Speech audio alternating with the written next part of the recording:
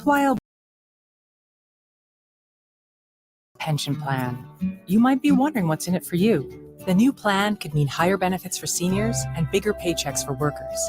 As we explore this opportunity together, Alberta's government wants to hear from you. It's your pension, your choice. Learn more and have your say at albertapensionplan.ca. A message from the Government of Alberta. There's nothing like having a little skin in the game to make things interesting. But when a little skin becomes more than you can afford to lose, it's time to take a break from sports betting. Set a budget and stick to it. If you gamble, use your game sense.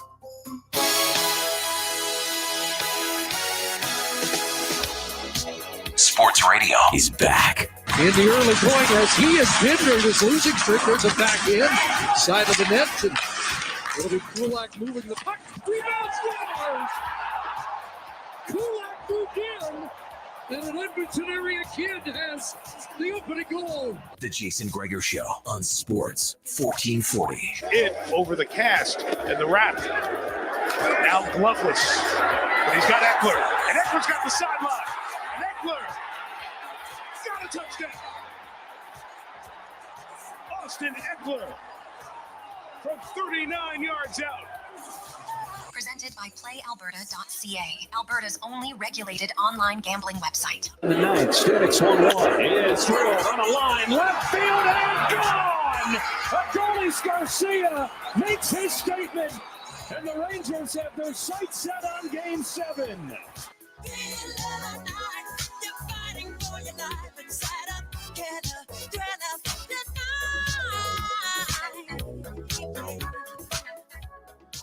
Well, happy Halloween. Welcome to the Halloween edition of the Jason Gregor Show on Sports 1440.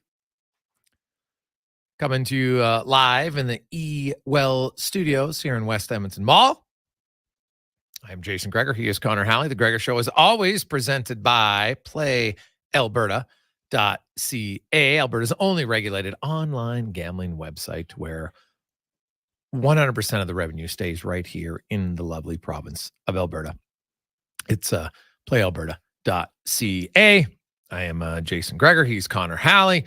Declan Kruger is along for the ride. We got a loaded show for you.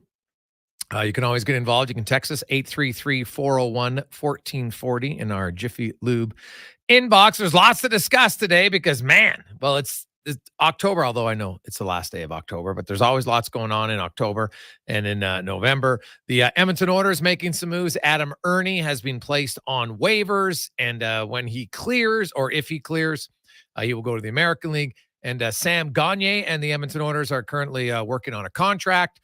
I don't think it's going to be a tough negotiation, but I would expect it to be the league minimum. The Oilers really don't have any others options there, so look for Sam Gagner to sign a one-year deal.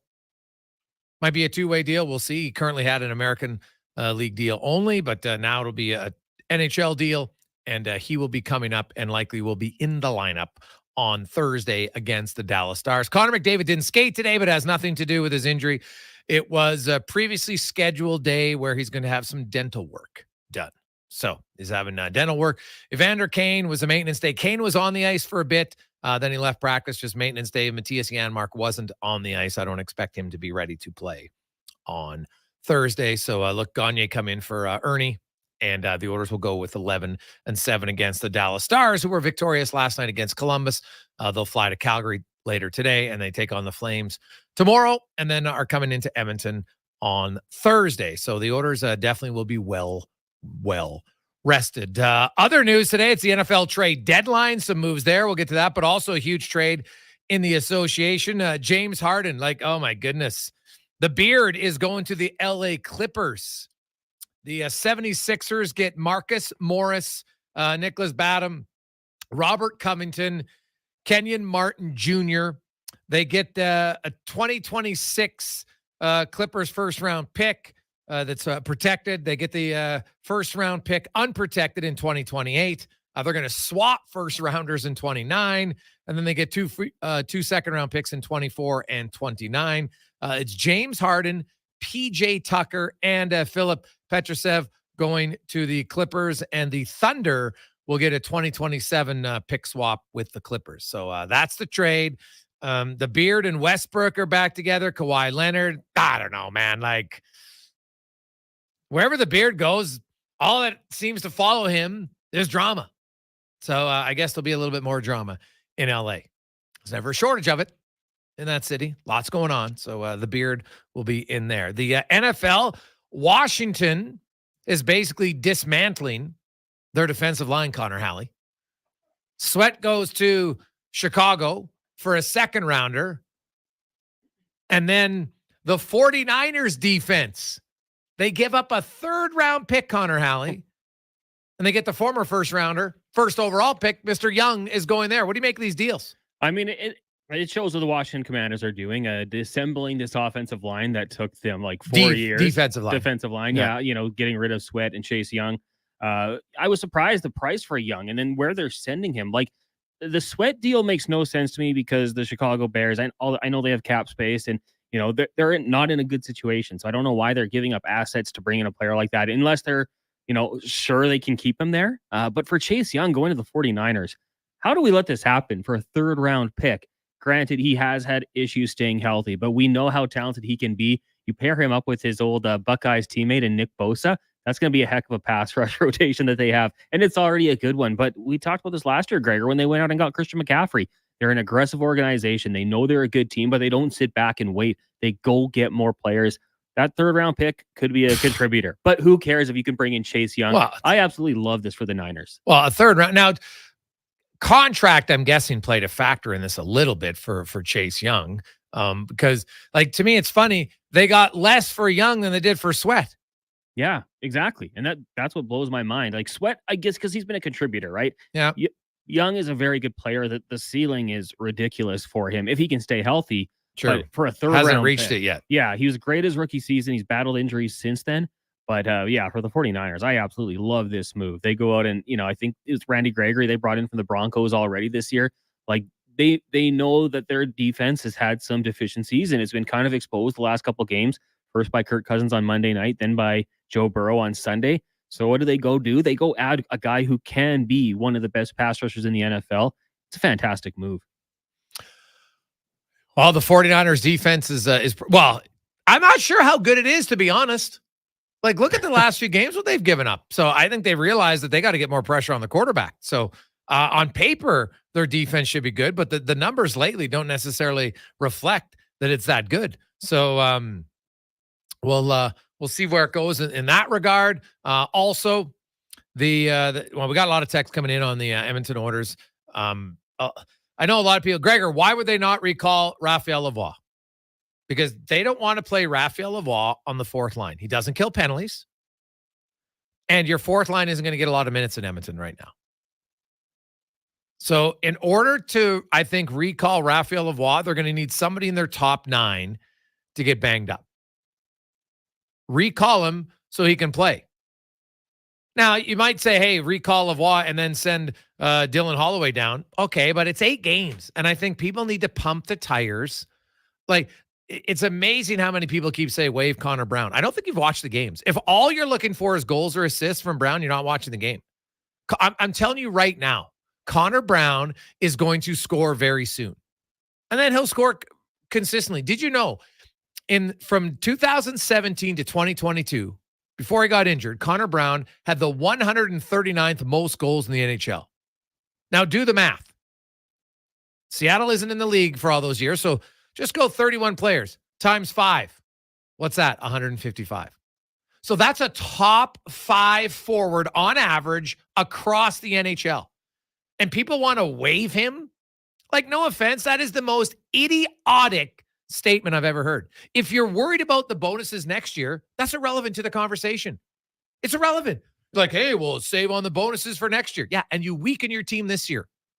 Why are you doing that? And here's the thing. We all knew he was going to get the bonus the minute he signed it. It's 10 games. So if you hated it from day one, then you're consistent. No problem. But Connor Brown has been a pretty productive player. He's coming off ACL. He admitted that the first few games, he felt he was a little bit behind. Feels, and the thing I like about him, we'll play his quote later on the show. Being said, my hands have gone nowhere. I know how to score. Once I score one, they'll come. Like he was a very confident player. He feels like he's been impactful a lot more in the last week and a half. And if you look at his overall numbers, they show it. He just doesn't have a goal yet. But people want to waive Connor Brown, who's a top 5 forward scorer for 6 years, over a rookie who has played 0 NHL games. Like, what? Think about that. And everybody, well, look at Vegas. Yes, look at Vegas. How many rookies did they have contributing to their team when they won? How many rookies for Colorado? Right? Like it's hard for rookies to be significant contributors on winning teams. So Raphael Lavoie could come up here, but like most rookies, then what happens if he struggles? He's played 5 really good games in the American League. Let it go to 10 or 15 or 20. I think when there's if in 2 weeks even, if Dylan Holloway has still got goose eggs, then you want to switch those two. I think that's a valid, sane conversation to have. It's a young player for a young player. You can do it. You can move Fogle to the left side. There's an opening on the right wing. It makes sense. But to do it after 8 games doesn't make sense to me. It's way too premature. And just because you score in the American League doesn't mean you're going to score in the NHL. Okay? Not at all. Raphael Lavoie's confidence has only got to be continuing to grow, which is awesome. So let it keep growing. Let him keep developing. Do it for a month and be like, hey, you're the guy. Right? Because really, Raphael Lavoie's had 4 good months in the American League. Awesome. So let him continue it. And then when an injury occurs, which statistically will tell us it probably would happen, then you can call him up. I think that makes perfect sense. But I wouldn't do it to bring him up in a 4th line role. Doesn't make sense to me. So Adam Ernie goes down. Sam Gagner comes up. Lane Peterson's banged up, in case you're wondering why he's not recalled. He didn't play their last game. So Gagner will come up, and we'll see what he has. I talked to Sam before he went down. Says he felt great. He says he hasn't felt this good, skating, moving in many years. So we'll see what he has. The one thing Gagner has, he's got good offensive acumen, right? He thinks the game incredibly well. And if he gets a few shifts with skilled guys, he has a track record of being able to produce. Right? He's also at the stage of his career where if he plays 8, 9, 10 minutes a night, you're not stunting his development. Right? Sam Gagner's game is developed at this point. But the waiving Connor Brown because you're worried about next year, that is some to me, that's a defeatist attitude. And you're basically saying, oh, this year's done. So let's get rid of a player who has a track record of being a really productive player because he's going to hit his bonuses for next year. I don't get it. Right? And the other thing is the Oilers have struggled defensively. Has Connor Brown struggled defensively? Not at all. He's played 100 minutes 5-on-5 this year. He's played 80 minutes away from McDavid. Him and McDavid, when they played together early on against those Vancouver games, you know what? They were on the ice for 3 goals against. In his 80 minutes away from McDavid, he's -1 5-on-5. And his only reason he's a minus is they haven't scored. 1 goal against. People have been praying for that type of player away from McDavid for years. Now you got one. And people want to throw him in the trash bin, claim he's playing terrible after 8 games coming off major surgery. I would classify that as premature, incredibly premature. Mark my words right now. In the next 2 months, people are going to be, geez, I really like Connor Brown because he works hard, he's quick on pucks, and he can contribute. And eventually, I think he'll find himself back in the top 6. Like Warren Fogel's off to a great start. I hope it continues for him. But history will tell us that, maybe not. So I could see it happening. Coming up on the program today, man, we have a loaded show for you. Whew. Hall of Famer from the NFL, Larry Csonka, one of the players from the only perfect season in North American pro sports.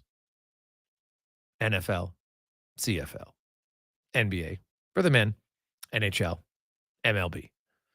Larry Csonka, of course, who's with the Dolphins, has a book. We'll talk to Larry about that. Raphael Lavoie will join us today at 2:40, talk about his hot start down in Bakersfield. Then Sean Brown joins us as always. We have big George Laraque, who's in town for the Heritage Classic, but also is doing something for the NHL. We'll talk about that and the Habs. Good start. Paul Silver will break down the Harden trade and more, talk some NBA. Struddy will be by, get his thoughts on the Oilers and the changes defensively. I don't think it's been talked about enough. I mentioned it yesterday, but we'll talk about it again today. The Oilers, they went away from what they were playing in their first 7 games against Calgary. They went back to this system that they played last year. The players, for whatever reason, they're more comfortable. They were less thinking, more reacting, and it worked. Calgary didn't generate very much at all 5-on-5. So we'll talk to Struddy about that. Now, how much is it on the players? Like, that zone system isn't that difficult to do. I just want to make that abundantly clear. So were they too stubborn? Because it's not that hard. But give the coach credit. You see something's not working, they switch back. And for the one game, it clearly worked quite well. So we'll see. It's one game. But I'd expect them to continue it against Dallas. We have Spec and DVD. As always, you can get involved, 833-401-1440. Gregor, would it not make the team better to have Lavoie up over Gagner from UConn Scott? I don't think so, UConn. Raphael, do you know how difficult it is to contribute playing 7, 8, 9 minutes a night? Raphael Lavoie's never done that. Right? In the American League, he's their top guy. He's playing tons of minutes, as he should be. To then bring him up, who has no NHL experience, and say, we're going to put you in a role that's extremely difficult to do. He doesn't kill penalties, so it's going to be hard to get him ice time. So, no, I actually don't believe that in this role right away, it would be better. I honestly, I don't see how. So, hey, guys, what's your take on trading Ceci or Kulak to free up cap space, allow the team to carry a few extras? I don't think either of those players are underperforming. I just feel like having reserve players may demand a bit more urgency from those who are in. What are your thoughts on this, TKC? Well, TKC, both are playing well. I think it weakens your team just to trade them away for draft picks so you can have 2 extra guys in the press box. And those 2 extra guys are only going to push your bottom guys anyway. Now you've taken out the guy who plays your most minutes on right defense 5-on-5. I think, honestly, that'd be a terrible idea. That weakens your team. Wouldn't do it at all.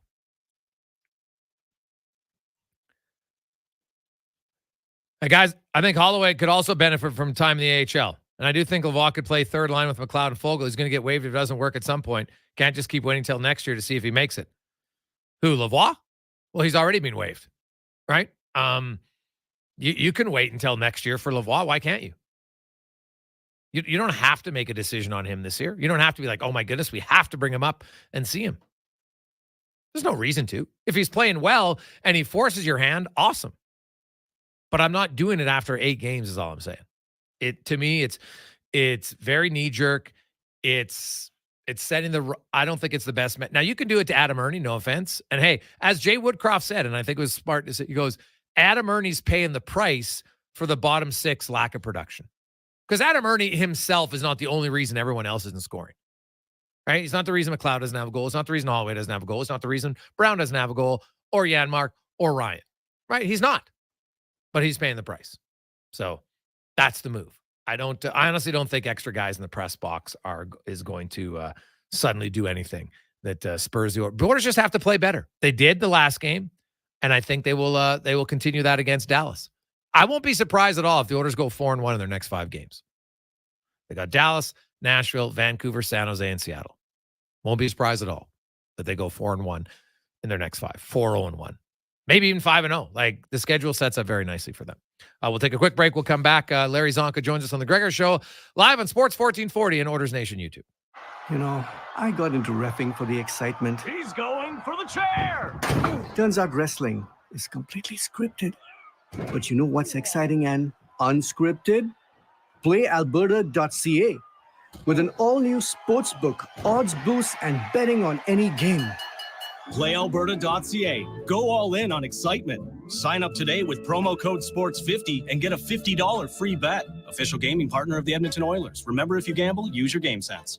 Christensen Communities, the name in active adult living. Enjoy retirement living without compromise. At Christensen, we understand that each lifestyle is unique. We are committed to providing choice through optional dining, personal services, recreation programs, and care plans to suit your current and future needs. Enjoy maintenance-free living and build new friendships in a safe, independent community. Large suites with full kitchens and in-suite laundry, on-site amenities, and so much more. Find out more today about our communities across the province at cdlhomes.com. If you have mobility issues, a residential elevator can allow you to enjoy your home for longer, but finding the right elevator or lift can be daunting. RAM Elevators and Lifts can get you started with 3 simple questions. What kind of space are you installing the elevator in? How far does it need to travel? And are you interested solely in function, or is the look of your lift important? Make your home more accessible with grounded simplicity, elevated design. Learn more online at trustram.com. A full-service provider of heavy haul transportation and rigging at the highest level. Next Gen Transportation.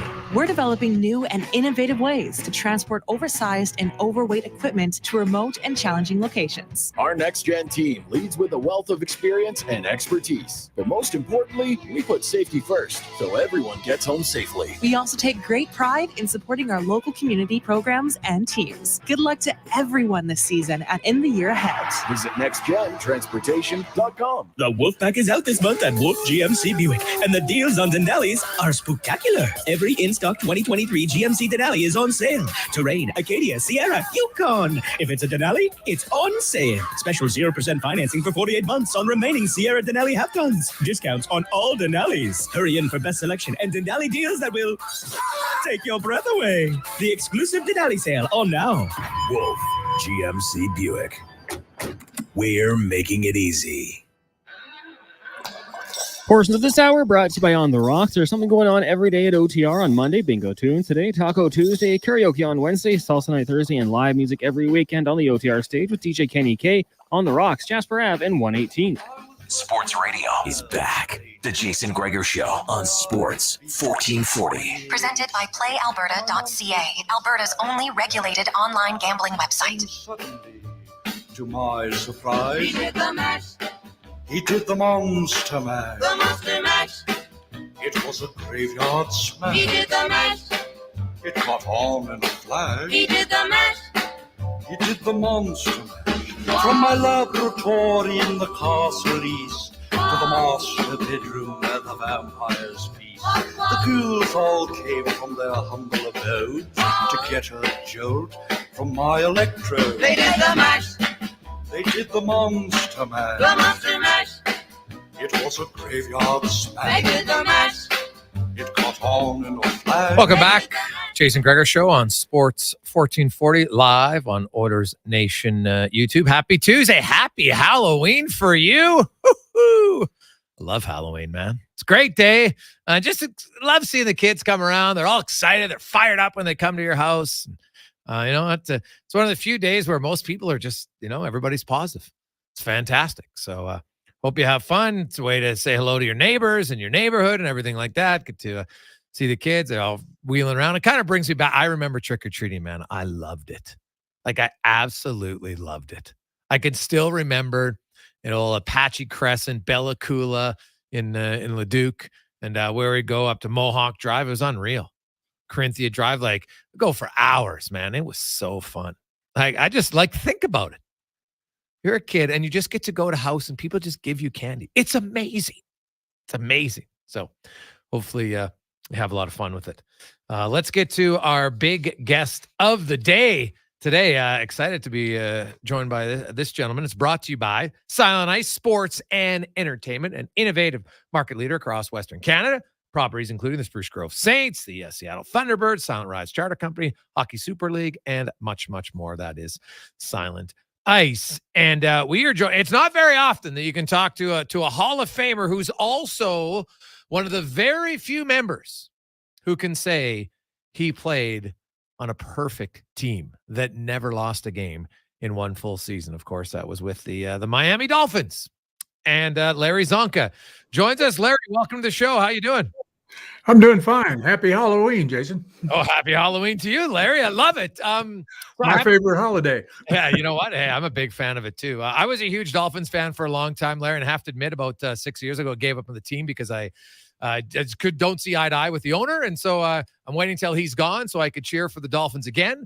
But you know what? For many years, the Dolphins, I was a really young fan when you guys were perfect. But then, the Marino, that is when I became a fan of Duper and Clayton and all those guys. But I want to go back to every year, and I love it because it irks everybody else. But how the Dolphins, you guys kind of get together and cheer when the last team who's undefeated loses a game. I love that. Who came up with that idea? I think that was a mutual idea that there's probably 5 or 6 of us that got excited each year and would get in touch with others, when that situation occurred. There's, of course, as the years go by, there's fewer and fewer of us, but at the same time, we still call each other and still celebrate that. Seems like each year it's a little earlier, though. It's doesn't seem like they go quite as far as they used to. It used to be down and, you'd expect to be 10 games into the season or something. Well, it just shows you, how difficult it is, number one, right? And like when you look back at that perfect season, Larry, was there a game or two where we were just like, whew, because I'm probably when you're in it, you didn't know it'd be a perfect season. So I don't even know, like, obviously you kept winning and that was great, but at that time, no one had ever done it. So at what point did you guys start thinking about the perfect season? Jason, that's funny that you bring that up because that's one of the most interesting facts about that season. If you recall, those of you in your audience that are old enough to remember, we lost the Super Bowl before at the hands of Dallas. Yeah. And it was pretty much a shellacking. So we did not start the 72 season with the idea of attaining perfection. No one had ever done that. We didn't expect to do that, but we expected to go and take it one game at a time and concentrate on the game at hand each week. That was Don Shula's, our head coach's insistence, that we look at just what we're doing. We don't look ahead to the Super Bowl or the playoffs or anything. We just concentrate at one game at a time. And he stressed that. That was the only season that I recall where that was just mandated. That was the way he was going to approach that season. And he was a very strong head coach and he decided on things, and that's the way it was going to be done. I think it's a little more of a committee today that decides things. There was a lot more power with the head coach back then. But I think that week to week thing, we didn't really think about going undefeated, or that didn't become a burden or a weight on our shoulders until probably 2/3 of the way through the season. We weren't thinking about perfection. We were just taking it one game at a time to show that we could maintain our field of vision, our field of interest, just on that game and not look ahead to the playoffs or anything. Larry Csonka joins us. Larry, in your book, your memoir, Head On, it talks about that season. It also talks about, as I read your book, Larry, I have to say, I was like, geez, this guy seemed like he lived a pretty fun life. Like you're playing football. Obviously, you guys won championships, so that was great. But, Burt Reynolds, Lee Majors, Elvis Presley were some of the guys that you hung out with at different times. How did, like athletes and rock stars, there's always kind of been a mutual respect, because I think people on both sides always kind of are like, geez, I'd love to be a rock star. And the rock star is like, man, I'd love to be a professional athlete. So there's that mutual respect. But how'd you kind of, find ways to hang out and rub shoulders with those guys? It was fun. I mentioned all of those that you alluded to in the book, and particularly Elvis. I was a fan of Elvis, but my roommate and teammate, close friend, Jim Kick, was from New Jersey, grew up as a kid. He was very involved in city things. I was a country kid. I was kind of more into country music. I wasn't really an Elvis direct fan, but Kick was.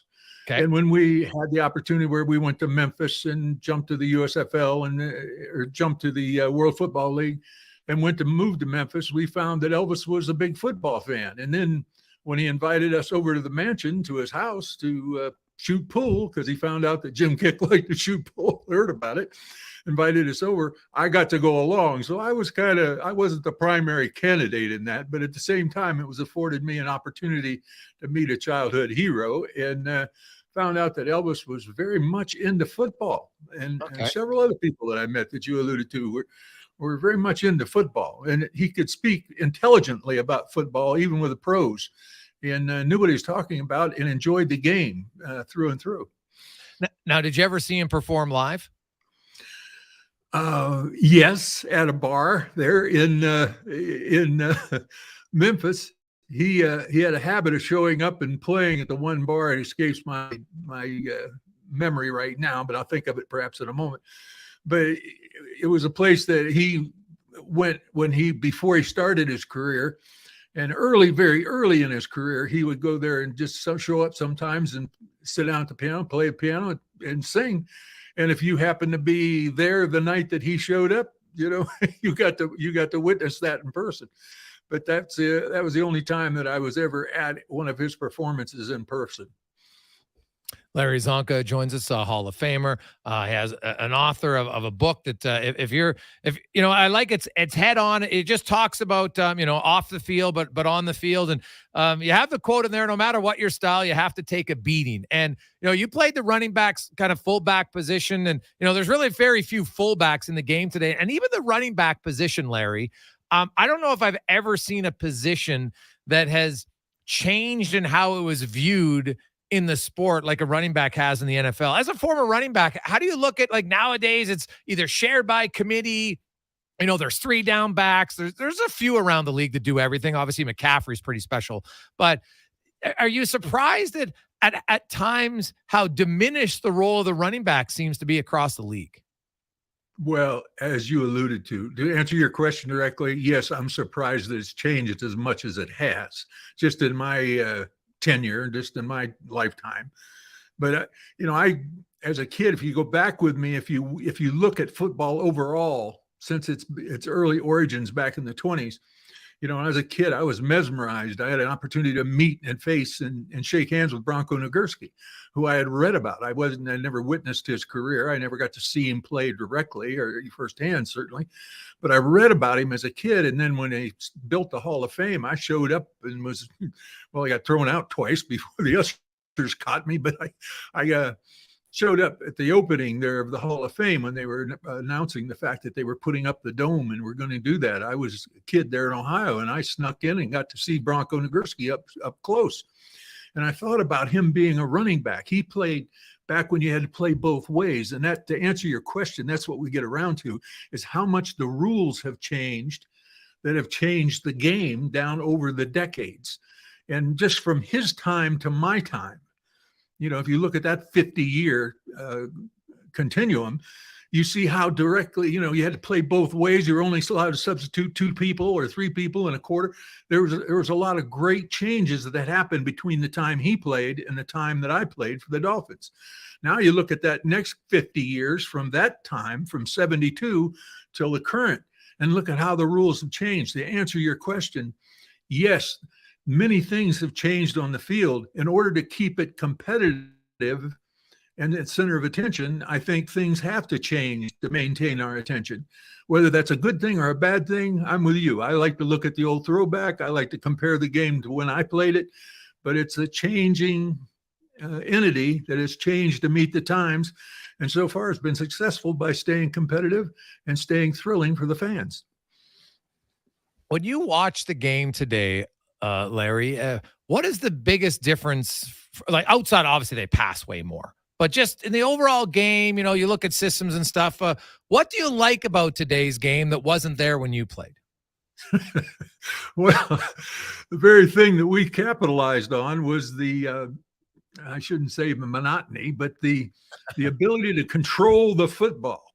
Okay. Be able to punch it out and go down and just reduce the amount of time that the other team gets to handle the ball. The other team's offense gets to have their hands on the ball. We ran the clock down. We went undefeated. We controlled the football. We would take it sometimes for most of the quarter. Was not an unusual thing to happen. If we got it down on our 10-yard or 20-yard line, we would grind it out down one or two plays. You know, the average distance on a play would perhaps be 3 or 4 yards. That we would be consistently, we would burn up the clock, and that would not afford the other team the opportunity to get their hands on the ball and do much with it. So that's that style of football has changed greatly. The rules have caused that to change. They've enhanced the passing game to where now it's a flash, wham, bam, bam. You know, they score in a matter of minutes, and then it's in the other team's hands, and it's kept the game more exciting. You know, keeps you on the edge of your seat more. I suppose you could say it's more competitive today because you can't monopolize if you have a strong running game and just capitalize on using up the clock. I want to get your thoughts on Don Shula, Larry.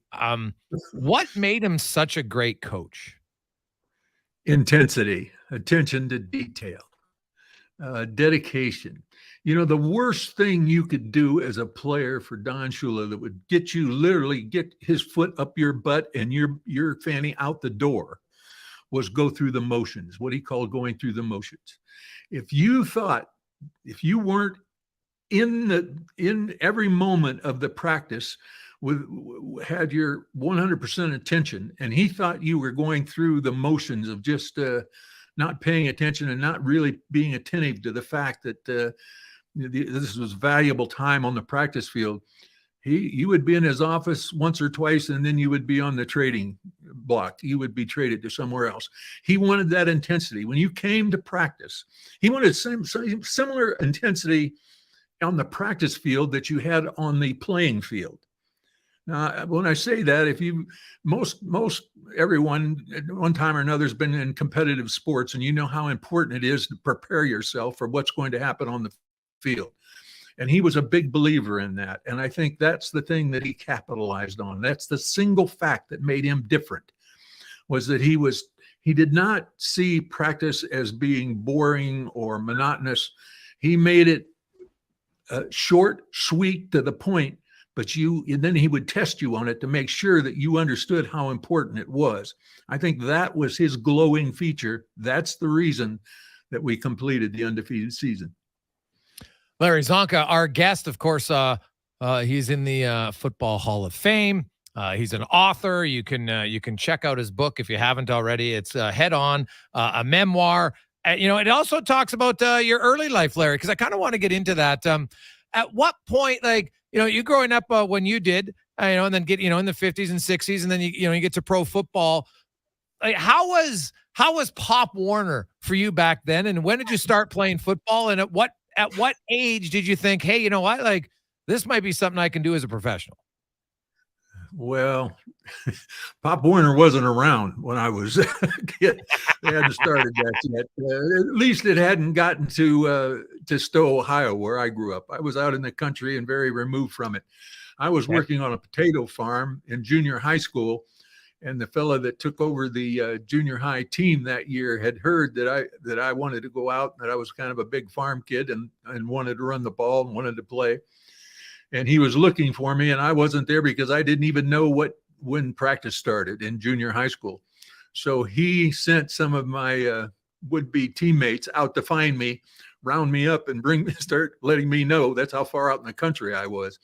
And that's when it started, about 7th grade. To answer your question, I was mesmerized by professional football. I watched the Browns play. I grew up just south of Cleveland in a little farming community and got to see in black and white TV, watch them play. And I was very much a Browns fan, and, got involved in football in junior high school, liked it because I was afforded the great opportunity to play for coaches that were really not just high school teachers, but were really dedicated coaches that taught you the game. And I owe a great deal to those. I mentioned those fellas in the book, Sloop and Fortner, Saldus, different people that were in my life in junior high school that influenced me to turn my attentions. They recognized that I had a ability, if you will, or was blessed with having something that might be carried over to success on a football field.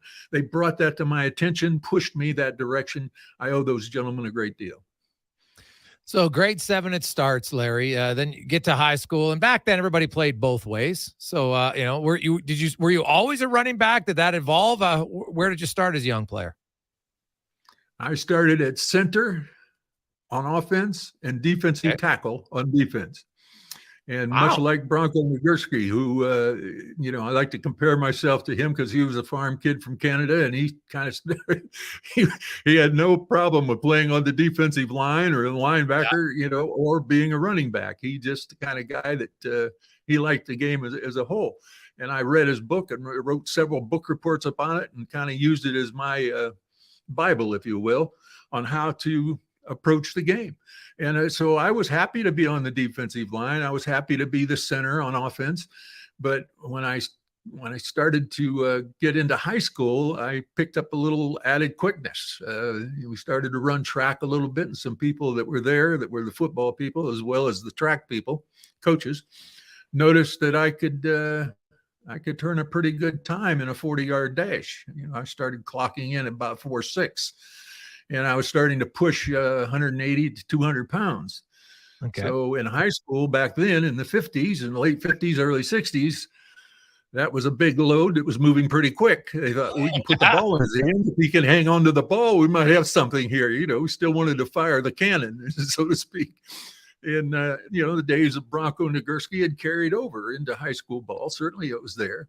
And, 3rd and 1 was a whole nother ball game than what it is today. And, that situation occurred, and I started playing, to answer your question, in junior high and grade school and junior high.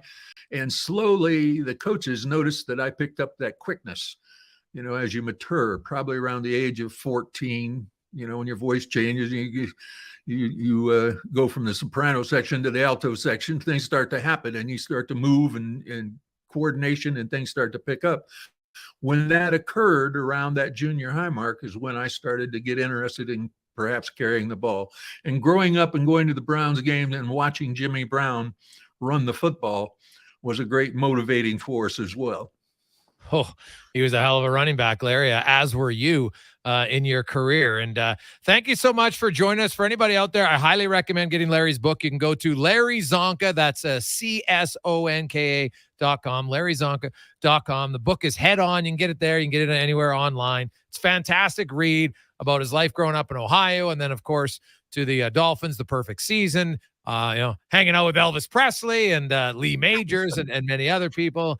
And you know what? It was an easy early celebration this year, Larry, for the Dolphins, as no one's really close to an undefeated season. So tip your hat to that. Another year that no one's matched you guys. And I don't know if it'll ever happen. The Patriots came close, but it's very difficult to do. And Larry, it's been my thrill to have you on the show. I really appreciate it. Continued success. Thank you, Jason. Anytime. I like the show. Awesome. That is Larry Csonka. And he was a heck of a player. What an interview, man. Are you kidding me?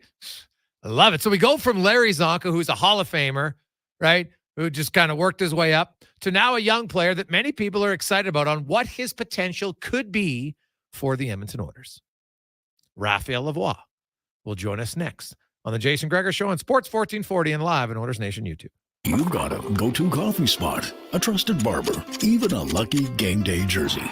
But when it's about looking your absolute best, there's only one name you need. Mr. Dirk. Family run since 1939. We're experts in crafting impeccable tailor-made suits and offering a wide variety of everyday styles. Pair that with personalized one-on-one fittings and the convenience of on-site tailoring. Mr. Dirk elevates your style game.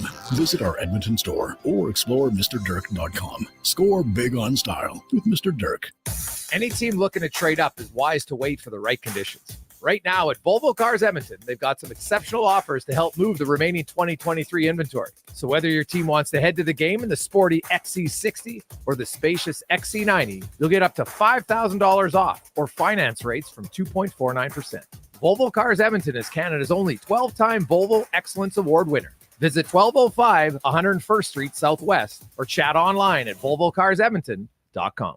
Christensen Communities, the name in active adult living. Enjoy retirement living without compromise. At Christensen, we understand that each lifestyle is unique. We are committed to providing choice through optional dining, personal services, recreation programs, and care plans to suit your current and future needs. Enjoy maintenance-free living and build new friendships in a safe, independent community. Large suites with full kitchens and in-suite laundry, on-site amenities, and so much more. Find out more today about our communities across the province at cdlhomes.com. Being on this road together means saving twice during the Fountain Tire Road Ready sales event. Save up to $225 on a set of 4 select tires. Plus, get a bonus $50 off any service until December 16th. Book your appointment at fountaintire.com. Restrictions apply. Financing available. Ugh, fine print. Silent Rides is one of Alberta's premier bus charter companies. With state-of-the-art motor coaches, we provide our customers with the safest and most reliable ground transportation. Our seatbelt-equipped buses have become the preferred carrier for many local sports teams, tours, corporate outings, and other various travel across Western Canada. For more information and to request a quote, contact Ted Nakamura at 780-940-0880 or visit silentrides.ca. Get your vehicle ready for winter with Jiffy Lube. drive-in, drive-out service with 25 extra air miles with your Shell Go Plus app. Be wise, winterize. Jiffy Lube, keeping you moving. It's a triumphant return to the airwaves. Hi, I'm Colin from Cantork, and this is a great call. Cantork proudly continues our partnership with Jason Gregor, eagerly rejoining his team on Sports 1440. I'm Rick Showers from No Bull RV. The best part of the RV lifestyle is that it's always, always on your terms. You decide where you go, when you go, how long you stay, and what you do when you get there. Freedom to make things possible is what I love most about this business. Right in the middle of the whole COVID thing, my wife Deanna and I had our 20th anniversary. Well, a big party was out of the question, right, Bob? Not possible, Rick. But one thing made all the difference. Our camping trailer out near Seba Beach. It's a very mature campsite, heavily wooded, lots of privacy, full hookups. So what did we do? Had our own party. Hired a caterer, decorations, dinner, candlelight, campfire. 20 years. That's a long time to put up with me. And our trailer? Well, I have to confess, it's a really nice one. Bought it used. No surprise there, Rick. Freedom means possibilities, and that's what life is all about. So thanks, Deanna. Here's to the next 20 years. And that's No Bull. NobleRV.ca.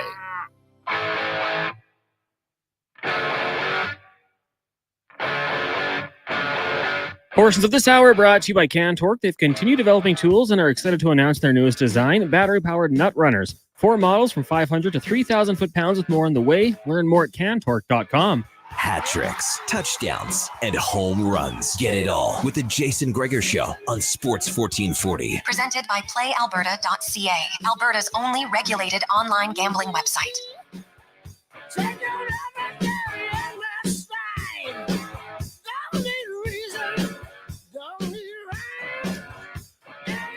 We continue on Tuesday afternoon. What a great first hour. We had the Hall of Famer Larry Csonka on. And of course, now we get a young player that many Oiler fans are hoping they get to see very soon as we get to the Oil Report, brought to you by Volvo Cars Edmonton.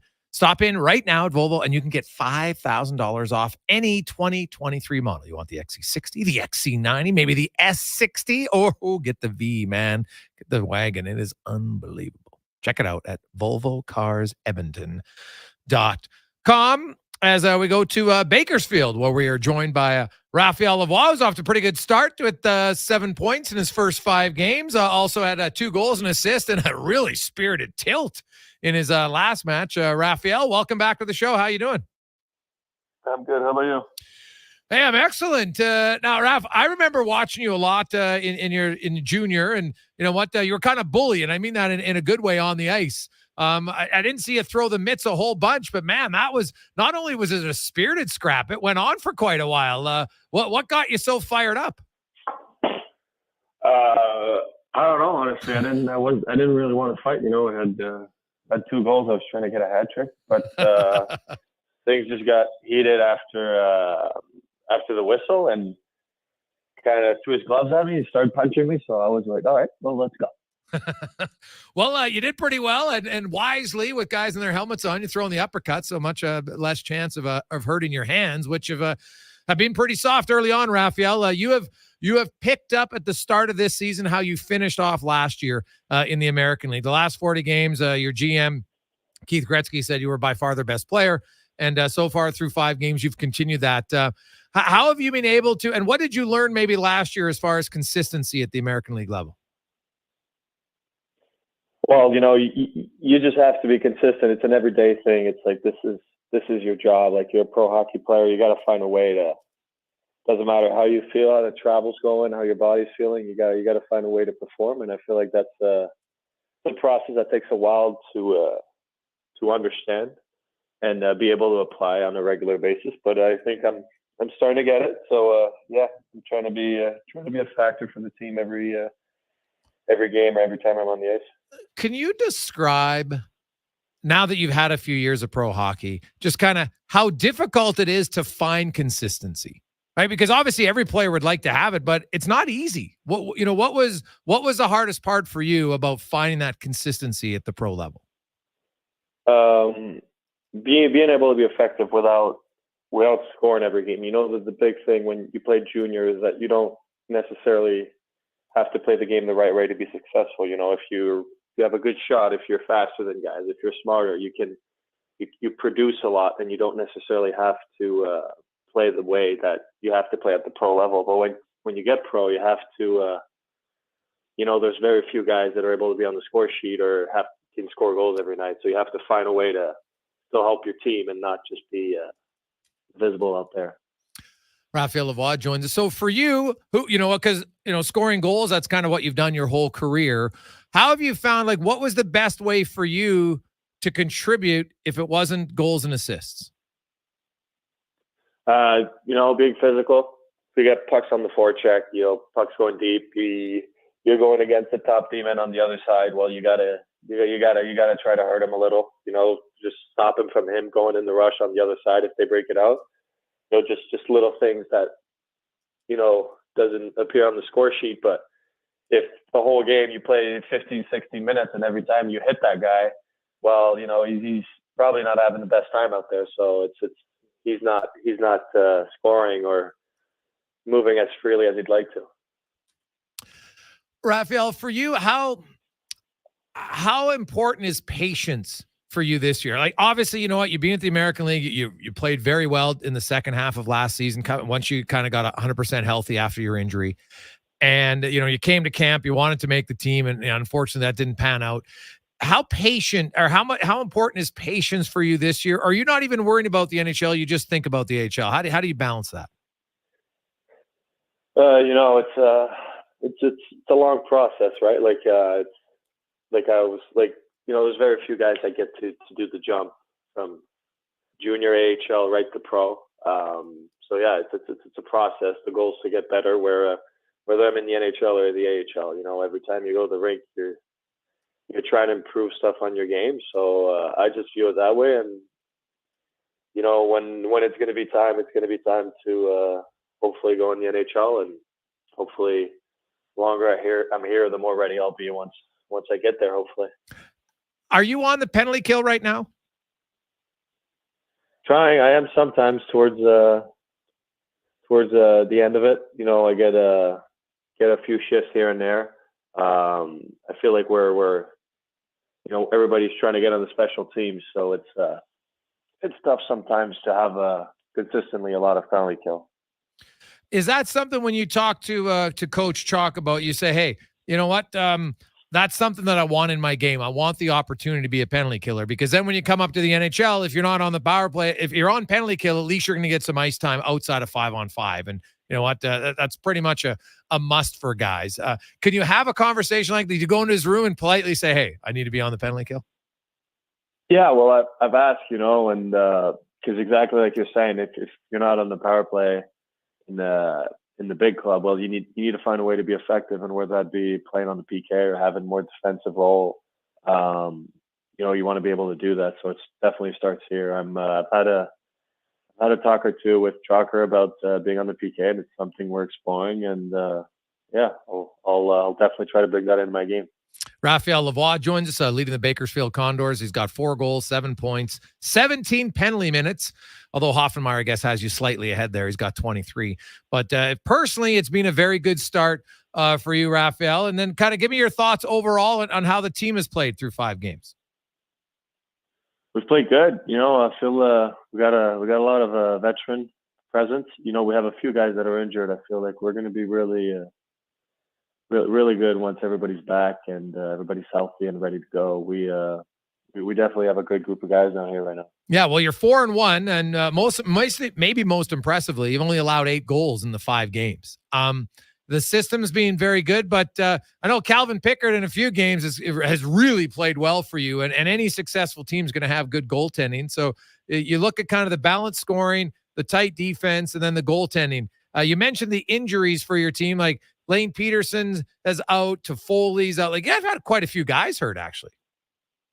Yeah, we do. We are missing a few bodies on the team, but yeah, these guys are picking up some ice time. They're doing well, like you said. The defense is good, and picks and net is just unbelievable. Also, Rodrigue has been really good too. So everybody, we're playing really good as a group right now when it's showing on the ice. Raphael Lavoie joins us. Your schedule really, like, you got one game this weekend, and you kind of don't get into the thick of it for another few weeks. Are you wishing you guys were playing more games right now?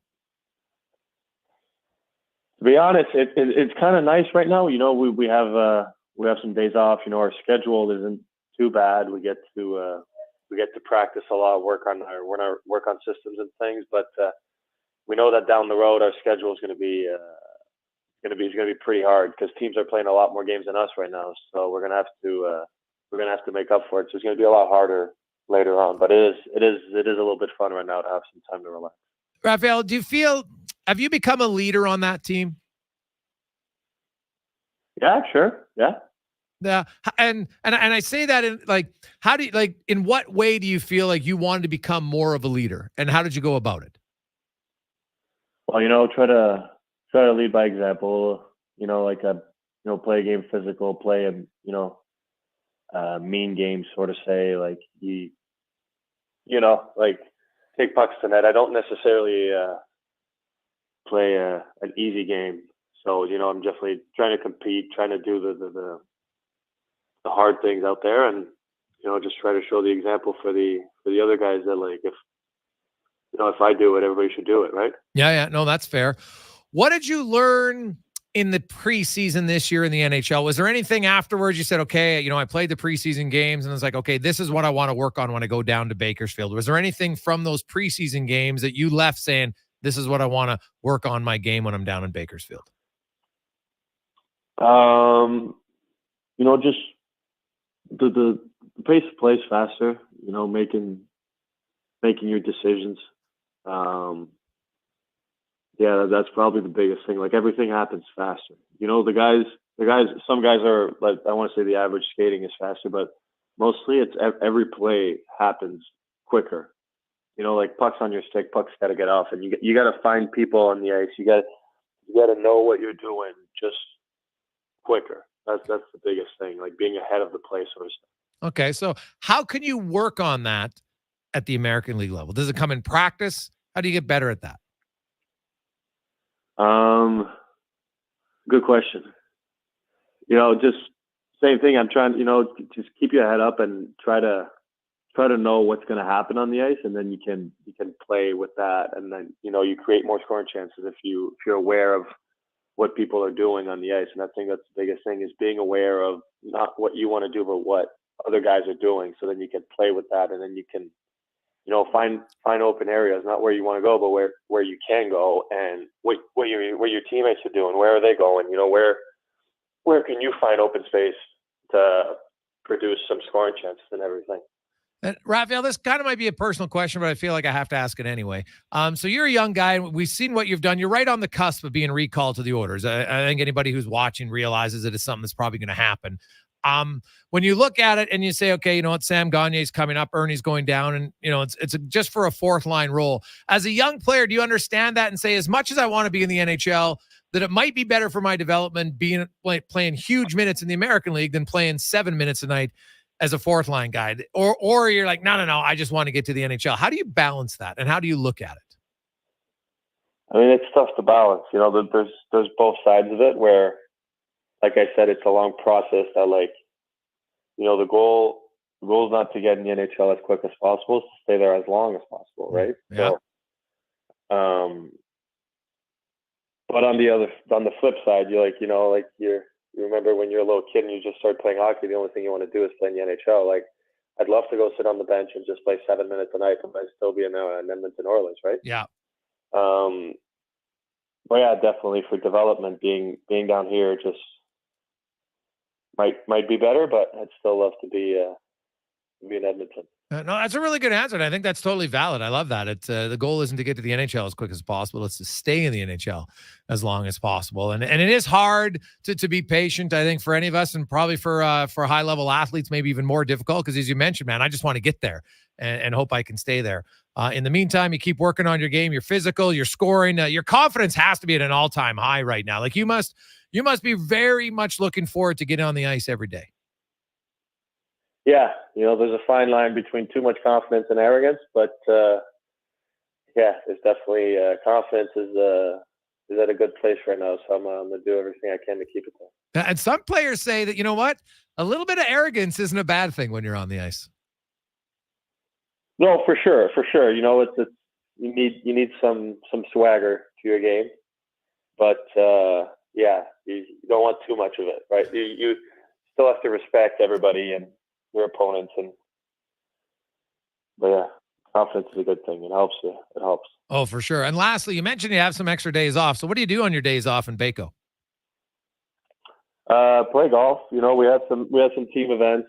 We went to Chargers game down in LA. Okay. You know, we're traveling a little bit. Everybody's we're doing team events. You know, we're going for team lunches and stuff like that and whatnot. We had a Halloween party yesterday. So yeah, you know, just team bonding. Who had the best Halloween costume? I want to say Pedersen. He came in as a Costco hot dog, and he had his fiance at the. I think she was. I don't know how to say it in English. She was. There was a girl working the stand, and he was the hot dog. Oh yeah. She was the vendor. Yeah. She was the hot dog vendor. Yeah. Oh, okay. She was a hot dog vendor. She had a little box and everything, and she had the whole outfit with her Costco name on herself. And he came in as a big hot dog, all garnished. So yeah, I thought that was pretty good. Oh, no. What did you go as? I went as I was some milk. I was a cardboard. I was some milk. Yeah. Awesome. Well, Raphael, continued success for both you and the team. 4-1 start for the Condors. 4 goals, 7 points in 5 games. So a great start individually. Great start for the team. Continued success. Thanks for your time.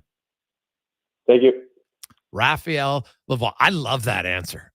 The goal isn't to get the NHL as quick as possible. It is to stay in the NHL as long as possible. It's very true, man. That is very true. And then what he said, he goes, but then there's the other side where, of course, I'd like to be on the bench for 7 minutes and be in Edmonton. So you got to balance it. So I really like that. You know what? Raphael Lavoie is going to get his time in Edmonton. I don't know when, but I think he'll get a look at some point this season for the Edmonton Oilers. And I think it's probably when they're going to be an injury in their top 9. That's when I think you're going to see Raphael Lavoie get a shot, unless their third line guys continue to struggle for another 2 or 3 weeks. You know what? Then you might see a change. I think it's better for Lavoie, me personally, for him to be playing huge minutes in the American League, dominating. I love what he said. Their confidence, got a little swagger, got some arrogance, playing as a bully. It's great. And so then when he comes up here, going to get top 9 minutes, at least 5-on-5 anyway. That'll help him. You get in the game a little bit more. He's a big body, 6'4", is 2 feet. That guy plays a little bit mean. Are you kidding me? There's lots of value there. Lots of value. Let's get to the Con Man and a Sports 1440 update brought to you by BIE Engineering, specializing in all your residential and commercial engineering. Check it out, BIEENG.com.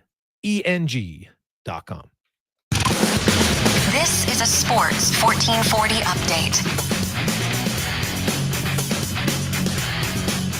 The Edmonton Oilers have signed Sam Gagner to a 1-year, 2-way deal worth $775,000. The 2007 6th overall pick has 1 goal and 4 assists in 3 games with the Condors this season. In a corresponding move, the team waived forward Adam Ernie. 2 games on the ice tonight with the Leafs hosting the Kings at 6. Then at 8 o'clock, it's the Preds in Vancouver. Game 4 of the World Series goes tonight from Phoenix as the Diamondbacks look to even up their series with the Phillies, currently down 2-1. First pitch set for 6:03, and in the association, just 3 games tonight. The Knicks in Cleveland, Suns host the Spurs, and the Magic heading to LA to take on the Clippers. NFL trade deadline come and gone. The Commanders trading away former number 2 overall pick Chase Young to the Niners for a 2024 third-round pick. They also trade away defensive end Montez Sweat to the Chicago Bears for a 2nd pick next year. The Minnesota Vikings acquiring quarterback Joshua Dobbs from the Arizona Cardinals for a 6th-round pick in the 2024 draft, and the Bills bringing in cornerback Rasul Douglas for a 5th-round pick from the Green Bay Packers. And in the AJ, you've got Camrose in Drayton Valley, Olds hosting Okotoks, and Brooks travels to Blackhawks. All those games starting at 7. Coming up in hour 2, we'll be joined by our co-host, Sean Brown, also former NHLer George Laraque, and Paul Sir will join us to look around the NBA. I'm Connor Halley. This has been a Sports 1440 update. This is Sports 1440, a Stingray radio station broadcasting on Treaty 6 territory. Download the free iHeartRadio app and listen to CKJR wherever you go. There's 2 seasons in Alberta, winter and construction. During these days of traffic barricades and slower commutes, GS Construction reminds you those crews are improving our communities. They're rehabilitating and upgrading Edmonton's infrastructure all across the city. When you see the barricades and run into a traffic backup, remember, the crews are there to help. Drive slow and be patient. Help make our city better and join the GS Construction team. See what they're hiring for on Indeed.com. GS Construction, laying the groundwork for your community since 1974.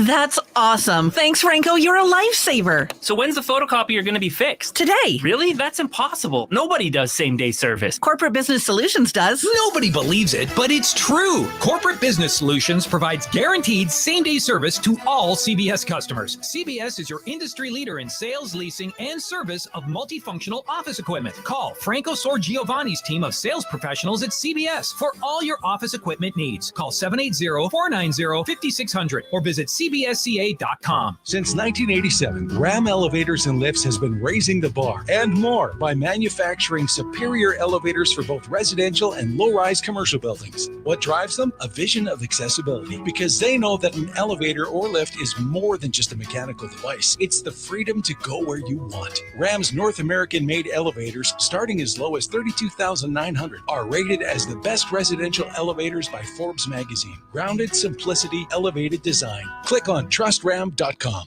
Mr. Rooter meets a ghost. 1 plunge, 2, and 3. A toilet clogged with a ghost? Man, I love plumbing. You're free now. I will never find peace. The clog is fixed, yes, but I have never trusted the sump pump. No problemo. I can fix that. Now go to the light, you little scamp. Thank you, Mr. Rooter. To resolve your unfinished plumbing business, trust one plumber, Mr. Rooter. Building or renovating, you want to work with someone who sees and understands your vision. BIE Engineering is a family-owned, experienced structural engineering consulting firm serving commercial and residential clients in Edmonton and surrounding area. Homeowner or large company, they'll work with you to help see your ideas through. BIE Engineering can help prevent problems, deliver solutions, and minimize your risk. BIE Engineering. Request a quote for your project today. Visit bieeng.com. A solid financial plan is made up of more than just investments. Investments are an important part, but you need a more comprehensive approach. Roger Weird at Weird Pearson Akel & Associates Private Wealth Management understands that. He can help build a plan that includes retirement, estate planning, personal insurance, tax strategies, and yes, investments. Talk to him today and see the difference a real financial plan makes. Weird Pearson Akel & Associates. Call 780-988-4119 or visit weirdadvisoryteam.com. Edmonton's premium live music and party venue is On the Rocks. Check out Bingo Tunes on Monday. Perform on the best stage in town with karaoke on Wednesdays. Learn how to salsa with Salsa Rocks on Thursdays. And every weekend, OTR goes live. With your favorite bands on the OTR stage and DJ Kenny K. For everything that's going on at On the Rocks, give us a follow. Facebook, Instagram, or Twitter. At On the Rocks, EDM. Eat well, party hard. On the Rocks. On the Rocks. On the Rocks. Open every day till 2 a.m. What you eating there? Oh, just a Leon's $10,000 shopping spree in a Chevy Colorado. How do you plan to get all that from a Big Mac? Monopoly Double Play. Monopoly Double Play? First, I peel unpack, then I peel an app. 2 ways to play and win. So basically, you're potentially holding the most lucrative Big Mac ever? No, I'm potentially eating the most lucrative Big Mac ever. Now you can double play at McDonald's for more ways to win millions of prizes. While supplies last, chances of winning change as prizes are claimed. Chances of winning McD's app prizes based on time of code entry. See rules at participating McDonald's in Canada or at mcdpromotion.ca. Legacy Heating and Cooling is the #1 place for people who want heating and cooling, because you'll save a bundle and get both with a heat pump. Then you can use hot, cold, hot, cold. Come on, thermostat, do what you're told. Turn up the heat, turn up the cold till the vents start pushing out tornadoes. Time for a heat pump, bring it to me! Go to get a deal from Legacy! Your heat pump from Legacy will heat and cool while saving you a bundle in energy costs. Plus, you'll get a rebate up to $5,000 and no payments, no interest for 1 year. Legacy Heating and Cooling. Portions of this hour brought to you by Papa John's. It's Terrific Tuesday. Get 40% off any regular price pizza when you use the code word 40Tuesday at the start of each order at papajohns.ca.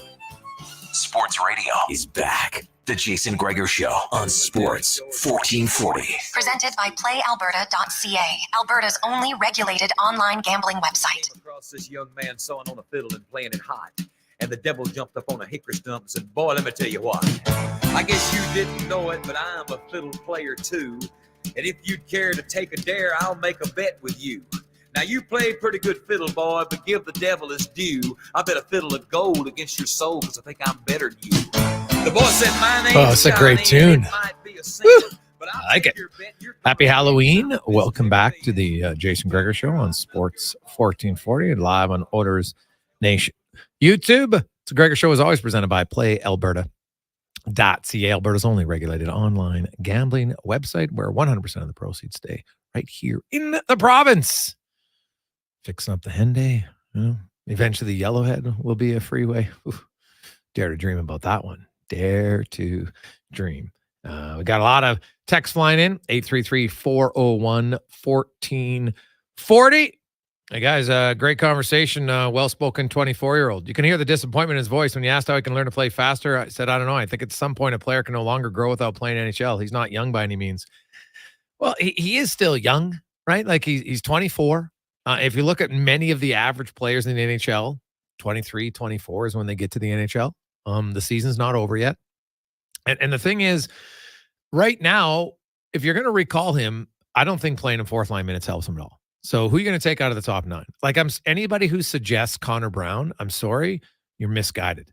I'm sorry, you are. Connor Brown over a 6-year period was 139th most goals in the NHL. That puts him as a top 5 forward on average around the NHL. You're not taking him out, right? Like Connor Brown came off major knee surgery. The first 3 games, yeah, he looked a little slow. The last 3 games, he's been great. Doesn't have a goal yet, but I would be willing to bet lots that Connor Brown's going to be scoring a goal here in the next 2 or 3 games. Mark my words. I just think he's close. He's around the net. He's knocking down pucks. His speed looks there again. I think he'll be fine. Right? And so if you move Holloway down, I guess now you'd move Fogle down. But right now, I'm not taking Fogle out of the top 6 just to put Raphael Lavoie in the top 6. Right? To me, that's not a good message to your team. Hey, we're going to bring a guy up from the minors. We're going to take Fogle out, who, by the way, is leading our team in 5-on-5 goals. You can't take him out of their top 6. And if you want to demote Dylan Holloway, then you're going to ask Raphael Lavoie to play left wing, which he's never done. Hey, come to the NHL, kid. You've never played there, but now we're going to put you on your offside. That doesn't help him either. So you have to look at all of the stuff.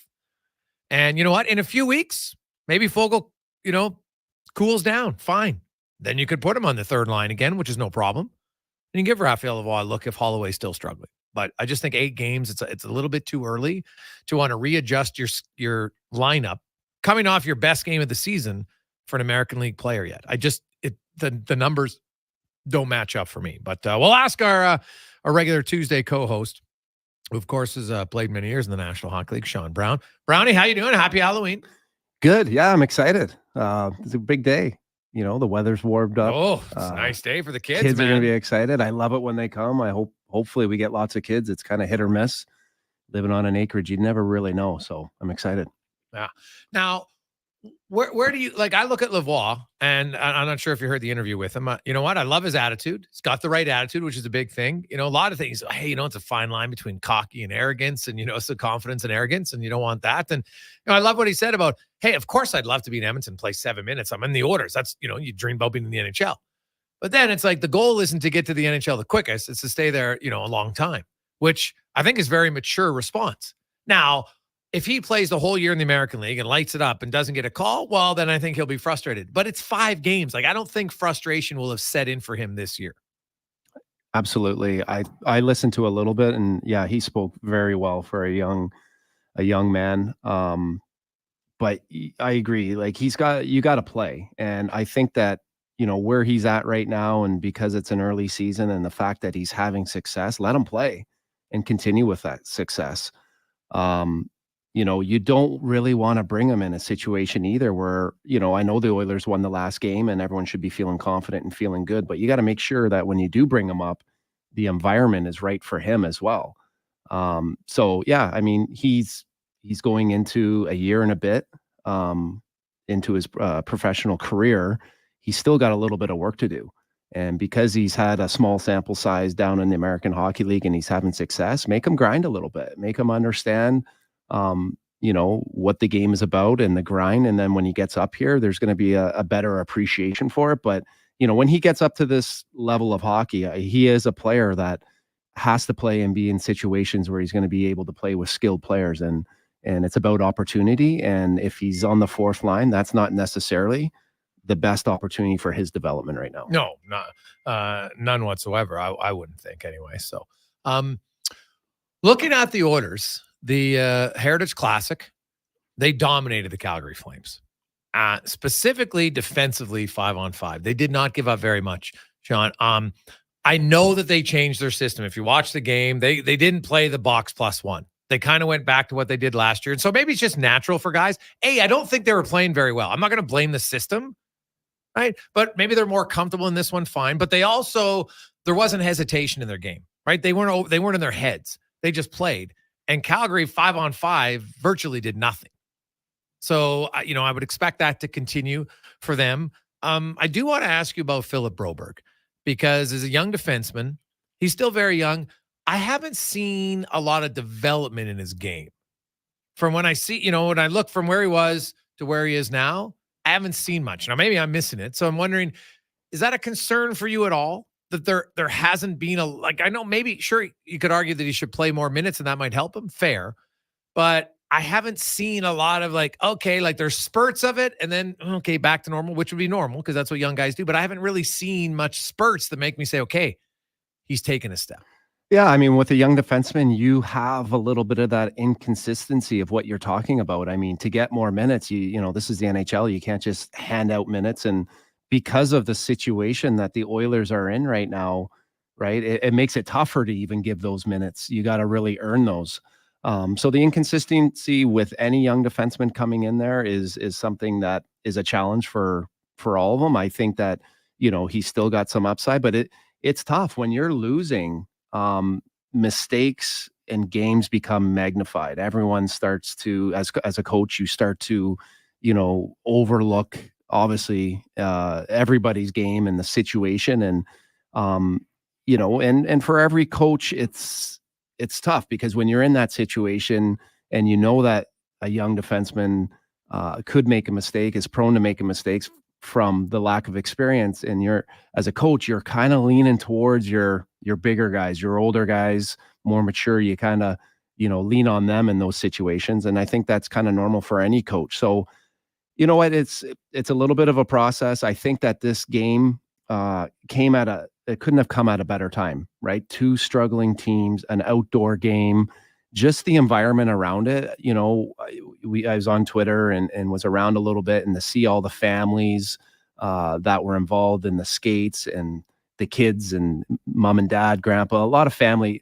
which kind of broke up a really tense scenario and situation. So that's one thing that, when I played was, Barry Stafford and the Oiler organization, they were really good at breaking that up, right? We had dogs in the room. It was an open room, and we had lots of different types of people in there, and there was a lot of different types of conversations that were going on. And it kind of, in an intense situation where there's so much pressure to win, I don't think it couldn't have come at a better time. I'm sure that atmosphere kind of helped them all play a little looser. So having the Heritage Classic and that game and Calgary, the fact that they were struggling, I don't think it couldn't come at a better time. I would agree with that. And, even talking to the players on Saturday, I watched their practice. It was a much more up-tempo practice. Like, they were kind of buzzing in practice, right? It's outside, so there's a little bit of the kid, this is fun again, right? Like, it's a job, but this is a super fun day on the job, right? And then, they had their kids out on the ice afterwards, and those players who don't have kids were kind of, hanging out with the other ones who have kids, and they're playing tag with Derek Ryan's boys and different things like that. And it does, I do think stuff like that matters. I really do. And then obviously they played better when the game was on. They got a good start. Brett Kulak got them going, outside of their penalties in the first period. I thought it was almost like a perfect period for them.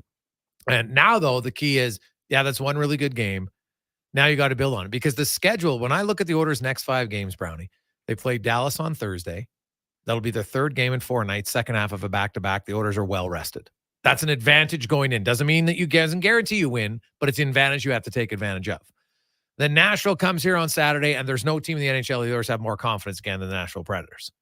Then they're in Vancouver, a team that's beat them twice. So you got to think they'll be pissed off. Then they go to San Jose, who is awful. And then Seattle, who is a good matchup for Edmonton, bad matchup for Seattle. Like they could easily go 4-1 in their next 5 games and then they're back to 500. You know, like, so as terrible as their start is here, they've got the opportunity, but now they have to do it. Right. So I'm sure you played on teams where you play bad and then you're like, okay, we played a really good game. How do you ensure that you don't just fall back into the bad habits, but you maintain the good ones? Yeah, I mean, they're at that point, I think the Oilers are looking for anything to grab onto that they can get any type of momentum from, right? So, like you said, having an environment where you have your kids and your wife and extended family, now everyone's kind of feeling good, right? I would expect them now, as a coaching staff to go over video, and there's a lot more positive video and clips to kind of reinforce what they've probably been working on. Right. I watched a little bit of the game and, you look at Desharnais and how aggressive he played and how well he stepped up. Not that he's going to be a guy that's going to be counted on scoring, but isn't it funny how that works? You get emotionally involved and you play, a heavy, mean game. All of a sudden, boom, you get a goal. Yeah. Right. It doesn't happen the other way. Right. And you look, you look at, Kane. Right. It's just another game where he has a dimension to his game that not many guys bring. Yeah. Right. And it wasn't a one-off. Like he's been pretty consistent, right, at doing this since I think he was a little disappointed in his Sportsnet interview and his ice time and opportunity. You got to give him a lot of credit, right, for the consistency and the way that he's playing. So, lots of positives, I think, for a coaching staff and a group of guys that were probably a little bit down and probably watching some video that, quite possibly wasn't overly positive. And now you get to reinforce the good, right? So if I'm a coach, I'm clipping as many good clips, and showing the guys, hey, when we do this, this is when we look our best, so, there's no guarantee, but right now, when you have some confidence and you're feeling good, it's a lot easier to work. Because when you're not feeling good and you're not confident, sometimes you feel like you're pulling the Zamboni. Yeah, no, it's totally fair. Sean Brown joins us on Sports 1440 live on Oilers Nation YouTube. Hey guys, why not just recall Lavoie and Gagner? Well, who else are you going to send down? Don't say Janmark. He's injured. You can't send down injured players. So who else are you going to send down? It would have to be Derek Ryan, right? So you're going to put him on waivers? I guess you could. Derek Ryan actually might have just played his best game of the season. Went 6-2 on faceoffs. Played quite well at key times. Look, when Draisaitl was in the box, who was the forward they were using on the 5-on-3? Derek Ryan. I don't think he's going anywhere. So, and Raphael Lavoie, to me right now, the best thing for his development is not to play 7-8 minutes a night, because if he's not penalty killing the American League, he's not going to be penalty killing the NHL. I can tell you that 100%. Fact. So where's he going to get the extra minutes? It's just hard to get a lot of minutes because the Oilers' first line, as they should, they play a lot. Why wouldn't you? Where's the player? Where's the guy that like a Jordan Tutu, a Tom Wilson? Where's the guy that is heavy, hard to play against, that's young, can create a lot of energy, right? There used to be so many of those players, right? Where are those players are hard to find now, like Anderson in Montreal, right? What was he, a second round pick, I think? Yeah. Right? Like I would look to see, that's kind of what I'm looking for on the fourth line, third line, a big, heavy, hard to play against sandpaper, right? That can kind of drag guys into it. That's one thing I think the Oilers, when you look back when I played, right, there was multiple guys that could kind of play that role, right? And when it's spread out, it kind of allows, it to be shared. And then it creates the buzz, it creates the emotion. Like I said, it was good that Desharnais is definitely one of those guys that can do it. Patty Kane obviously can do it. Ekholm's a big guy. I think as he starts to feel more confident in his game, he's a guy that can bring that dimension to his game.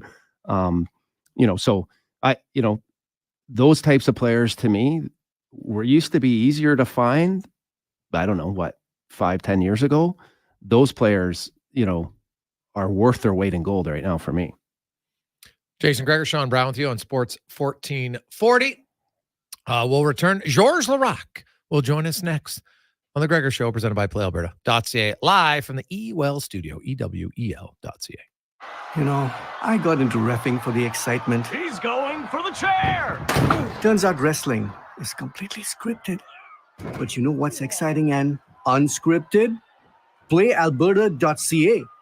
With an all-new sportsbook, odds boosts, and betting on any game. PlayAlberta.ca. Go all in on excitement. Sign up today with promo code SPORTS50 and get a $50 free bet. Official gaming partner of the Edmonton Oilers. Remember, if you gamble, use your game sense. Are you ready to light up your game like Edmonton lights up the ice? Then choose eWell. Electrical Wholesalers Edmonton Limited offers lightning fast service. Just like your favorite forward, they deliver your electrical supplies in record time. Plus winning quality. They only stock the best. And don't forget about their all-star support. When it comes to customer service, they're the playmakers. So don't sit in the dark. Make the power play and visit eWell today. Online at ewel.ca, where excellence in electrical meets the heart of hockey. Hey everyone, it's Kelly here from United Sport and Cycle. United's annual Hockey Days sale is on now. Save up to 20% off on skates, 25% off on equipment, and 35% off on all Pro Stock sticks. United Sport and Cycle, your home of hockey for over 95 years. You've got a go-to coffee spot, a trusted barber, even a lucky game day jersey. But when it's about looking your absolute best, there's only one name you need. Mr. Dirk. Family run since 1939, we're experts in crafting impeccable tailor-made suits and offering a wide variety of everyday styles. Pair that with personalized one-on-one fittings and the convenience of on-site tailoring. Mr. Dirk elevates your style game. Visit our Edmonton store or explore MrDirk.com. Score big on style with Mr. Dirk. With sport and group events returning, are you looking for safe and professional travel options? Look no further than Silent Rides, one of Alberta's premier bus charter companies. Whether your group is big or small, Silent Rides has you covered. We offer state-of-the-art motor coaches, first-class service, and affordable rates. Get your quote today. For more information, contact Ted Nakamura at 780-940-0880 or visit silentrides.ca. Trevor is lonely. Yeah. So Trevor threw a big party and served salad. Nobody came. Mike is also lonely. Yeah, it sucks, man. So Mike threw a big party and served Will Hawk beef jerky. Go Will Hawk! Go Will Hawk! Everybody came! Will Hawk beef jerky. Because you don't win friends with salad. Will Hawk is the home of Alberta's best beef jerky. In Leduc, Spruce Grove, and West Edmonton Mall. They say there ain't no I in team, and maybe so, but a K has a nice ring to it. In fact, 10K is how we roll at the Canadian Brewhouse. The CBH offers a teams and leagues program with a chance at free offers and exclusive deals. Plus, book your fundraising event at our house, and you'll automatically be entered to win $10,000 for your group. Whatever your sport choice, we hope to put 10K in your team, if you know what I mean. Sign up today at thecanadianbrewhouse.com. Denim Ford's roots run deep in the history of Central Alberta. Like always, you can experience the same honest pricing and honest service that you've come to expect from all of us at Denim Ford for the past 65 years. Denim Ford is proud to be Canada's only 50-time President Award-winning dealership in customer satisfaction, treating every customer like family. Visit Denim Ford on the world-famous Wetaskiwin Auto Mile or from home at denimford.ca. Weiss Johnson, whoa. Hi, Dennis from Weiss Johnson. Can you believe that summer is over and fall is here? With that in mind, we are offering free furnace upgrades from Daikin, should you be looking to get a new furnace. This means getting a better model of furnace that provides you greater comfort at a lower price. Plus, Daikin has the best warranty in the business. There's never a better time to get a new Daikin furnace from Weiss Johnson. We know how important a good furnace is in Edmonton, so don't procrastinate as this is a limited time offer. Visit wjheats.com today.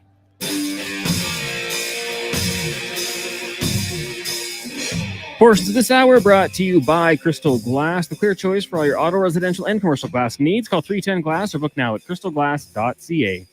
He's Alberta's sports authority and lead touchdown winner of his family's backyard flag football games. The Jason Gregor Show on Sports 1440. Presented by PlayAlberta.ca, Alberta's only regulated online gambling website.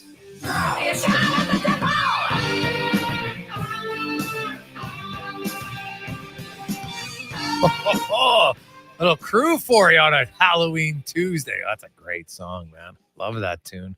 Oh, it brings back lots of memories. Driving a hockey, the old Ford F-150 that my dad used to have. Oof, loved it.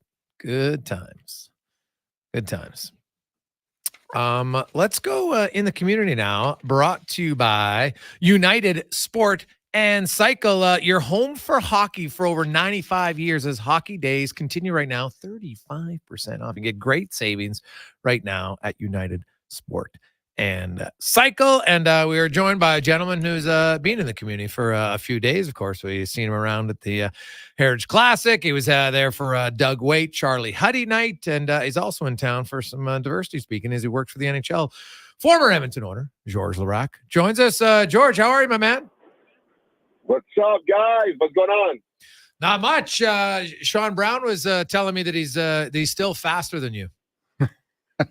Well, okay. How many years do you play in the NHL? Ow, that's aggressive. Wow, I've taken it everywhere. What about Gregor? Were you in there when Dougie or Billy was up there? Oh, yeah. I was there. And just the attack out of nowhere. It's like, Brownie, you're the cheapest guy I ever played with. I couldn't believe it. Oh, it was just... You know why? And then he said George, too. Both of you guys. Yeah, you guys, alligator you know arms? Yeah, but you know why you cannot say that it's me? Because I bought Doug Waite's Viper, his sports car. So he couldn't have never said that. He forgot about it because I bought his Viper, and nobody else on the team would have dropped 40 G's to buy that. So I did. Was it a good purchase, George? No, it was stupid. I almost killed myself with it. I give a ride to Mike and Paul Comrie together, and I was driving 300 clicks. Kids, don't do that at home. 300 clicks. I got a bump on the road on the white mud, and I almost lost the curb. And then when I went back home, Bill told me it's the last time I let you leave with both my son. Only one next time in case I lose one. I don't want to lose both at the same time. That brings back memories, George. Do you remember we all lived at the Pink Palace just off of Jasper 17th Street. We call it the Pink Palace. You remember driving us all to the airport and how fast you would drive? Actually, I forgot all about that. I know. Brownie, living in Montreal, as you know, we drive fast in Montreal. So when I was playing with the Oilers, I was getting 5 photo radar a week. It was insane. So I helped the economy in Edmonton when I played here because all the nice road that I made, I paid most of them. Hey, Georgie, out of curiosity, I don't know if you had a chance to see it on Twitter there, but Dennis Bomby got inducted to the American League Hockey Hall of Fame. We both played with him. It obviously wasn't for his skill. I know he helped you a lot throughout your career. How tough was Dennis Bomby? It's awesome they did that. I would say that Ottawa started that trend by honoring Chris Neal because tough guys are important as star players. We always honor star players, but the tough guys, they have the toughest job in the NHL. And Dennis Bomby had the record in the American Hockey League, the record of penalty minutes in 1 year. He was a true gamer. He was tough. He was an entertainer. And he stayed in minors forever, man. He was a true competitor. So tons of respect for him. And I'm glad he got that honor because, this job, especially doing that in the minors with the bus ride and everything that you're doing. Oh, man, I'm going to have to call him and congratulate him. I didn't know about it. But if one guy deserves it, it's Dennis Bomby. And yes, he helped me out a lot when I played in the Bulldogs in the minors.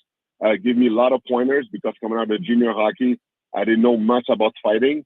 But one of the big reasons I became the fighter that I am in the NHL is with his help, that's for sure. I was just going to touch on that because we obviously broke into the league together. And, it was quite an adjustment, obviously, coming from junior and playing against men. It was, night and day difference. And coming from that to the American Hockey League and having a guy like Dennis Bomby, because I think when he broke that record, I think it was our first years coming into the league, right? And yes, it was our first year. And Brownie, what we got lucky about too? And me and you, we could realize it more today, but I think we had that year the toughest team in the history of the AHL. Yeah. There was Dennis Bomby, me, you, Jason Bowen, Martin Light, Rob Tremblay. Man, our team was tough, and we made it to the Stanley Cup final. called the cup final against Hershey. You remember? Absolutely. That was incredible. Our team that we had. We had Jason Bonsignor that was going to be the next Mario Lemieux, Steve Kelly, Joe Halbig, Mike Watt. It was fun, and we had a tough team, and people were respecting us because they were afraid. But me and you coming out of junior, we're like, man, this is awesome because in the warm up, we could pretty much pointing out who we're going to take. And, there's so many of us that we felt so much safer that way. As much as that was awesome, how hard were our practices? Do you remember our practices? Yes. For anyone that doesn't know, battle and compete drills are great and you have to do them. Yeah. Right. But if you do them for any more than, I would say 20 seconds, then now all of a sudden, tired. Well, not that you're tired. It's like, okay, I want to kill this guy. Right. So sorry, George. Brownie, watch this. I have the craziest story regarding practices. You're going to go nuts because I never said that on the air to anyone. So you're going to know this. And if you guys don't believe me, you could call Lauren Mulliken and ask him the story. That year when we were playing and, we were up and down and not doing so good. And one time I gave shit to Lauren Mulliken and I said, you don't give us enough shit when we're losing game. You have to be more severe. You have to punish us. So I told him that because the year before I won the Memorial Cup. So that was my first year American Hockey League. And I thought our coach wasn't severe enough with us and we had too many passengers. One time, Brownie, we came back from a road trip at 3 a.m. Do you remember we practiced at 3 a.m. with our wet gear for an hour, back skated? That's because I talked to him that day. So he punished us because to make us accountable the way we were playing. No, I do remember that skate. I mean, do you regret saying that, George, for 3 a.m? Did we lose George? I think we might have lost him. So we'll have to get him back. I do remember that. I mean, Lauren Mulliken, great guy, great coach. We had a tough team and he was a tough coach and it was challenging. And George kind of touched on it, on how tough our team was and the battles we used to have, like going into St. John's, we'd play the Baby Leafs and the Flames farm team. And they equally had just as tough as a team. And it actually gives me goosebumps to actually think about those games and the intensity and knowing what you're going into. For someone like myself and George to have guys like Dennis Bonvie, Turan Sandwith, Scott Ferguson, Jason Bowen, the list goes on. The help and the fact that you knew you were going into a battle, but you had a lot of backup. Yeah, and George Laraque is back with us. So, George, what was I at when the phone cut? What was I at when it cut? Well, you were saying how it was 3 a.m. and you were practicing at 3 a.m. Because you told Lauren earlier that day to toughen up, and then we asked you. So, did you at 3 a.m? Did you regret your decision? No, I didn't, because what happened after that? I was smiling when we were back skating, and guys became more accountable, and it took us straight to the playoff. We made the playoff and made it to the Calgary Cup final. Our team changed after. He was more severe, and he got more out of everyone. It was awesome. And you could ask Lauren Mulliken the story he's going to tell you. And he became more severe as a coach after that incident. George Laraque joins us. George, do you have a favorite Doug Waite story? Man, well, for sure buying his Viper is pretty good because, your captain has a sports car, and then I've never had one in my life. My first sports car I've ever got is from him, so that one is pretty good. Another good Doug Waite story that I have is when I fought Rob Ray, is because of Rob Ray was roughing up Doug Waite and Bill Guerin, and I went up to Dougie, my captain, and I said, "Don't worry, I'll take care of it." So little things like this all the time. I loved him. I loved him as a captain, and I've always wanted to look after him, make sure nobody was touching him. So, little things like this there and there, I joke around all the time. I said he was an awesome captain that we've had, and to go from Doug Waite to Jason Smith too was awesome too. So, no, I think that in Edmonton, the years that I was there, we had the best captains when I was playing there. That's for sure. We are very fortunate to be led by a lot of great leaders. Bucky, I mean, I think all those guys honestly took a lot from Bucky and for what Bucky did on the ice and off the ice. The one funny story that I got of Doug Wade, because I obviously don't see them that much. Everyone's busy with their own lives, but it was kind of funny when I walked in there. For as good as Dougie is, and we all knew the skill in the hands, and we seen it in a game, well, he was that much harder to defend in practice, right? And so for guys like myself and George and other guys that didn't have the same skill, especially defending against him, you had to hack and whack a little bit. Well, I'm in the league and I'm just cutting my teeth and I'm playing a limited role. This guy's the leader carrying our team, playing 20 plus minutes, and I'm a young kid trying to, in practice, get to my next practice, which gets me to my next game. So I would often have to hack and whack just to stay, close to Dougie. And obviously Dougie didn't like that. And so, he's a competitive guy and we'd get into these, pushing matches. And then all of a sudden Billy would come in and be like, Brownie, what are you doing? Leave him alone. And so anyway, Billy came up with a rule and he's like, hey, Brownie, listen, don't touch the stars. And that was it was kind of funny seeing him in the alumni room there. And that was one of the things after not seeing him for a while. I gave him a hug. I said, hey, Billy, am I allowed to touch the stars now? So it was, you forget, or you see in a game, the skill and the ability that he has. Well, it's magnified by 10 in a practice scenario. George, you're talking to the, I think is it Calgary and Edmonton this week? You're working with the NHL. Tell us what you're working on with the NHL right now. Yeah, I'm actually, that's why I step on the side of the road, but I was just talking to the Flame this morning. Like right before the practice, and now I'm driving back to Edmonton. But I'm part of the NHL player coalition inclusion of the NHL, and every team has to go through this process. We're talking about diversifying the game and the respect. So, we got a special training for it to make sure that all the templates, everything is filled up. So I just talked to all the guys and about diversity and stuff, and open up the game. And an exchange that I do with him, sharing stories and stuff, and yeah, I do about 12 teams in the NHL. By January, our group would have done all of them. Okay. It's something that was an idea that was made through Kim Davis to Gary Bettman, and we've been working on this for years. And it's awesome to see that the NHL now is taking a stand for diversity, and that we want to make sure we open up the game for everyone. And George, give me your thoughts on the Heritage Classic this time around. A lot warmer than it was in 2003. And do you think that's the game that kind of gets the Oilers going on the right path? Because their first 7 games were not very good. Yeah, well, I'm glad they didn't choke like we did in 2003, because we lost the Heritage Classic in 2003. And they call it the Heritage Classic hangover, because when we won, I think, only one of the 17 next game, and we missed the playoff at one point that year. So, and I know how cold that it was, but it was cold for both teams, and we lost, and that was devastating to lose in front of so many people.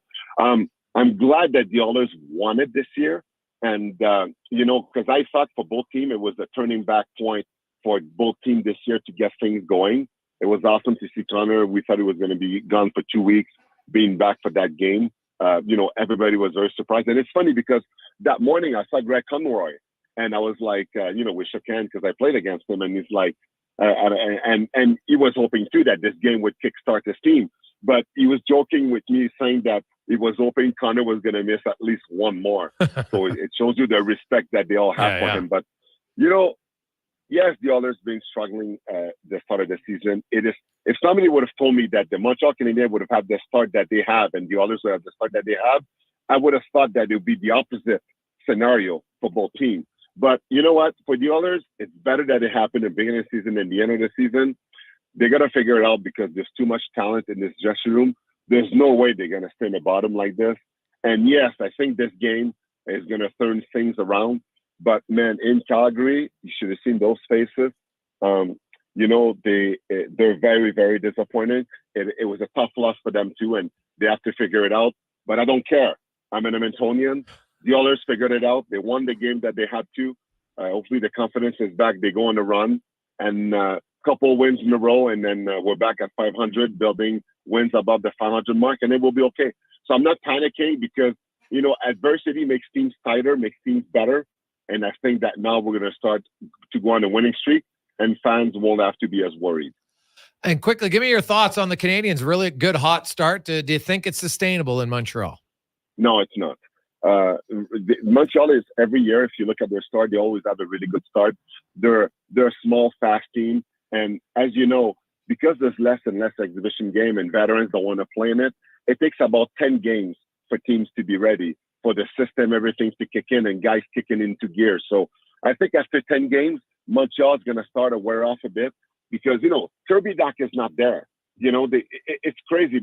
They don't have contribution from everyone. And, they're playing way better than what they should give us. So it's awesome. It's a great start.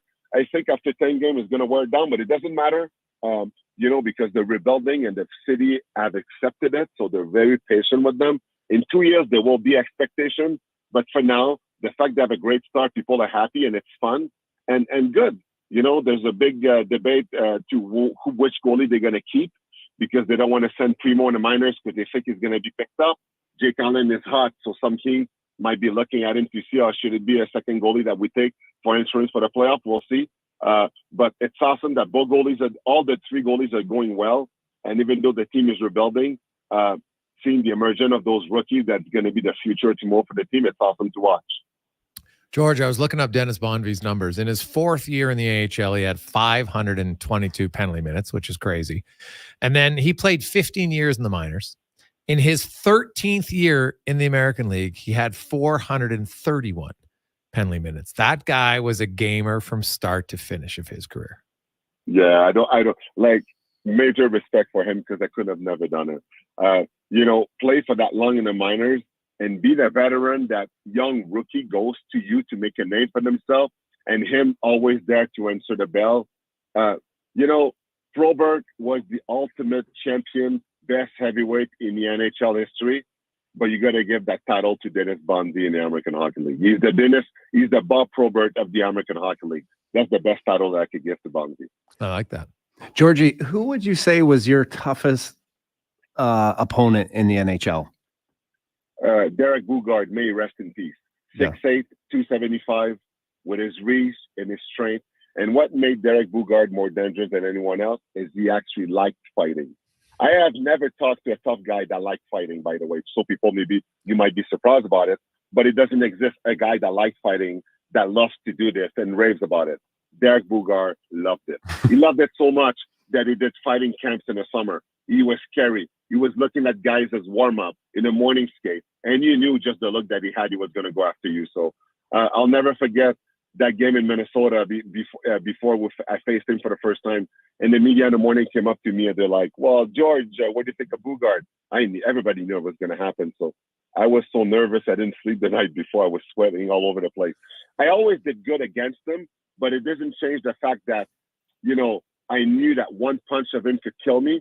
I remember before I fought him, he actually broke Todd Fedoruk's face. Oh, yeah. And since that day, Todd Fedoruk's nickname was RoboCop because he has metal plate in his face. Yeah. And I was fighting him after, so I was like, my God, I hope I don't get connect like this. So he was tough. He loved it. He was dangerous. But thankfully, I always did good against him. Colton Orr is another guy who seemed to like to fight. Yeah, Colton. Yeah, I have heard. I've never talked to him, but yeah, I've heard that Colton Orr. And what's crazy about Colton Orr? He has this crazy knuckle that I remember one time a team got him to X-ray it because they said it was metal that he had in there. He has a pointy knuckle in his fist that was very, very dangerous when he's punching people with it. It was like, those American fists. It was so hard and he could do a lot of damage with it. He's knocked out a lot of people too. And you're right, Brownie. I have heard that Colton Orr liked it too and stuff. Yeah. And but again, that's not a guy that thankfully I always did good against. But you never know. And actually, Brownie, I'm gonna give props to you because you remember that time that Daryl Duke popped my eye out and I was out in the IR for 3 games. And then we played Washington and you fought Chris Simon. So Brownie, you're one of the toughest guys in the league too because you fought Chris Simon too when I couldn't play that game. So give credit to you too, Brownie. You were one of the toughest guys that played in the NHL also. I got to thank Steve Steos and Ethan Morrow for that. Because you were out. It was funny because I'm walking in the dressing room. I look over at Morrow and Steos and they got a Gatorade cup full of straws. And I'm like, what are you guys doing? And they're like, this game involves you. Come over here. So we're playing a game of straws to see who fights Simon. What? Yeah. And so I lose like, the no game. offense to Steve Stales, but he didn't want to get that straw. He wasn't I don't think any of us wanted to get that straw. So I got the straw. Not that, I mean, obviously with George being out, I was the low-hanging fruit. So it was a gimme for Simon. But yeah, it was kind of funny how that all kind of played out. Ronnie, two things. First of all, they kept the straws in their hands before he gave you the short one. Exactly. Because there's no way those two guys would have went with him. Yeah. And you did very good against Simon Brownie. Give yourself credit. You did very good. I appreciate that. George, the one fight that sticks out for me, I don't know if you remember this, but you were kind of up and down and we were in Anaheim and you had got called up and you were kind of at the crossroads, both of us, of like, hey, we've played enough games in the minors. We gotta make a statement here and we got to try and, stay in the league. Do you remember getting called up and you came to me where in Anaheim had Stu Grimson, and Stu Grimson to me was a big, scary man, right? He was one of those guys that when things were going on in the bench or in a game, he was always in the middle of the bench and he would stand up. Right. He was he was a policeman on the ice, but he was a policeman when he was on the bench. Right. And he wasn't scared to interact and call guys out from the bench. But I remember you coming up and I'm sitting in the dressing room before the game and you're like, Brownie, I'm fighting Stu. And I was like, oh, okay. Hey, listen, you know, this guy's legit. Like, this guy's been in the league. This guy knows what he's doing. He's huge. He's intimidating. And I remember just the confidence in your voice, in the way you looked and how intense you were. And, because I knew it was going to happen, when he hopped on the bench or from the bench onto the ice, I looked down and I looked at you and you looked at Low Tide and he gave you the nod. You hopped out there and man, what I could not believe. I mean, he's a big man and you did a number on him. And that fight for me kind of sticks out because I think it was kind of at a point in your career where it's like, hey, I'm here to stay. And the fact that, a heavyweight and a guy that's done what he's done in the league and what, the way you were able to handle him, that one sticks out for me. Do you remember that one? Yes, I do. But Brownie, just to make one thing clear, when you say I look confident and all that stuff, I was scared shitless. Man, I was like, my God, because you don't know what, like everything you said, you're right. I don't know what's going to happen. I'm like, if I want to make it to the NHL, I ask for number 27, Dave Semenko's number. I have to honor that number. I want to be the next guy for the next 10 years in this city. So I have to be the guy. I have to be the best, toughest guy in the league. So I was fighting everyone. So I didn't know what was going to happen. I was afraid. I look at his video. He was scary. And I'm a kid. You go up to a veteran like that. So, it's Brownie, I never thought as a kid I was going to be a tough guy. And I knew when I played junior hockey, I had to fight if I wanted to play in the NHL. But again, when I decided to be fighting in the NHL, I didn't know how my reputation was going to be. I didn't know how tough I was going to be. I didn't know how I was going to do against all these guys. But all I could do is try, do my best. And I hated fighting. But in my mind, I was like, you know what, George? If you hate it, become the best at it. So then people will fear you and you don't have to do it as much. And that's what I try to do. And then that way I did it less. When you have a team, Brownie, as you know, a guy that fights 30, 40 times, is because people are not afraid of him. Everybody drops the glove with him. But there's so many times that guys were like, we're not hitting guys, we're not taking advantage of the star player because they knew I would go after them. And to me, the job was done. It still gave me anxiety because I didn't know whether the fight was going to happen or not. But the fact that tough guy had respect of me, of the job that I did, that made it so I did not, once my reputation was established, I didn't have to do it as much. George, always great to talk to you, my man. Have a safe trip, and we will talk to you again soon. Awesome. Anytime, guys. Thanks for having me. That is George Laraque. Went a little long. We'll take a quick break, come back with more on the Gregor Show with Sean Brown on Sports 1440 Live, Oilers Nation YouTube. Any team looking to trade up is wise to wait for the right conditions. Right now at Volvo Cars Edmonton, they've got some exceptional offers to help move the remaining 2023 inventory. So whether your team wants to head to the game in the sporty XC60 or the spacious XC90, you'll get up to $5,000 off or finance rates from 2.49%. Volvo Cars Edmonton is Canada's only 12-time Volvo Excellence Award winner. Visit 1205 101st Street Southwest or chat online at volvocarsedmonton.com. How do we do it? Well, at Leading Edge Physiotherapy, we invest. Our money and time goes right back into technology and training, and it's all designed to get you back into shape. We invest in people, the people who really care, and they understand how your body works. Then they combine their experience, training, and skills to work with you to help you solve your issues, be it pain in the back, neck, arm, shoulder, heel, literally head to toe. Leading Edge Physiotherapy, taking new patients, fixing the old ones. Life shouldn't hurt. Find us at leadingedgephysio.com. Full-service provider of heavy haul transportation and rigging at the highest level. Next Gen Transportation. We're developing new and innovative ways to transport oversized and overweight equipment to remote and challenging locations. Our Next Gen team leads with a wealth of experience and expertise. But most importantly, we put safety first, so everyone gets home safely. We also take great pride in supporting our local community programs and teams. Good luck to everyone this season and in the year ahead. Visit nextgentransportation.com. Being on this road together means saving twice during the Fountain Tire Road Ready Sales Event. Save up to $225 on a set of 4 select tires. Plus, get a bonus $50 off any service until December 16th. Book your appointment at fountaintire.com. Restrictions apply. Financing available. Ugh, fine print. Actions speak louder than words. Japa Machinery Group puts your construction plan into action with XCMG construction machinery you need. Available for rental or sale. Learn more at japamachinery.com. Order the juice, get the points. Now at Booster Juice, it's rewarding to be loyal. Introducing the Booster Rewards app, the reward program to give you a boost. Order on the app and enjoy 1 berry point for every $1 you spend. Redeem it for tasty Booster Juice treats, like your favorite smoothie, a Booster Ball, grilled fresh wraps and paninis, and cool Booster Juice merch. And with the Booster Rewards app, the more you order, the more you enjoy. Download the Booster Rewards app today. Order, earn, enjoy. There's nothing like having a little skin in the game to make things interesting. But when a little skin becomes more than you can afford to lose, it's time to take a break from sports betting. Set a budget and stick to it. If you gamble, use your game sense.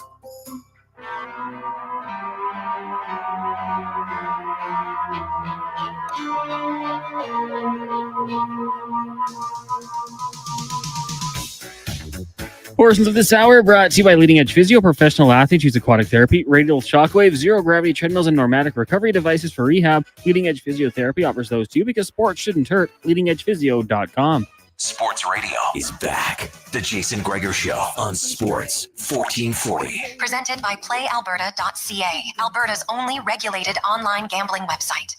If it's something weird and it don't look good, who you gonna call? 3:55. Welcome back. Halloween edition of the Jason Gregor Show on Sports 1440. We are live in the E-Well Studios. They're wishing all of you a very happy Halloween. And of course, they'll give you more than premium quality electrical products. They're ready to elevate your projects. Contact E-Well to discuss how they can partner with your success. WEL.ca. We got loads of text flying in at 833-401-1440 and our Jiffy Lube inbox. Guys, your interviews today are unreal. Csonka, Lavoie, and now George. What else is coming up? Can't wait. From Fred. Well, Fred, you know what? It's a good start. It's a very good start. Yeah, it's been a very fun show. We have Struddy coming up next hour. We have Spec DVD. We're also going to hear from Connor Brown, who I'll tell you right now, Connor Brown, he's not lacking confidence whatsoever. He feel, and I don't want to say it. I'm going to let you listen to it. It's 2 minutes of Connor Brown. Maybe we'll play it now, Cons. Actually, no. We'll do it after the break. But I want you to listen to Connor Brown.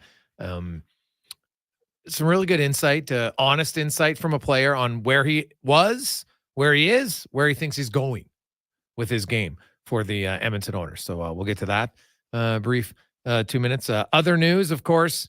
Now, Brownie, are you an NBA guy at all? Do you follow the NBA? Not a ton. I mean, I was following the Raptors obviously on their run there, but I wouldn't say I follow it, a ton. I do. Basketball is one of my favorite sports to play, if not my favorite, but I don't follow it a ton. Okay, so you prefer you're out shooting bricks is what you're doing. No, I got game. You know what? I did have game. I got this problem with my hand. You can see right here. Yeah, what's up with your left finger? You can't straighten it out. Yeah, I got to get surgery on it and straighten it out. So, and this is my shooting hand too. So the ball doesn't roll off my fingers. When did that happen?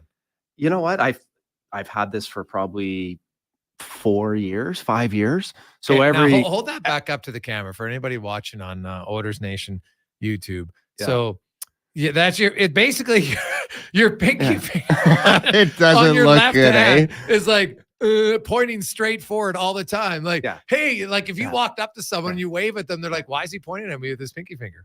This poor pinky finger, if you look at it, right, not only is it a little bit Is it challenged, cut off but too? it's there you go. It's also cut off. It's taken some abuse. What'd you get? Yeah. How did you get that taken off?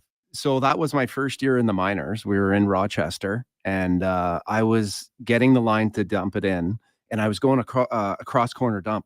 And you remember you played in Buffalo, Verata. Yeah. I don't know if I'm saying that right. Physical player. Physical. He could hit. Yeah. So he was chasing me down. So I'm going across corner dump. So I dump it, and he does a one-hand slash, and it just caught me at the perfect point. Right where you got the padding just above your glove, so my pinky must have been just sticking out just enough. Ooh. So it clipped the end of it and blew it off. How'd that feel? Awful. And so I'm sitting there, I dump it in, and I'm like, man, that hurts. But you lose your nail, you get blood in your nail. That doesn't feel good either. So I thought it was that, but I didn't want to look at it. So I'm sitting on the bench, and I'm just like, don't look at my hand. Don't look at my hand. Just it'll go away. And then our trainer was like, hey, are you okay? And I'm like, yeah, I think my finger's a little bit sore. And he's like, well, let me look at it. I take it out and I show him, and he's like, whoa, your finger, a bit of it's missing. Like the nail's gone. It blew off. So then he takes my glove and he shakes it, and the little nail, that little piece, like the tip of your tip of it. Oh, it was, so the good old American. So he's like, hey, you got to get off. So I get off and I'm getting undressed. As I'm getting undressed, this is, to go along with what Laraque's saying, how tough our team was. I'm getting undressed. Lauren comes in. He gets kicked. And I could tell something was going on because the crowd was going crazy. Lauren comes in. He's like, Brownie, we got him. I'm like, okay. I kind of thought it was an accident. Who, but Lauren who? Mulligan. Our coach. So coach said we got him. So he gets kicked out. Next thing you know, Bombi comes in. He's like, got him for you, Brownie. And I'm like, all right, and so the trainer gives me my little piece of my pinky in a Ziploc bag full of ice. And I get in a cab. And I go to the hospital, and the doctor's like, hey, listen, I can sew this little piece on. Not sure if it's going to die. You're not going to have any sensation at the end. Or this is the worst part. I had a little piece of the bone sticking out. Yeah, this was awful. So they had to clip my bone down to pull my skin over. And I'm watching this, and I'm just like, oh, this is the sound of your bone being clipped. Ooh, it was awful. Did they freeze it? They must have. Oh yeah, they froze it. So yeah, I was. And you're awake, and what did they just go in some high industrial scissors clip? Well, they put a band and kind of cut off the circulation and gave it. It was awful. I was out for quite a while. I was obviously just going to say, how long were you out for? Jesus, I was out. I wind up coming back. When I came back, obviously, you're not out. You don't get to be 100%. So once I could get my hand in my glove, they just kind of cut the two fingers, sewed those two fingers together, right? And I put a little plastic cap over it. But that was probably one of the most painful injuries because I couldn't help but touch things. Oh yeah. Right. Yeah. That was that wasn't a very fun injury. Yeah, it's like when you have a broken nose, you don't realize how often you touch your face. Yeah. Right. And you're just like, ow, happens all the time. So that was your first year in Hamilton. That was my first year. And I remember I was wearing Vic gloves. And I think some guys were like, hey, are you getting anything for this? And I'm like, it was an accident. Right. And being in the States, I don't know if I could have filed for something and maybe got some type of insurance or some money. I wound up getting a Rawlings baseball glove. Because I remember, I can't remember the rep's name. From Vic. They give you a glove saying, hey, sorry about this. Yeah, he was like, hey, is everything okay? I don't know how I got it. I wound up getting a baseball glove out of it. But I still have that baseball glove at home. Oh, there you go. That is quite the Gork finger story. So my hand is taken, so my basketball days are pretty much done. Okay. And I'm getting older now. Could you ever dunk? You must have been able to dunk. Oh yeah. I was good. Really? I was really good. I could handle the ball. I could dunk. I still play with my son and his buddies. Like, it's hilarious. Like, cause obviously we're getting older, and there was a time, especially when they were younger, right? I could beat them all day long, but now they're a little bigger, a little stronger. So the struggle's real.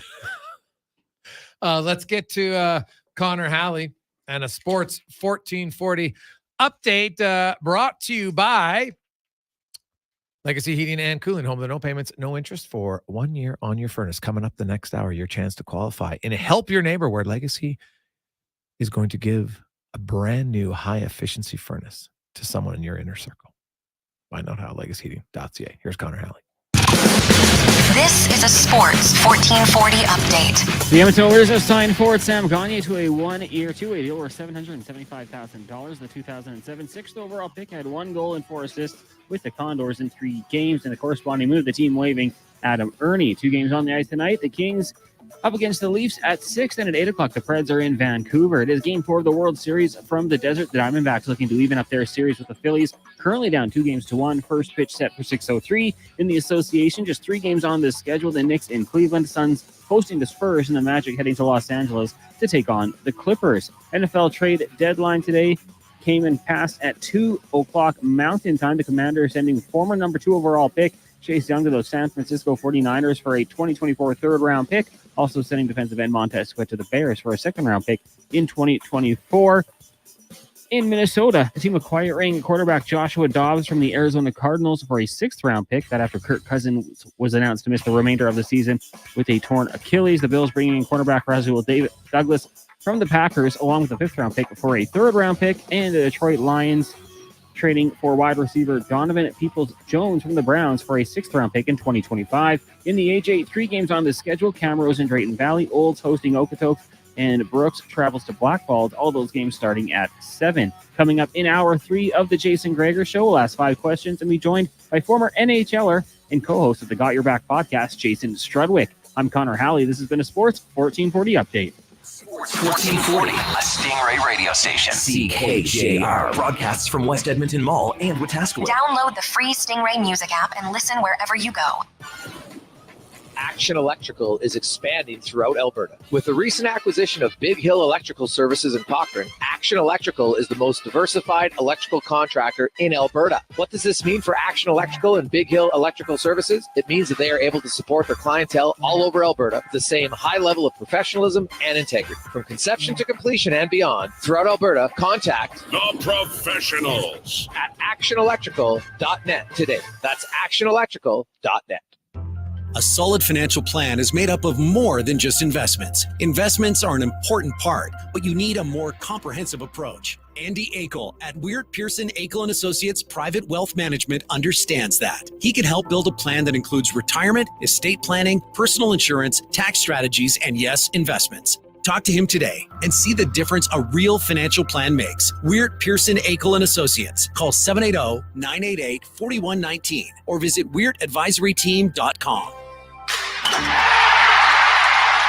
5-time Alberta Junior Hockey League champions, the Spruce Grove Saints are celebrating their 20th season in Spruce Grove. Be part of the action and enjoy some of the best Junior A hockey Canada has to offer by experiencing a Saints game for your next outing. Tickets range from $9 to $15 with free parking and some of the best food and drink specials in town.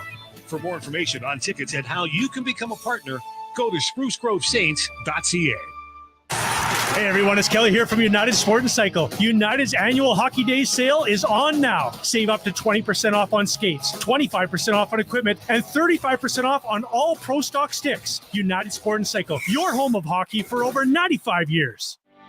Looking to tackle your backyard projects with power and precision this fall? Look no further than Kubota compact tractors. Experience the perfect blend of compact size and unbeatable value with Kubota. Right now, take advantage of financing as low as 0% for up to 84 months and save up to $1,500 on select models. Plus, as the temperature drops, get ready for Alberta winters with confidence with Kubota Performance Match snowblowers, sweeper, and blades. Visit Edmonton Kubota today for details. Edmonton's premium live music and party venue is On the Rocks. Check out Bingo Tunes on Monday. Perform on the best stage in town with karaoke on Wednesdays. Learn how to salsa with Salsa Rocks on Thursdays. And every weekend, OTR goes live. With your favorite bands on the OTR stage and DJ Kenny K. For everything that's going on at On the Rocks, give us a follow. Facebook, Instagram, or Twitter. At On the Rocks, EDM. Eat well, party hard. On the Rocks. On the Rocks. On the Rocks. Open every day till 2 a.m. Building or renovating, you want to work with someone who sees and understands your vision. BIE Engineering is a family-owned, experienced structural engineering consulting firm serving commercial and residential clients in Edmonton and surrounding area. Homeowner or large company, they'll work with you to help see your ideas through. BIE Engineering can help prevent problems, deliver solutions, and minimize your risk. BIE Engineering. Request a quote for your project today. Visit bieeng.com. Legacy Heating and Cooling is sounding the call. Don't struggle through winter with a furnace you can't trust. For maintenance before winter strikes, Call Legacy. Call Legacy. for furnace tune-ups and repairs to give peace of mind. Call Legacy. Or to scrap your old furnace for a brand new high-efficiency one. Call Legacy. Call Legacy. And with no payments, no interest for 1 year on your new furnace, it's gotta be Legacy Heating and Cooling.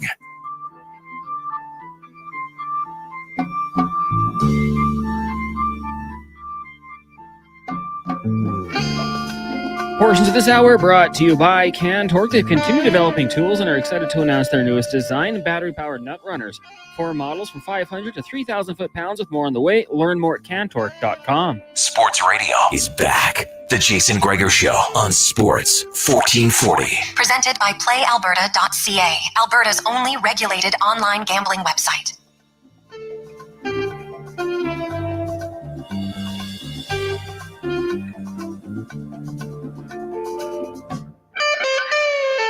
Happy Halloween. Jason Gregor, Sean Brown, Connor Halley with you. Jason Gregor Show presented by PlayAlberta.ca. If you haven't tried out all the new things they have to offer, of course, they got the boost bets you can go to. When you go to individual games, if you want to get on points and shots and everything else, you can do it all at PlayAlberta.ca. NHL, NBA, of course, NFL. You got the World Series Game 4 tonight. Check it all out at PlayAlberta.ca. Now, we are going to go in the room, brought to you by Next Gen Transportation, heavy haul transport provider, 100% locally owned and operated, and very proud that one of their members has qualified, made the Canadian Olympic bobsleigh team. Devo is currently now going on tour, and then we'll have the Olympic qualifier to see if he can get to the Olympics. Amazing. All those days that he skipped leg day and he still qualified. It's unbelievable. That just shows you that's an athlete. When you only do upper body and you still make it. It's amazing. Amazing. It's a long time running joke with the McEwens. Devo is one of the few that isn't afraid of leg day. A few of the other McEwen brothers, they got really good upper body, Brownie. Really good upper body, but then kind of like strutty legs. The old bird legs? Yeah. Yeah, that's not good. Walking in on a chicken. Not a good look. Kind of how it goes. So, Connor Brown, of course, has goose eggs across the board. But listen to Connor Brown, and he just talks about kind of where he thinks his game is at right now.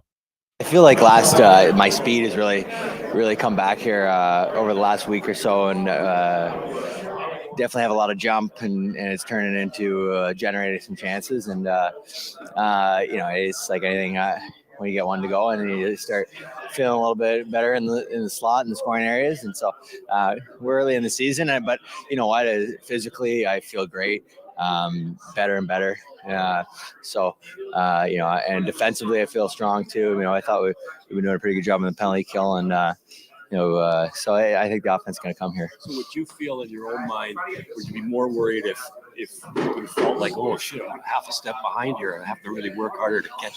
Yeah, well, I think that the first couple of games of the season, I did kind of feel like that, where I felt like a little step behind, and loose pucks I wasn't able to jump to, and now I feel like I'm getting a stick on tons of pucks and winning my foot races, and generating chances. So, like you said, it's cause for concern if you don't feel like you're having an impact in the game. But I feel like, especially these last 3 games, I felt like I've had an impact on them. Do you feel like, are the hands after a year off kind of the last thing to come? Scoring goals is the hardest thing to do, right? Like work ethic, skating, maybe a little bit easier to come. And is it kind of at the progression you thought it would be overall? Yeah, like, you know what, it's hard to be patient with yourself.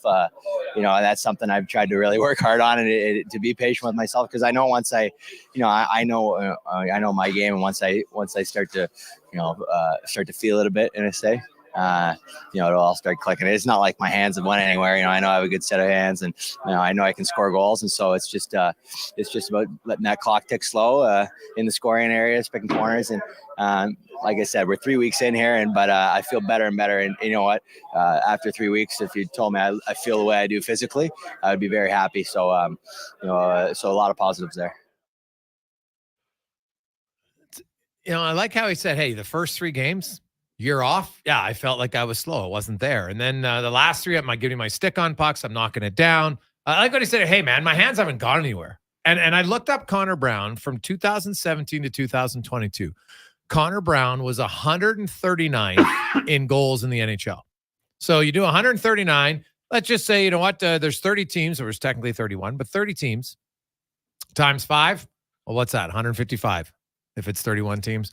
150 if it's 30 teams. He's 139th. So that's 5 guys per team, where he's like your 5th highest scoring player on your team. On average, that's what he did over a 5-year span. He had 21 goals. He had 20 goals. It kind of shows you just how few players, are consistent 20-goal guys. It's hard to do. And I think people need to exhale when it comes to Connor Brown. Because if I watched Connor, I thought he was excellent against Calgary. I know he's not scoring yet, but have you seen Connor Brown make a glaring giveaway with the puck? Have you seen a lot of miscues defensively? I haven't. And so I think Connor Brown will start scoring. And then I think eventually, Brownie, you will see him back up in the top 6 at some point. But I won't be surprised and I said it, by next Monday, there'll be at least 2 players in the orders. And now I guess it's bottom 5 because they're only going with 11 forwards because Jan Mark's out, who will get their first goal by next Monday. Yeah, unfortunately for him, the Oilers didn't start off the way we were hoping they would, and now things become magnified, and everyone's game gets, scrutinized. And I agree with you. I think that he's coming off a major injury. He talked about it. I'm glad he feels confident and feels good about himself. They all should, because your skill isn't going to dry up, but it is a little bit. It's got to. I've never been out that long of an extended time, but the fact that can't be easy, and it is going to take some time, and we all see where his game is starting to come around. He's going to be a guy, that, with that scoring touch and that ability, and then that experience, and just him talking like that. That's why they brought him in here. So it is going to take a little bit of time, and if they can kind of use this as a little bit of a kickstart to building some momentum, that's only going to help. That's only going to help his game, because there'll be a little less eyes on him, a little less pressure. He's a veteran guy that's put up some points. He knows what it's going to take, and they're going to need him. So yeah, I don't feel like there's a panic. I think, unfortunately, when you're losing and they're in the situation it is that they're in, you start to nitpick and start to look around a little bit. So I look for them to build off of this, and then now all of a sudden it will give guys a little bit of breathing room to kind of get their game back. Yeah. You know what? They got a lot of guys who want to play better. There's no question about that, and he's one of them. We got Jason Strudwick coming up after Struds. It'll be Help Your Neighbor time, your chance to qualify, where you can get in. You can win tickets for yourself. You can win Ecobee Smart System, courtesy of Legacy Heating and Cooling. But most importantly, you are going to be able to gift someone in your circle, as long as they don't reside with you. You have to reside in their own home. They have to own their home, and they have to live within 100 kilometers of Edmonton. And then you can give them Legacy Heating they'll install the furnace. They'll take out their old one. They'll dispose of it. They got all the permits. Comes with the Honeywell thermostat, everything. That's coming up in 20 minutes time. But first, Jason Strudwick. Right after this on Sports 1440 Live and Oilers Nation YouTube. It's the Jason Gregor Show, presented by PlayAlberta.ca. Winter weather is hard on your vehicle. Help keep it in top shape with Pennzoil Ultra Motor Oil from Jiffy Lube. Oil changes on your schedule and 25 bonus air miles with your Shell Go Plus app. Jiffy Lube, keeping you moving. Rodeo clowning felt like an exciting opportunity. Boy, was I ever wrong. The bulls. So predictable. But you know what's exciting and unpredictable? PlayAlberta.ca. I can bet on any sports game, play online casino games anytime, and buy lottery tickets anywhere. PlayAlberta.ca. Go all in on excitement. Sign up today and get over $100 in welcome bonuses. Remember, if you gamble, use your game sense.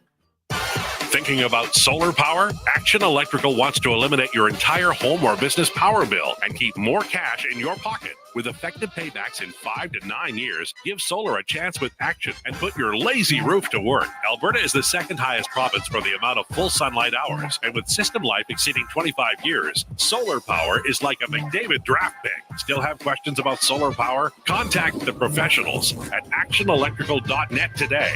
That's actionelectrical.net. The job isn't done until the last load is hauled, and having a semi-trailer out of commission is not an option.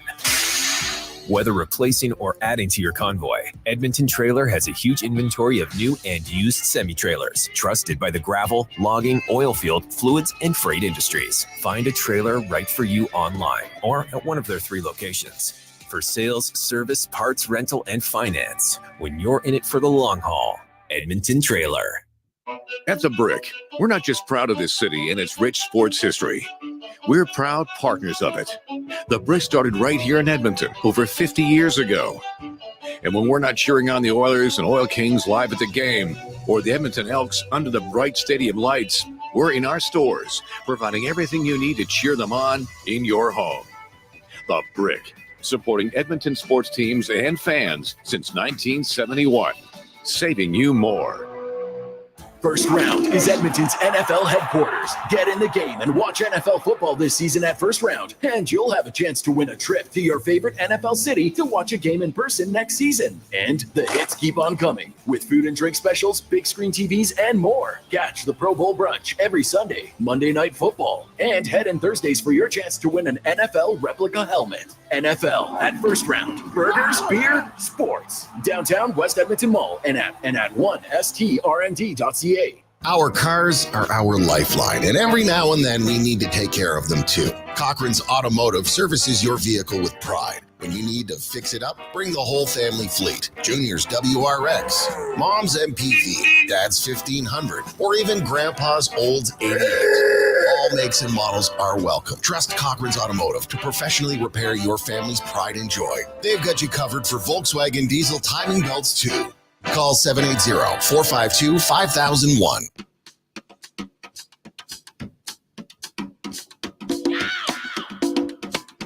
Sports Live this hour brought to you by Japa Machinery. Did you know that Japa offers in-house and on-site service? Rain or shine, Japa Service Department is there for you. Visit japamachinery.com for all the details. Sports Radio is back. The Jason Gregor Show on Sports 1440. Presented by PlayAlberta.ca, Alberta's only regulated online gambling website.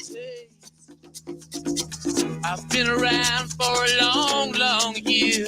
So many a man's soul of faith. I was around when Jesus Christ had his moment of doubt and pain.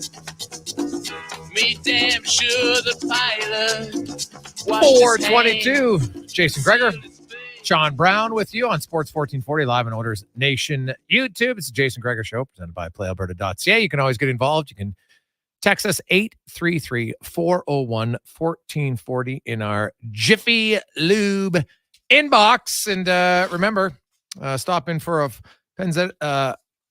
Pennzoil Platinum full synthetic oil change right now. Be wise and winterize. No appointment necessary. Warranty approved at jiffylubeservice.ca. Also, shout out to whoever runs the Jiffy Lube on St. Albert Trail on the hill, because whoever runs their sign, they've got a very good sense of humor. Very good sense of humor. There's always different jokes up there. It puts a smile on my face. So shout out to who's ever doing that. Now, The Oilers, of course, are off today. They're off tomorrow. They're back in action on Thursday. Connor McDavid didn't skate today, but it was a previously scheduled dental appointment that he had. Vander Kane was on the ice briefly, then left. It's a maintenance day. Matthias Janmark was not on the ice. I don't think he's going to be ready to play on Thursday. Adam Ernie was placed on waivers. Sam Gagner has been signed to a contract by the Edmonton Oilers. It's a 1-year, 2-way deal. League minimum $775K, and he'll basically replace Adam Ernie on the roster and look for number 89 to be back in the lineup for the Edmonton Oilers. And, I'm not sure if he's the long-term solution for their fourth line. We'll see. But you know what? He's a fan favorite. He's got some offensive instincts. There's no question. And they're looking for a little bit better finish in their bottom six. But let's make no mistake. It's not like all of them are excused and it's only Adam Ernie who's playing poorly or not contributing. When there's donuts all around, it's not ideal. The Oilers defensemen have 5 goals between them, 5-on-5 through the first 8 games, which is actually really good. You would take that, but the bottom 5/6 forwards have no goals. Let's get to Struds on now, brought to you by Action Electrical, 50 years in business. And of course, they've got residential solar right now. They've been expanding and growing. And did you know that for you can get up to $5,600 in grant money, free money, courtesy of the federal government if you're looking to get residential solar. Find out more at actionelectrical.net. The Jason Gregor Show presents Struds On. It's the memories. That's what you remember. Memories. As a bouquet of enjoyment coming in my mouth there. But it's like I always say, HK, who cares? It's time for Struds On. Jason Strudwick, former NHLer, co-host of Got Your Back podcast. Also, now he's a beer vendor. He was selling beers this weekend at the Heritage Classic in the pregame at Clark Park. Struddy, how you doing? I'm good. Yeah, that's what I was doing. I was out there volunteering for my son's hockey team, selling beers. The math is tricky. When guys are coming up to, we'll have two Coors Light, it's at $8.50 and a Vizzy at $8.75. Doing the math is quick. Then I got to get the machine because no one deals in cash anymore. It was quite the process, but that's what you do for your kids, right? Man of the people. Struddy, it's did you realize that was $25.75, right? Well, yeah, but when it's going, then you got to figure out. Someone gives you 100. Obviously, they walk in. The first guy gives you 100. You got to figure that out down to the nickel. 74.25, Struddy. I know, but there's pressure. It's on. It never ended. I was doing it for 2-3 hours, handing it out. Someone throwing a hot chocolate, throwing a bag of chips. Like it was stressful. You know what? Maybe you should have taken pre-accounting instead of pre-med. Well, if someone had a cut, I could have dealt with it on site. There's no doubt about it. Oh, yeah, right. Easy Niles grade. Imagine if someone would have come up to you with a cut on their hand. You might have passed out. Is this a separated shoulder? It might be. Go check your doctor. Go see your doctor. Hey, I want to ask you and Brownie both. Obviously, the Oilers' best game of the season was against Calgary, especially defensively. They didn't give up very much. But you notice, Struddy, they went back to their defensive system. They didn't do the box plus one. And I know you've talked about it. Lots of guys said that system isn't that hard to get, but for whatever reason, they weren't comfortable with it. What do you make? Is it good coaching, or is it like, well, if you wanted to change it, why wouldn't you stick with it? Because it's not that difficult to do. Mm-hmm. Yeah, you know what? I heard your question today. You asked Jay about it. And I really like Jay's answer because he didn't really talk about the system itself. He talked about that old-fashioned. He said old-fashioned, hockey.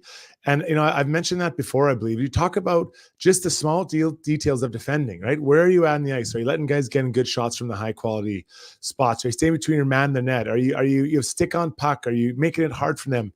So boxing guys out in front, like all those things, that isn't system related. That is just getting that part of it done. The system kind of gets you in the right area, but then you still have to carry it out in that area. So I really like Jay's answer. I thought it was really fair. Now, if they're more comfortable with the old system, I guess it works. But I mean, other players in the NHL have carried this out before. It's not like it's complete rocket science. But maybe for this group it doesn't work. I'm not totally familiar with groups changing systems. 10 games in the year, Brownie. But I guess it's happened before. Yeah, I mean, defense is hard work. It's a real commitment. And what I noticed when I was watching was just their ability to actually check and close, right? And you know what it's like when guys are checking and close and taking away time and space. It makes your job making that read and who you need to get to, right? So, I thought they did a really good job of that. And like I said, a lot of it is about the details, the communication, the closing, the stick on the ice.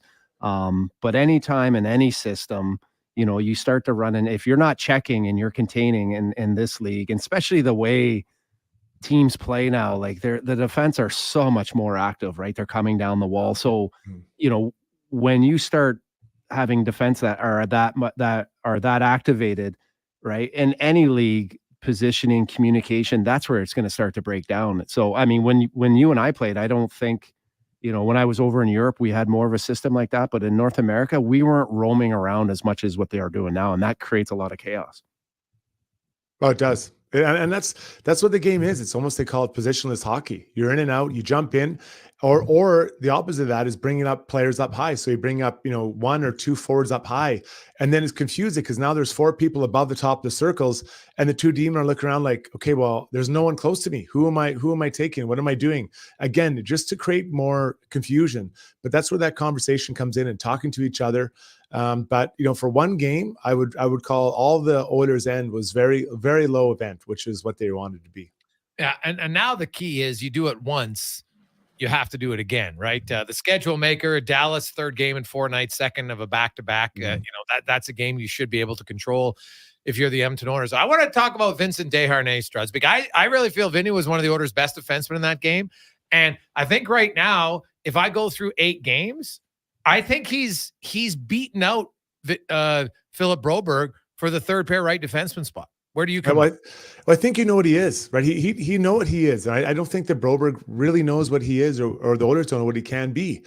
So Vinny's very clear, and I think I know you've talked to Vinny before, and he's really improved and worked on his puck skills, right? I wouldn't say he's Dr. Dangles, but he is making quicker plays, and he seems to be more comfortable making those plays quicker. So I think that he's shown that the penalty kill, the physical play. He got the goal the other night. It looked like a bit of a cricket shot, but who cares? Your first one, you don't care how it goes in, just that it goes in. So I think for him, he's really clear on what he is. I think for Broberg, it's a little bit harder to kind of solidify for him what he wants to be or what he's going to be, just even in the short term this year. Jason Strudwick joins us on Sports 1440. Struddy, Evander Kane, the last 3 games, I think no question in my eyes, has been the Oilers' best forward, right? He's been engaged physically. He's obviously scoring some goals, but there's hitting and then there's running through guys. Like, talk about the difference. Like, I'm sure, you're a big guy. You took a lot of hits sometimes. Guy rubs you out and it's like, oh, okay, gets credit for a hit. And you're like, whatever, I just bounce off the boards and away I go. But then you look at some of those hits that Kane's delivered the last few games, like those ones sting, and that makes the defenseman think twice a little bit. Well, you're right. So there's hitting, there's rubbing guys out and just kind of getting in their way. And that's kind of the classic separating the puck from the man. Then there's where you're coming in to really put the guy through the wall. And I can tell you personally that, when a guy's coming through to take it through the wall and he does it once or twice, all of a sudden now you kind of get happy feet, right? You kind of look like a quarterback in the pocket because you're getting hit all over the place. So you maybe get a little bit quicker and you maybe cough up a puck, and it might not be right away in the first period, but second or third period, you might go in and make it happen. So what Kane has done, the Oilers were in need of someone to kind of get them going and get them engaged. And Kane, I think he consciously made the decision he was going to be that guy, right? And when he's, playing like that and chirping and getting into people's heads, I think the goals come easier for him. When he's not engaged, I don't think his game doesn't flow as easily. The challenge for Evander is to balance that. He's not 22 years old. He's an older guy, not old, but he's older. And the wear and tear of 82 games of running around like that, it can take its toll on you. So he's got to find a way to kind of to balance that. But to be fair, there's other players that can get involved, right? You're looking around that bottom 6 and some of the other players, maybe a guy like McLeod or a guy like Holloway, Adam Erding now has moved on, Fogle. Those guys can take up some of that slack if for Connor's or Kane's got to kind of back it off a bit. But he has been the guy. He's been the guy who's kind of got this group going, and that's why he's here. That's his job. Struddy, what did you think? I mean, that was a desperate game for two desperate teams. What did you think of Kane in the pile there? Obviously, he was mic'd up, and we know what he said. Where does that go for Calgary now? Like it was on Sportsnet. Everyone's talking about it. Everyone's aware of it. What are your thoughts on that? Because we've been in a lot of scrums, guys, said a lot of things, but no one's ever heard it. Yeah, well, I had a guy my first year in the minors, Craig Martin, huge guy. I don't know if you played against him, Brown, big, tough guy, older guy, and he challenged our whole bench. He asked our whole bench, and every single guy leaned over and was fixing their skates or drinking their water bottle or pretending they had a hangnail because they didn't want to fight this guy.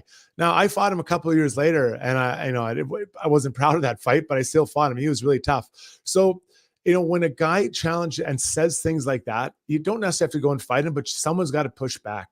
And the Flames right now, they're just, I don't know where that pushback's coming from. Zadorov is talking off the ice, which I think he's right in a lot of things he's saying. But, through that lineup, like who are the guys who are going to push back and battle? It's pretty thin. And they look, I use the word listless. They don't look like they're really going, or, Huberdeau is kind of out there, and it looks like he wants to play kind of an easy game. He wants to join the alumni and play kind of an easy game around the perimeter. Well, that's great for alumni hockey. It's not great for what they're trying to do is win hockey games. So yeah, I just think I think at that moment, someone could have stepped up, but I went through the roster. I'm not sure who the guy is to do it. Well, it's funny you bring up Zadorov, right? I mean, if you're going to speak and talk in the media now, someone's got to have. He tried to get Kane to fight in the first period, right? And Kane the Oilers had all the momentum, and I saw Kane was like, not happening right now, right? He's smart. You guys know, like there's certain times when the other team's going to give you that. Now you could say maybe he should just force him to fight, right? Well, how do you force him to fight? You run around and Fair make point. him react to you, right? Yeah. So yeah, I mean, Struddy, you're aware of this. Like when someone just asks you to fight, and if they give you that choice, sometimes you'll take the choice and be like, no, but now you got to run around and you got to do something now to make that guy react to you. So if you really want to fight him, I wouldn't go talk to him. Run around, create a little bit of energy, create a little bit of buzz. Because you know what? Now all of a sudden, Kane reacts, or whoever reacts to him. Maybe they take a penalty, you get on a power play, you get some momentum, they get a goal. Now you don't even have to fight. Yeah. And it's hard because you're right. Reacting is always hard because you're chasing whatever it is. When you engage, when you start a game and you're the one who's proactive and, putting guys in the boards, or even if you're not a hitter, driving the net hard, or, winning faceoffs or blocking shots, like it's hard to catch up to a game sometimes. And, I thought that whole game, the Flames are trying to catch up to it. Now, I don't know what's going to happen to that team. Something's not right in there, and it's obviously can't be coaching anymore. They've made that change and a new GM. So you got to look at those 20 odd players that are in there, and it's not functioning right now. And for Huberdeau to have, what does he have? 1 assist he's got 2 and 2. I guess Kadri has a bit more now, but man, that is lack of production at the highest levels. Dude, they are, what are they, 30th or 31st in offense? Like they had 2 high danger chances in the entire game against Edmonton Oilers 5-on-5. And the Oilers came into the game leaking chances offensively, right? And you couldn't generate offense against them. And so now they got the Dallas Stars tomorrow night. It's definitely going to be tough sledding in Calgary. And you know what? I'll say this though, guys, when you look at the Calgary Flames blue line, if the Flames, like if they ever had a year to pick the year to have a bad year, and they're looking at retooling their team, they've got a lot of defensemen that I think teams will be interested in, right? There are lots of pending UFAs. You look, Noah Hannafin. I think Zadorov, guys. Zadorov is that big defenseman that everybody wants now, right? He's a decent player. He's mobile. He can move. You throw in Chris Tanev. Like between Hannafin, Tanev, and Zadorov, the Flames could probably get pretty decent haul for those 3 in 3 different trades leading up to the deadline if this season continues to go into the ditch. Yeah, 100% they could. And I think that's, at some point you got to look at it and say, what are we going to do? Like they got Lindholm up there as well, and he's another guy. Or like, okay, well, what are we going to do with this guy? So there could be a lot of potential return, but there's no doubt then you're heading into a rebuild, right? I can't see you replacing those 3D with current players. You maybe can get a prospect that's closer. But you're going into a rebuild, and you got Kadri and Huberdeau getting older, Markstrom getting older, Backlund getting older. Like, man, that team, or even another guy, Dubé, he doesn't seem to have much juice in his game either, right? And that's a guy I think that has to play with some tempo and go. So, yeah, they've for a first-time GM, they've got some big decisions coming up here within the next few months. So, do you think with a a basically unexperienced coach, you know, you've played long enough, and I'm sure you've had enough uncomfortable conversations in your career with coaches and GMs when things aren't going well.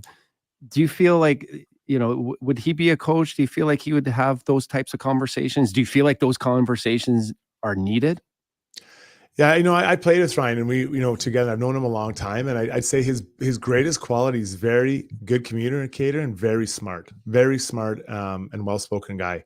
So I think that, you know, there's an edge to him for sure, but I don't see him going in there and just berating people. I think he's going to have conversations with them, you know, show them video. What do you see here? What are you doing? Because, you know, Huberdeau, this isn't a 1-year deal. This guy's signed for years, and they need him going. He needs to get going and produce. You know, when you're looking around that room, you need someone to score. It's you. You're the guy. You are a north of 100-point guy. Now, you know, he maybe it speaks to how good Barkov is when he's down in Florida, but, you know, still he's better than he's shown. But I think for Ryan Huska, you know, it's hard to just start, you know, hammering on him right way, you know, game within game 10, because there's a lot of, hopefully, track record left in your time coaching with this group. Struddy, I got to get your thoughts on, like, we saw some pretty pathetic performances this last weekend in sports, but man, your Giants offense, that's going to be right up there, Struddy. Yeah, it's tough. Well, we traded away Leonard Williams yesterday or today for a second and a fifth, so they're starting that process. I thought they might trade away Saquon Barkley, but that didn't happen. So here we go. We're starting over again. It sounds like Danny Dimes will be back, but it's just not. Struddy, I just want you to know, in a game that had overtime, they had a total of 7 passing yards in an NFL game. 7. Yeah, it's tough. I trust me, I saw it. I wasn't proud of it. And honestly, I was told Connor this. I said, I'm not even, it's like, we are not playing for anything now. Like, I don't, maybe you can try to see some of the young kids get better, but it's not working. I don't know what the problem is. It's something. I think the offensive line's still the problem. They've had injuries there, but I don't know. It's ugly, buddy. It's ugly. But at least I'm not a 49ers fan. That team's lost 3 in a row. The aspirations will win the championship. That quarterback, that's not working. Brock Purdy, the league is figuring you out, old man. Well, they did get Chase Young today for a 3rd rounder, which is kind of surprising to me. So we'll see. Their defense, which was highly touted, definitely a struggle. And you're right. The Rose is off Brock Purdy. He hadn't lost a game, and now he's lost 3 in a row, and he's throwing picks. Like he's, you know, I'll be tonight throwing chocolate bars to kids for Halloween, but you know, the kids love it. I don't think the opposition loves it. So we'll see. Struddy, do you dress up at your house when the kids come over? Now I'm going to walk with my youngest son, and just so everyone knows, I will not be handing out full chocolate bars at all. And actually, I bought bad ones. I have no Smarties, no Coffee Crisp, and no Kit Kat. Like, what a waste. I may as well be handing out bobbing for apples. You want to bob for an apple in this? What thing? is Awful. What's your problem? It's embarrassing, but it's just, I went to buy the stuff. That's all they had left was just the, like, O. Henry bars. No one wants that. I think I got some taffy or toffee, whatever you want to call it. Like, it is brutal, absolutely brutal. Okay. The quality I'm handing out. So this sounds like a you problem. It is. That it's going to become the kids' problem. I wouldn't even come into our cul-de-sac. Is there not? Yeah. Like, go somewhere else, tightwad. I didn't want to go there. I have Mars bars. Jeez. No one likes Mars bars. Well, Mars bars aren't bad. Nah, right? They're like, are you handing out any forfeit bars? No to the forfeit bars. I've got a lot of other kind of bars, and they'd be the same quality. Like, I dropped the ball. I can't believe how frustrated I am with my chocolate. No Coffee Crisp. How do you not have Coffee Crisp? No Aero Bar. No Kit Kat. Like, what a disgrace. Struddy, I'm very excited. As you know, I love Halloween. I like handing out. Right now, well, I have 13 bars currently. Of course, I'll add the King, Big Turk, a few of them later. But we have Crunchies, Caramel, Kit Kat. Yeah, those are nice. Yeah. O. Henry, Arrows, Wonder Bar, Crispy Crunch, your favorite Coffee Crisp, Smarties, Reese's Pieces, and Mr. Biggs. Oh, also the Hershey's Cookies and Cream, with the kids love. I don't really like them. I find them too sweet, but the kids love them. So where'd you buy those? You go to the gas station? No, I went to Costco. Oh, okay. Yeah. Buy them in the big pack, buddy. Big pack. Brownie's pretty quiet. I bet you Brownie's or he's handing out toothbrushes or pears or something. No, like that. I went to Costco too, and I bought the chocolate bars, and then I bring them home, and I thought I did a solid for my wife. I'm like, hey, you don't have to go pick up the Halloween candy. I got some stuff here. She looks at it. She's like, no, we don't give that out. I'm like, what do you mean? She's like, everyone else gives that out. Let's go to Metro. So we went to Metro. What is Metro? It's kind of like a wholesale place. And so what did you get? There's this different variety there. So what do you have then? Yeah. We got like packs of gumballs, chips. Yeah. I'm actually watching my doorbell camera go off here as my wife's walking back and forth, setting it all up right now. Well, it's not like you're reinventing the wheel. Chips. You're not the first person to hand out chips. Like, what is she talking about? She just wants to be different in some way. Oh my God. Gum, candy. We got some bottle caps. It's not reinventing the wheel. Brown household, Struddy. Well, hey, you're not even going to be there, Struddy. You're walking around. You probably put a bowl out and be like, hey, help yourself to one. Struddy, you're that guy. You better have I'm very sorry beside your bowl. That's what your sign should say. Yeah. You guys, I got my gift. I got my 3 blow-ups up, my blow-up dolls. They look great. I'm considering unplugging them and turning the lights off because my candy's so bad. I've had those blow-up dolls up for a month, and I have this bad candy. I'm sorry that people come to my door. I'm sorry. Yeah, that is a fail for sure. Well, hopefully no one eggs your house tonight because you probably, if your house gets egged, I kind of feel like you brought it on yourself. I wouldn't be upset. I'm like, I earned it. I earned that one. But I'll tell them to go to the Browns house. They're giving out chips. Egg it. Yeah. No one's there. Hey, guess what, Freddie? And you know what kind of chips they are? Yeah. Plain. Yeah, for sure. No, we got a selection. There's like 3 selections. Plain, not a bad presentation. I'm going to tweet it out later. I'll get plain or ripple chips. That's what he's got. Stop by. I'm out on an egg off the way. Sorry, have a good one. We'll talk. See you, boys. See you, boys. Jason Strudwick. That was Struds On, brought to you by Action Electrical. We'll return. We have 5 questions and more on the Gregor Show with Sean Brown, Connor Halley on Sports 1440 Live and Oilers Nation YouTube, presented by PlayAlberta.ca. Some things just work together. Sticks and pucks, cleats and AstroTurf. Your love for the game and Papa John's passion for better ingredients. Better pizza. Nothing pairs with the game like Papa John's. Crafted with signature sauce, toppings, and original fresh dough. They're the champion of pizza. And now you're the champion of winning deals. Just order at papajohns.ca. Use promo code SPORTS20 and score 20% off any regular menu price order. Better ingredients. Better pizza. Papa John's. That's Sports 20. Bringing every project to life requires the right team. By joining the Japa Machinery Group service or sales teams, you can be part of setting a new industry standard. Celebrating a legacy of excellence with Japa. Learn more at japamachinery.com.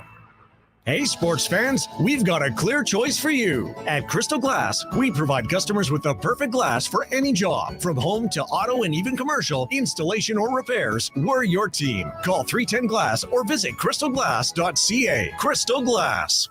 At The Brick, we're not just proud of this city and its rich sports history. We're proud partners of it. The Brick started right here in Edmonton over 50 years ago. And when we're not cheering on the Oilers and Oil Kings live at the game, or the Edmonton Elks under the bright stadium lights, we're in our stores, providing everything you need to cheer them on in your home. The Brick, supporting Edmonton sports teams and fans since 1971, saving you more.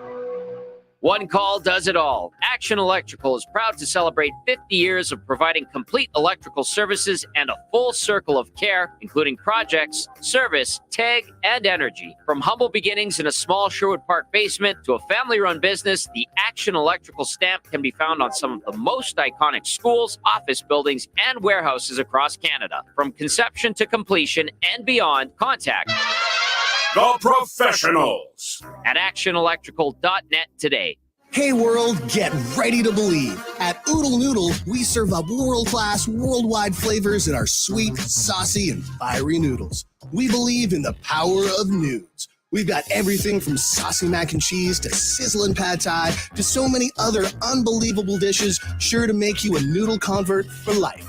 You've got to taste them to believe it. Don't be a skeptic. The proof is in the noodles. Check us out at oodlenoodle.ca. Oodle Noodle, We believe in noodles. I'm Rick Showers from No Bull RV. The best part of the RV lifestyle is that it's always on your terms. You decide where you go, when you go, how long you stay, and what you do when you get there. Freedom to make things possible is what I love most about this business. Right in the middle of the whole COVID thing, my wife Deanna and I had our 20th anniversary. Well, a big party was out of the question, right, Bob? Not possible, Rick. But one thing made all the difference. Our camping trailer out near Seba Beach. It's a very mature campsite, heavily wooded, lots of privacy, full hookups. So what did we do? Had our own party. Hired a caterer, decorations, dinner, candlelight, campfire. 20 years. That's a long time to put up with me. And our trailer? Well, I have to confess, it's a really nice one.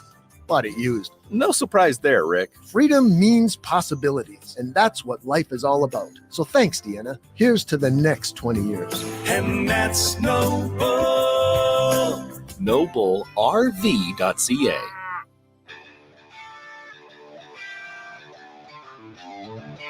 Portions of this hour brought to you by Roger Weert and his team at Weert, Pearson, Akel & Associates Private Wealth Management, helping business owners and professionals build, protect, and enjoy their wealth. Earn more now and call Roger and his team at 988-4119. Look good, feel good, play good. It's the Jason Gregor Show. Thanks for listening to Sports 1440. Presented by PlayAlberta.ca, Alberta's only regulated online gambling website.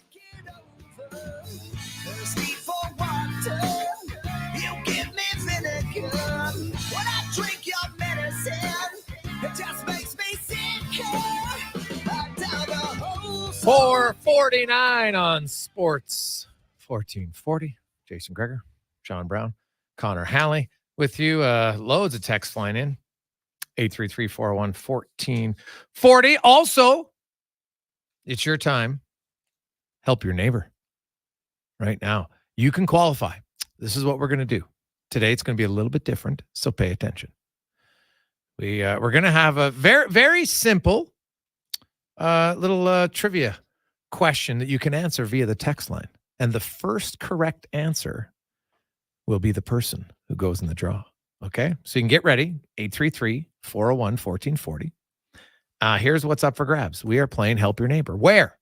If your name is drawn on, first of all, you got to qualify, right? So if you qualify, you automatically get one of the Sports 1440 hats. So boom, that's what you get automatically for qualifying today. Second, then you get into the draw. It's pretty good odds. We will do the draw on Monday, November 20th, right here on the Jason Gregor Show. The name we draw out, you are going to win a Google Nest or Ecobee Smart Thermostat, courtesy of Legacy Heating and Cooling. You're also going to get a pair of Oilers seats in the lower bowl where they attack twice against the Wild on Friday, December 8th. Good Friday night fun. And you will have the opportunity to gift a high-efficiency furnace. Permanent inspections are covered. They'll remove, dispose of the old furnace for somebody in your circle. It can be a neighbor. It can be a coworker. It can be a friend. It can be a relative. It just can't be someone that lives in the same house as you. You can't gift it to your spouse or your partner, common law, whatever. You can't do that. You have to give it to somebody who doesn't live with you. Okay? They have to own their home and reside within 100 kilometers of Edmonton. It's that easy. So that's what you're going to win, all courtesy of Legacy Heating and Cooling. So Sam Gagner has signed a contract with the Edmonton Oilers. He will be in the lineup on Thursday. Janmark is not ready. When he steps on the ice to start the game, it will be his 543rd game as a member of the Edmonton Oilers.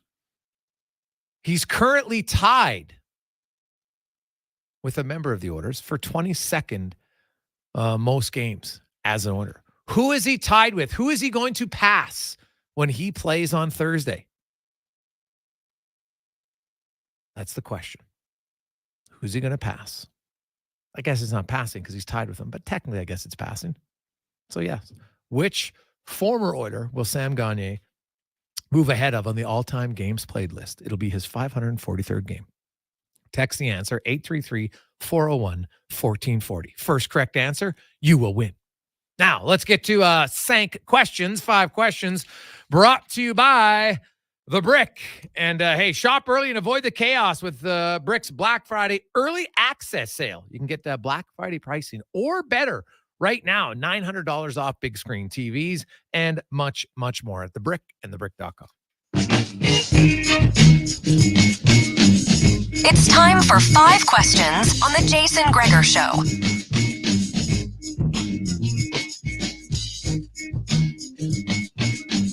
All right, guys, question number 1. With the Oilers having a little extra time off before their next game, what area do you think practice will be focusing on in these next couple days?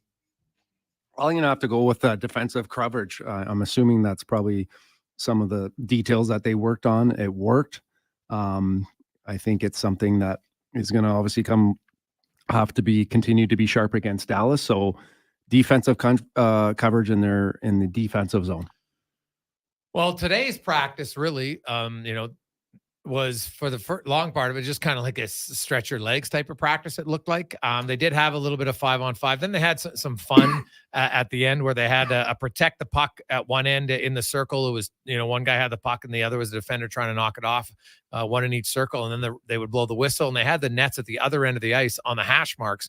And so the guys on the right side of the ice would skate. There'd be a loose puck at the blue line. They would cross over and shoot on the left goalie. And it was 2-on-2. And then they played until one team scored 3 goals, and then the other guys had to skate.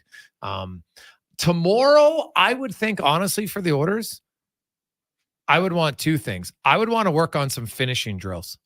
I think it gets overlooked. The Edmonton Oilers offense right now, the bottom 6 isn't scoring. Their power play is 10th. And for a power play that's been as good as it's been now for 4 years, it's 5% under just their average of the last 4 years. Not good enough for their power play. Power play's got to be better. I think their overall scoring needs to be better. So I would actually work on a few finishing drills up front, which can coincide with the defensive stuff, but I would work on a few skill finishing drills tomorrow. Question number 2, since we had Raphael Lavoie on the show earlier today, I won't ask the exact day, but approximately when do you think he'll make his Oilers debut? I think when there's an injury, or if Dylan Holloway at the end of November doesn't have any goals, or only has 1 goal and something like that. That's how I see it. I think they'll need an injury in the top 9. I don't think they want to recall Raphael Lavoie and have him play 7 minutes. I don't think that's the ideal situation for him to come up. I think I agree with you. I think that, he hasn't, he's playing well. Him down there playing a big role, getting big minutes is the best spot for him right now. Get a little bit of seasoning. And then, like I said, with an injury or maybe someone struggling, then you bring them in. So I would probably say another month or 2. Earlier today was the NFL's trade deadline. Do you think, hypothetically, if they were to move the trade deadline back a month, when some teams know they're out of it, some teams know they're poised for a run, we might be able to get some more trades? And do you think they'd ever consider doing that? Well, that would be 12 games, right? Because basically teams have played 8 games now. That might be too much. That's 4 more games. I could see if you said 2 weeks, you get to the 10-game mark, that leaves 7 games. I could see it. But at the same time, if you wanted to move it to 12 games, like look at the order, the NHL, they kind of make trades around the 60-game mark, right? Give or take 3 quarters. So 12 out of 17, be close. So you could do it. Would it make more trades? That's a great question, Cons. You might have more injuries at that time, so you might have teams more willing to it. But I don't know. The NFL's never really been a huge trading league in season, so it would have to be a pretty big change. All it would take is 1 or 2 teams to do it once or twice and have success with it, and then other teams would follow suit. But for whatever reason, you don't see a lot of trades in the NFL. I think 8 weeks or half the season is almost plenty enough time to know who the contenders and who's in it and who's not. This allows for the contenders to add maybe that one piece that can maybe help them get over the top. Question number 4 on this Halloween. What is the scariest moment for you as your sports fandom or sports career has played out? So I'll just say, for me, Marlon McCree of the Chargers not sliding after intercepting Tom Brady in the playoffs. Nightmares about that one. Can't stand the guy to this day. What's that for you? I don't know. I think I'll go with what I talked about today, losing the end of my finger. That wasn't a good feeling, wasn't a good sight. Watching or looking at my finger in a little bag, Ziploc bag of ice wasn't wasn't overly great. So I'll go with that story. Scariest moment as a sports fan. Well, Brownie's story is kind of gross. Well, to me, do we want to go too serious? Because obviously, if you go really serious, it'd be Clint Malarchuk. Watching that was oof, yikes. But I would say, probably as a young sports fan, the Steve Smith own goal. Good one. Final question for you guys. Since it is Halloween, what, in your opinion, is the scariest movie or TV show of all time? I'll go with The Exorcist. I remember watching that on a tournament. I think I was like 9 or 10.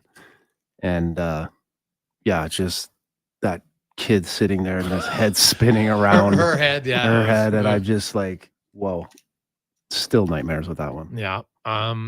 That's a good one. So I won't go with it, but I would go. Do you guys ever watch The Conjuring? Yes. That one and The Ring. Either one. Like The Ring wasn't so much scary as just kind of like, God, it was freaky to watch. I loved it though. But The Conjuring might be my vote. Cons, what about you? For some reason, Candyman really rattled me. And Midsummer was another one that I watched and did not enjoy. Whoa, wait a sec. Midsummer. There's a movie that Connor Halley's seen that I haven't seen. What is going on? You don't want to see Have you this seen one. Midsummer, Brownie? No, I haven't. Yeah, what is Midsummer? I gotta Google this. It's called Midsummer? Midsommar. Sommar. It's these like Americans go to, I don't even know where it is. Sweden? Yeah, Sweden. And they like hang out with this cult, and the cult does some very weird things, and it's just kind of a weird movie that I couldn't stop watching, but I'll never watch it again.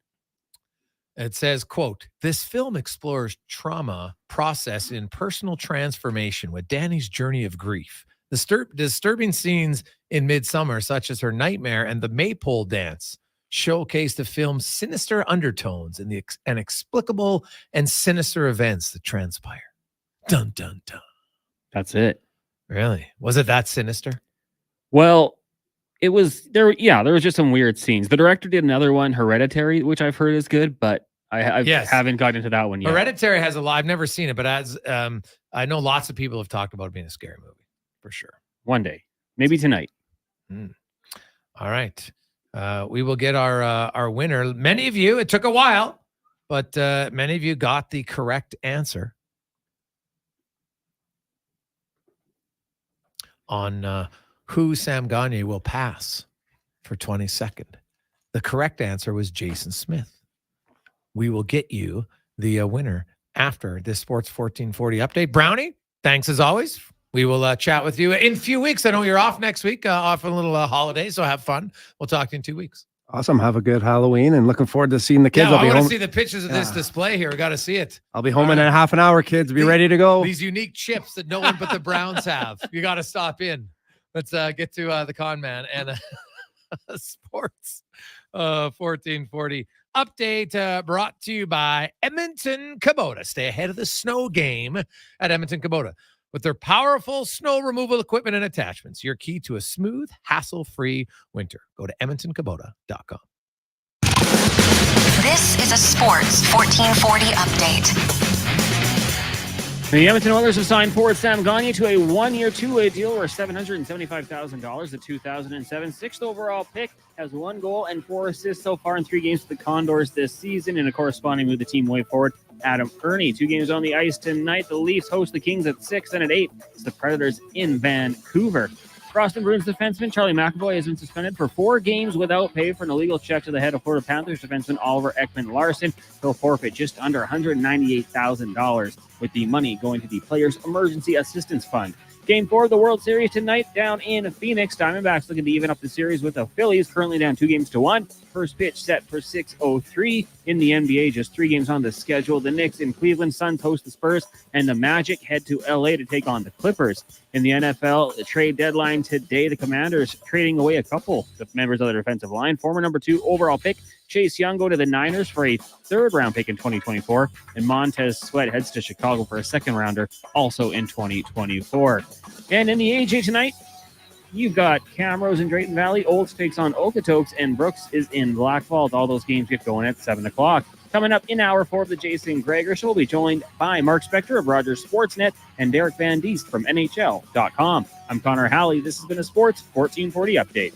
Sports 1440 in West Edmonton Mall and Wetaskiwin. CKJR is a Stingray radio station. Download the free Radio Player app and listen wherever you go.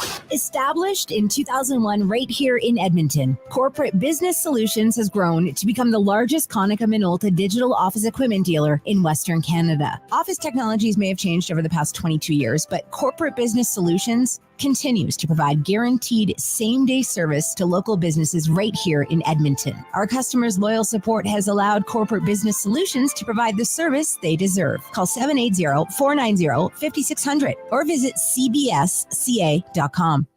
Any team looking to trade up is wise to wait for the right conditions. Right now at Volvo Cars Edmonton, they've got some exceptional offers to help move the remaining 2023 inventory. So whether your team wants to head to the game in the sporty XC60 or the spacious XC90, you'll get up to $5,000 off or finance rates from 2.49%. Volvo Cars Edmonton is Canada's only 12-time Volvo Excellence Award winner. Visit 1205 101st Street Southwest or chat online at volvocarsedmonton.com.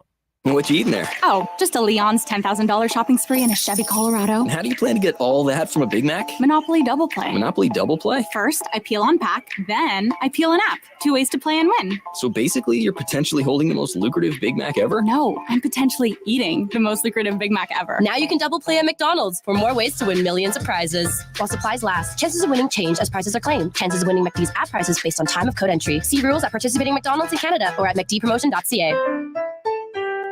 At The Brick, we're not just proud of this city and its rich sports history. We're proud partners of it.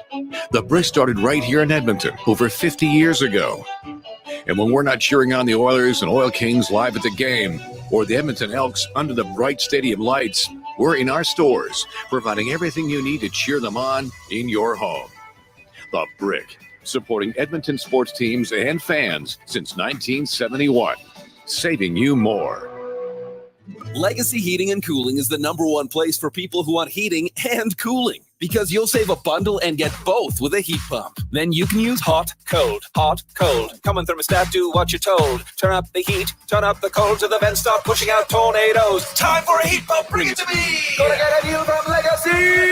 Your heat pump from Legacy will heat and cool while saving you a bundle in energy costs. Plus, you'll get a rebate up to $5,000 and no payments, no interest for 1 year. Legacy Heating and Cooling. Corporate Business Solutions is celebrating 22 years of local service, local support, local always. Established in 2001, Corporate Business Solutions has grown to become the largest Konica Minolta digital office equipment dealer in Western Canada. When you call CBS, you'll always speak with a live person, just like you and your business deserve. Thank you to our loyal customers for their 22 years of continued support. Our success is owed to you. For local service, local support, local always. Call 780-490-5600 or visit cbsca.com.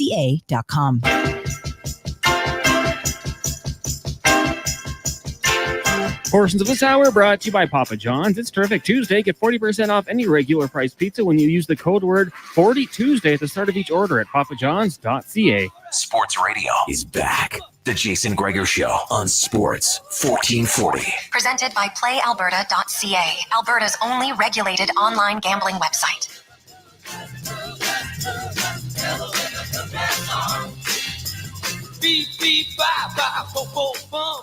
Happy Halloween, the Tuesday edition of the Jason Gregor Show. Remember, drive safe in the neighborhoods. The kids are super excited. Remember when you were young and you just couldn't wait to get out there. And so maybe you don't look both ways when you're crossing the street. So just drive a little bit slower. Last thing we want is any sort of accident on what is a very fun night for the kids. And honestly, selfishly, hey, for an adult, I love it. I love seeing all the kids dressed up and, people come by. It's so fun. It brings back memories of a kid. I loved Halloween, man. I absolutely love it. I still do. So hopefully you have a lot of fun.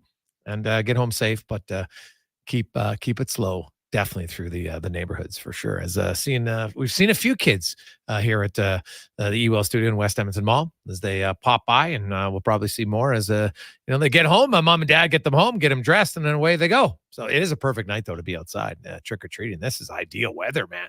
You can sprint. You're not going to get too hot. Ideal time.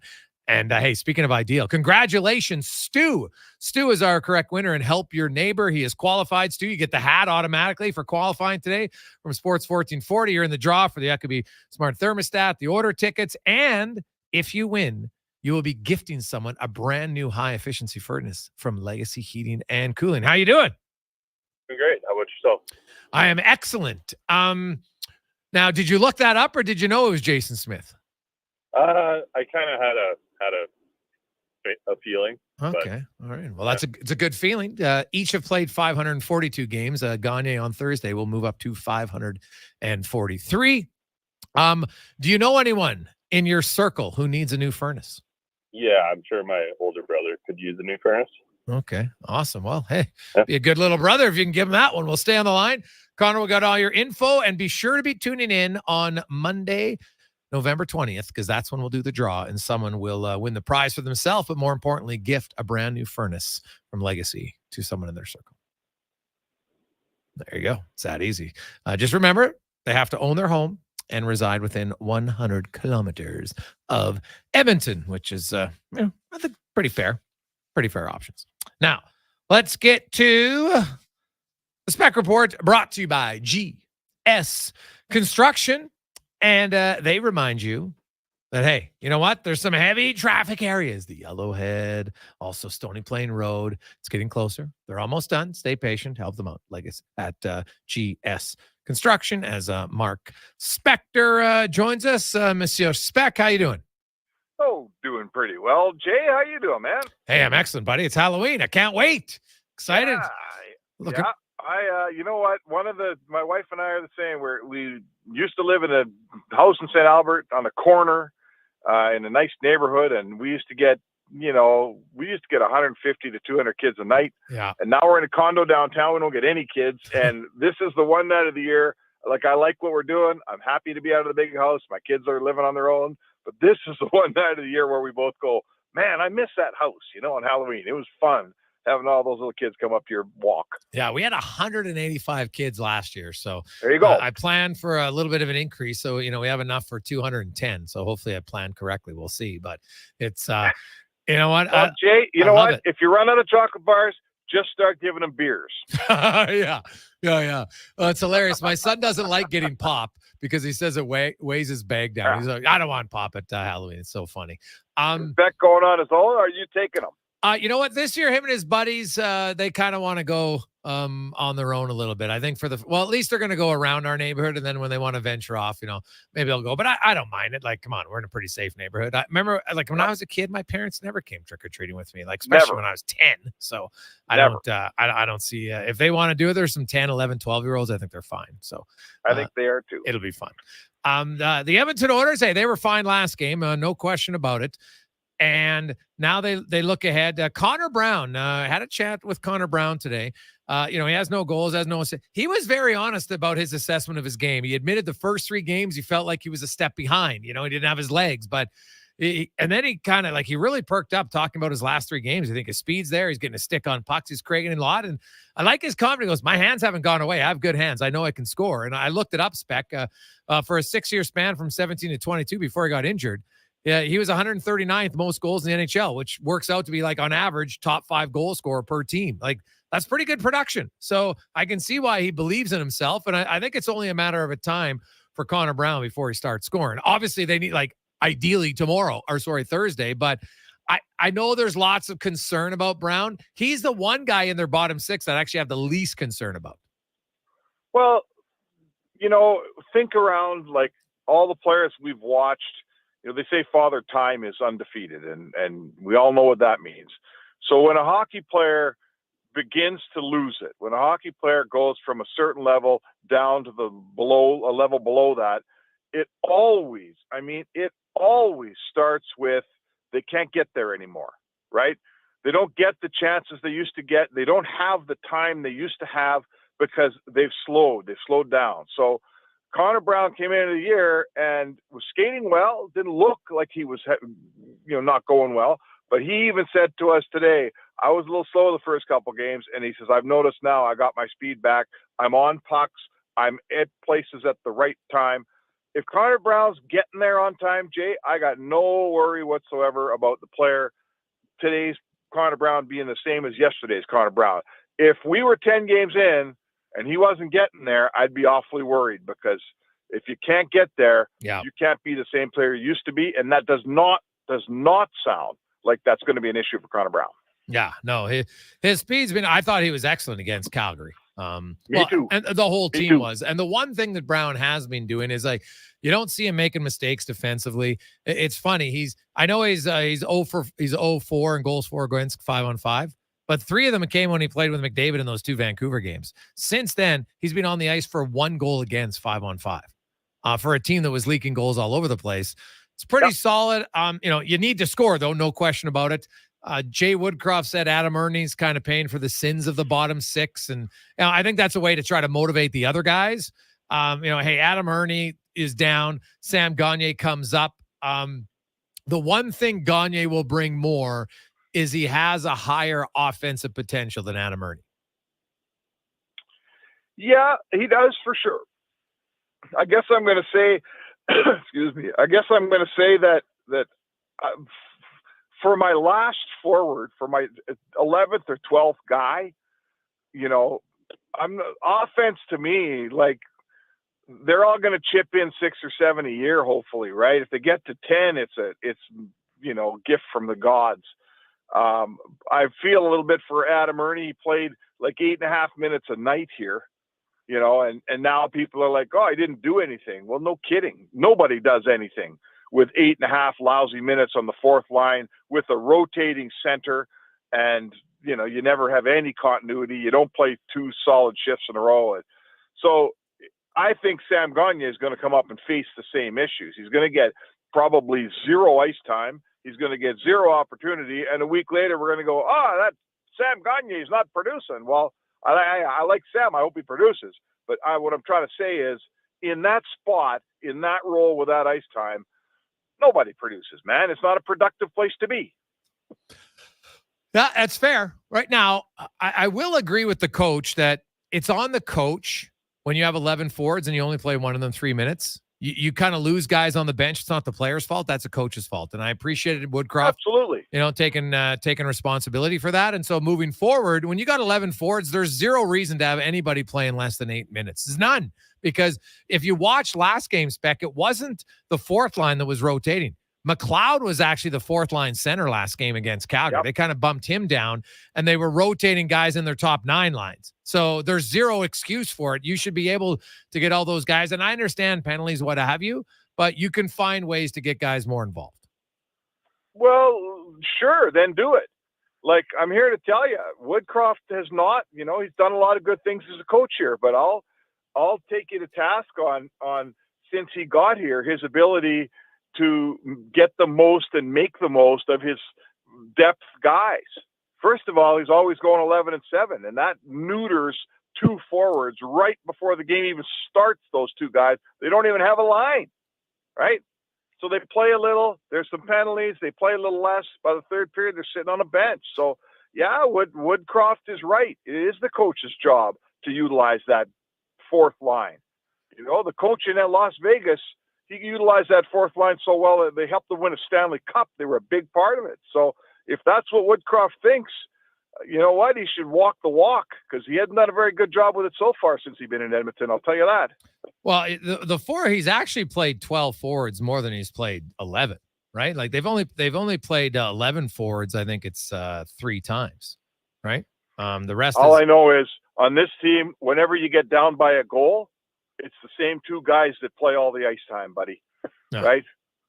No. That's the way it is. Yeah. So, hey, you're asking my opinion. I'm here to tell you, the 4th line's got the short shift here for the last 2 years, and I defy you to find a stat that tells me that's not true. Yeah. Well, to me, most 4th line guys, though, across the league are playing 10 minutes, right? Sure.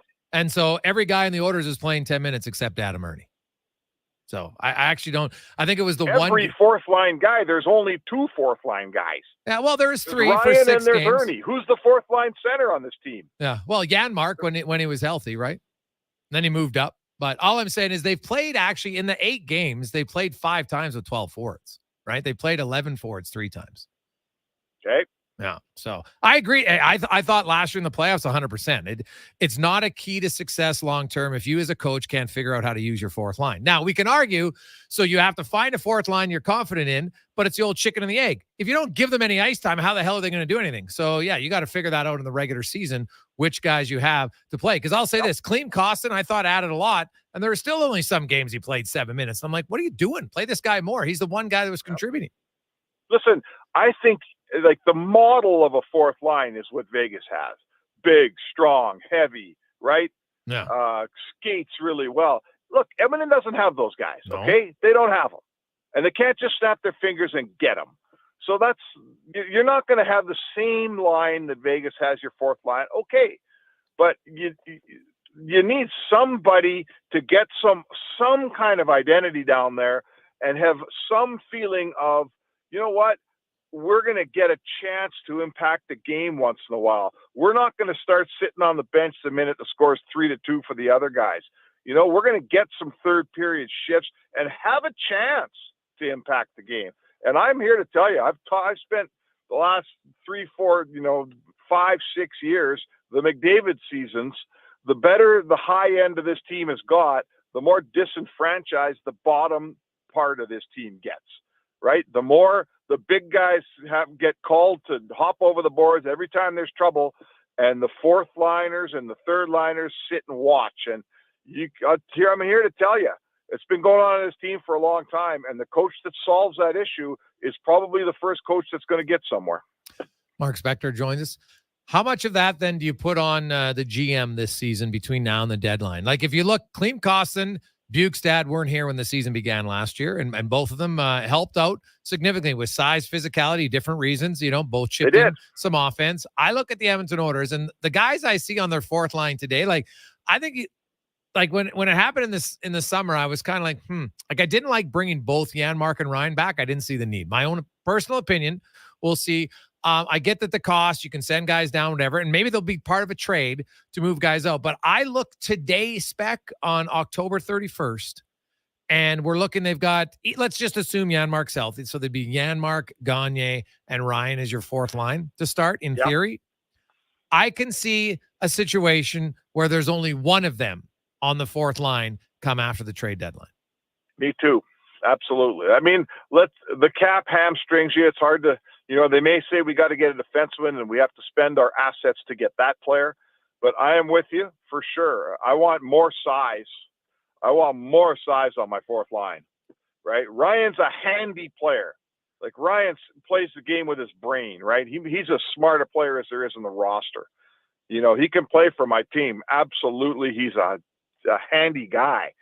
But he can't be on the line with two, Sam Gagner is no bigger than Ryan, and he doesn't skate any better. And Janmark is a winger playing out of position. I like Janmark too. I don't know if I can have all those. I can't have all those guys in the fourth line. I need more size. You need more size in your fourth line. You need more, when the playoffs come, right? The playoffs come, size is really, really important. Yeah. And that fourth line as it stands today, I'm here to tell you, it's too small as a group, and it's likely too slow as a group. Yeah, and there's the other thing. To me, it's size, but it's size with speed. You can't just have big guys who can't skate anymore. It's got to be size with speed. Like Clem Costin could move. Bukestad's a pretty good skater, so they're going to need to make some adjustments. They have lots of time, obviously, but to me, when I look at the Oilers, the makeup of their team today, what we see, I think, is going to be very different after the trade deadline. You mentioned the blue line. That could be another one too, but I won't be surprised to see some moves made. And you know what? When Clem Costin trade was made, there was a lot of people that thought it would be a nothing trade. It turned out to be an excellent trade. So it doesn't. It was a nothing trade. It was two GMs who had two Russian guys that were both threatening to go home, and they said, "Oh man, I let's just swap problems and see if somebody gets lucky." And Holland got lucky, and Armstrong didn't. So it was a nothing trade. And it turned out to make Holland look like a genius because Costin was darn good. Oh, yeah. Costin turned out a very good player. And so, you know what? That's where your pro scouts got to go out there and, you know, you find the guy. And, you know, some will say Raphael Lavoie. We had him on the show earlier today.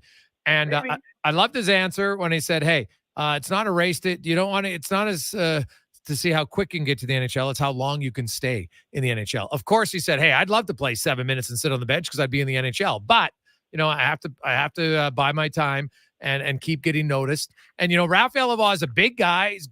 Can skate.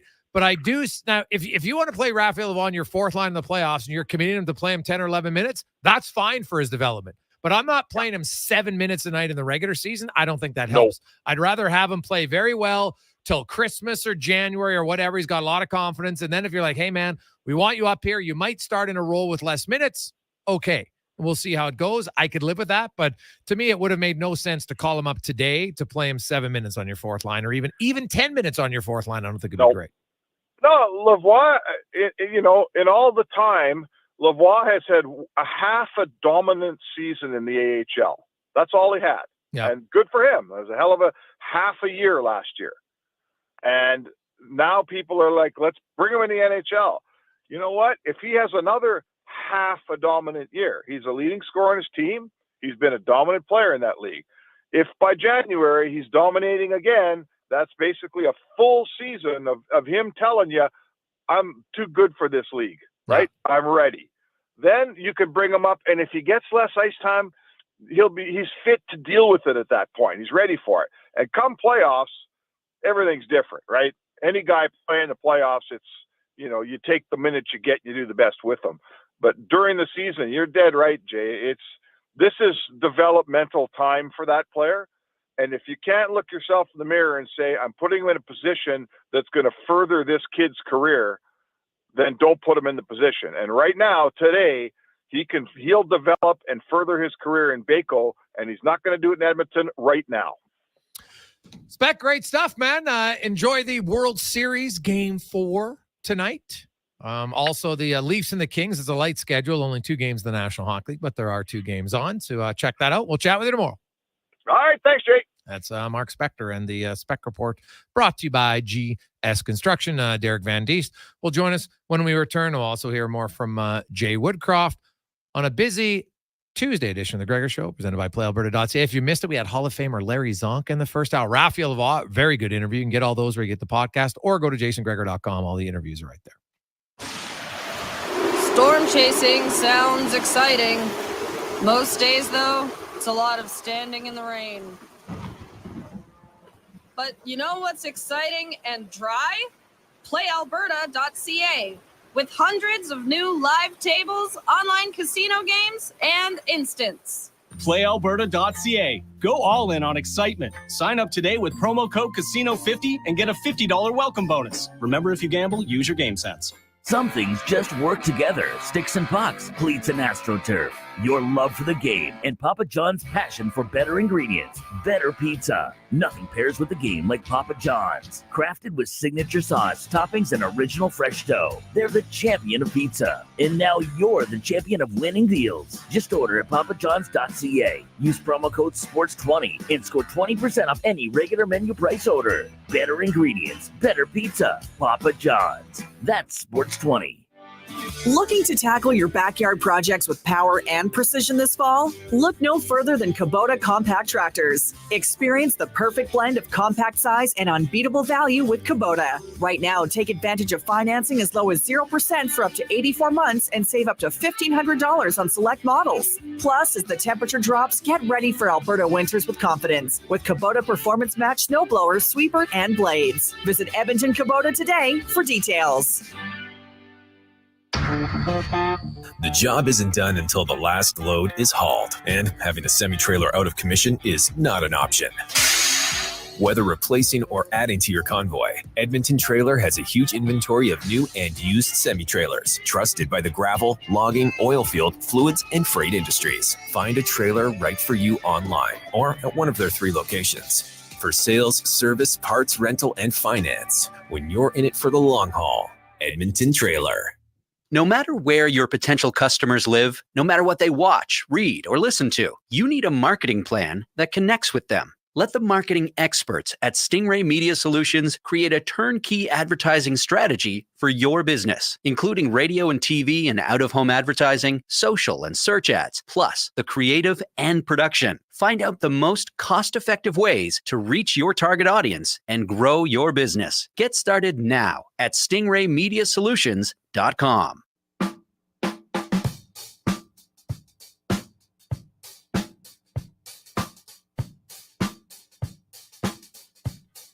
Portions of this hour brought to you by EWEL. EWEL gives you more than premium quality electrical products. Are you ready to elevate your projects? Contact EWEL to discuss how they can partner with you for success. EWEL.ca. He's Alberta's sports authority and lead touchdown winner of his family's backyard flag football games. The Jason Gregor Show on Sports 1440. Presented by PlayAlberta.ca, Alberta's only regulated online gambling website.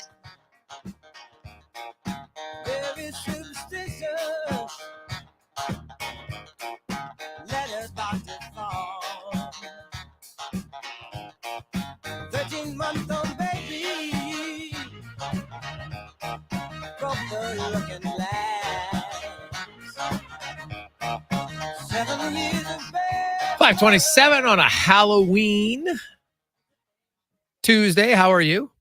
Hopefully you get a lot of treats and hey, maybe a few tricks. Well, if you're trick-or-treating at Struddy's house, we apologize in advance for his terrible selection of candy.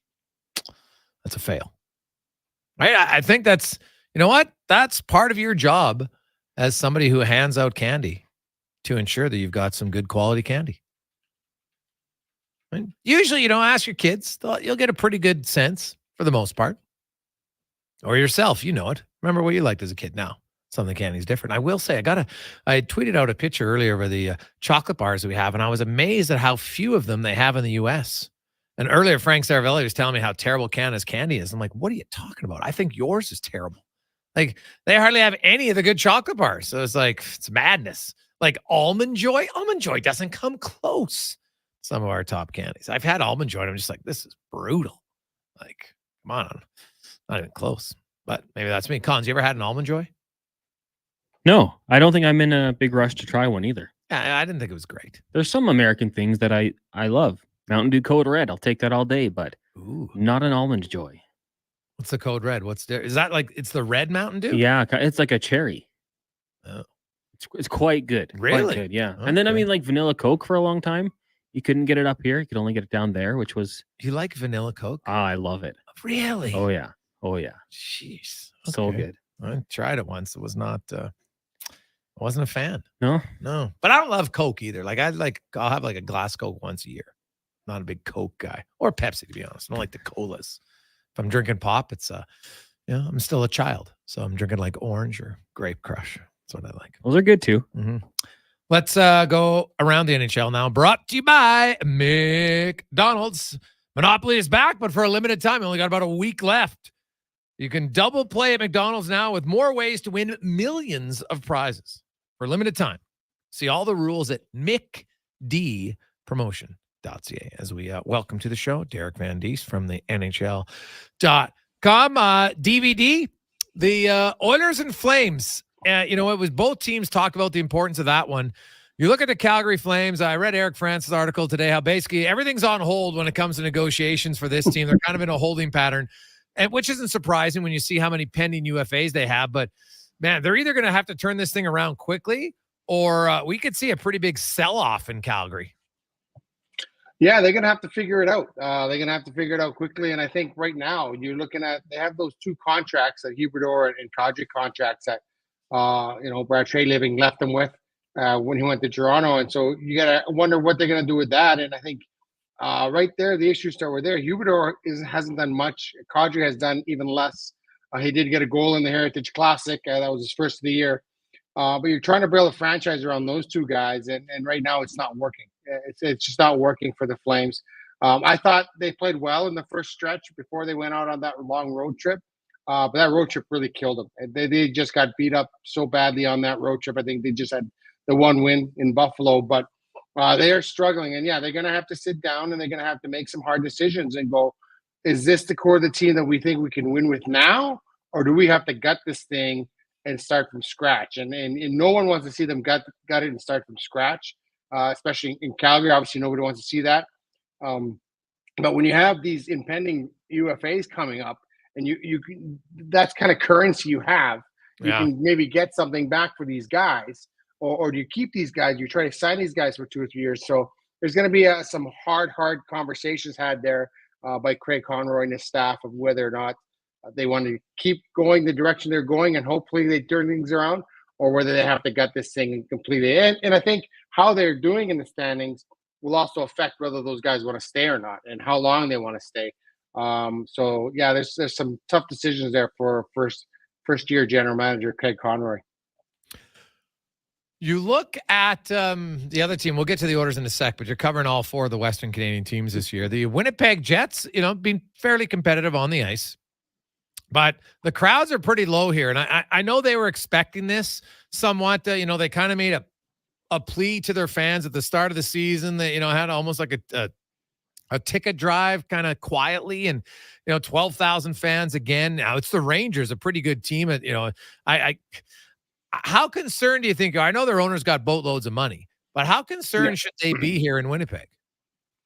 Well, I think there's concern there because the team is pretty good. I think if you look at when you talk about teams, there's going to be ebbs and flows. And the team, since they got to Winnipeg, has been very competitive. They've been very competitive since they got there.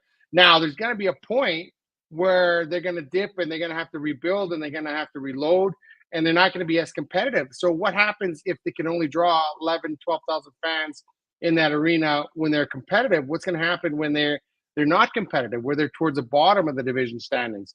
So I think that is going to be a serious concern there. And I'm not sure what's going on in Winnipeg there, whether, the Bombers, people are on the Bombers bandwagon right now and they just want to support the Bombers. And then we'll wait till the CFL season's over and then they'll maybe move on to the Jets, or whether the ticket prices are just, unsustainable or like for middle class family, or what's going on there. But I think they have to figure it out, and you have to figure out that point where you don't want to make your ticket prices too cheap, kind of devalue the product. But then again, you don't want to outprice yourself from the market as well. And of course, Winnipeg has a smaller arena than most other NHL teams do. So they have to find that price point. And right now, it just looks like it's not there. They've missed it, and they have to kind of figure it out. But yeah, I'm kind of interested to see what happens after the CFL season.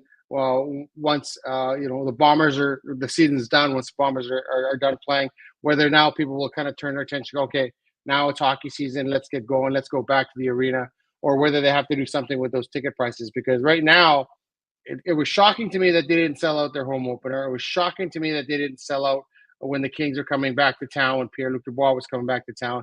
And you're right, they have some of these good teams coming in here, and they're not selling out. And Winnipeg was always a sellout for the first few years of their franchises. That was a guaranteed sellout.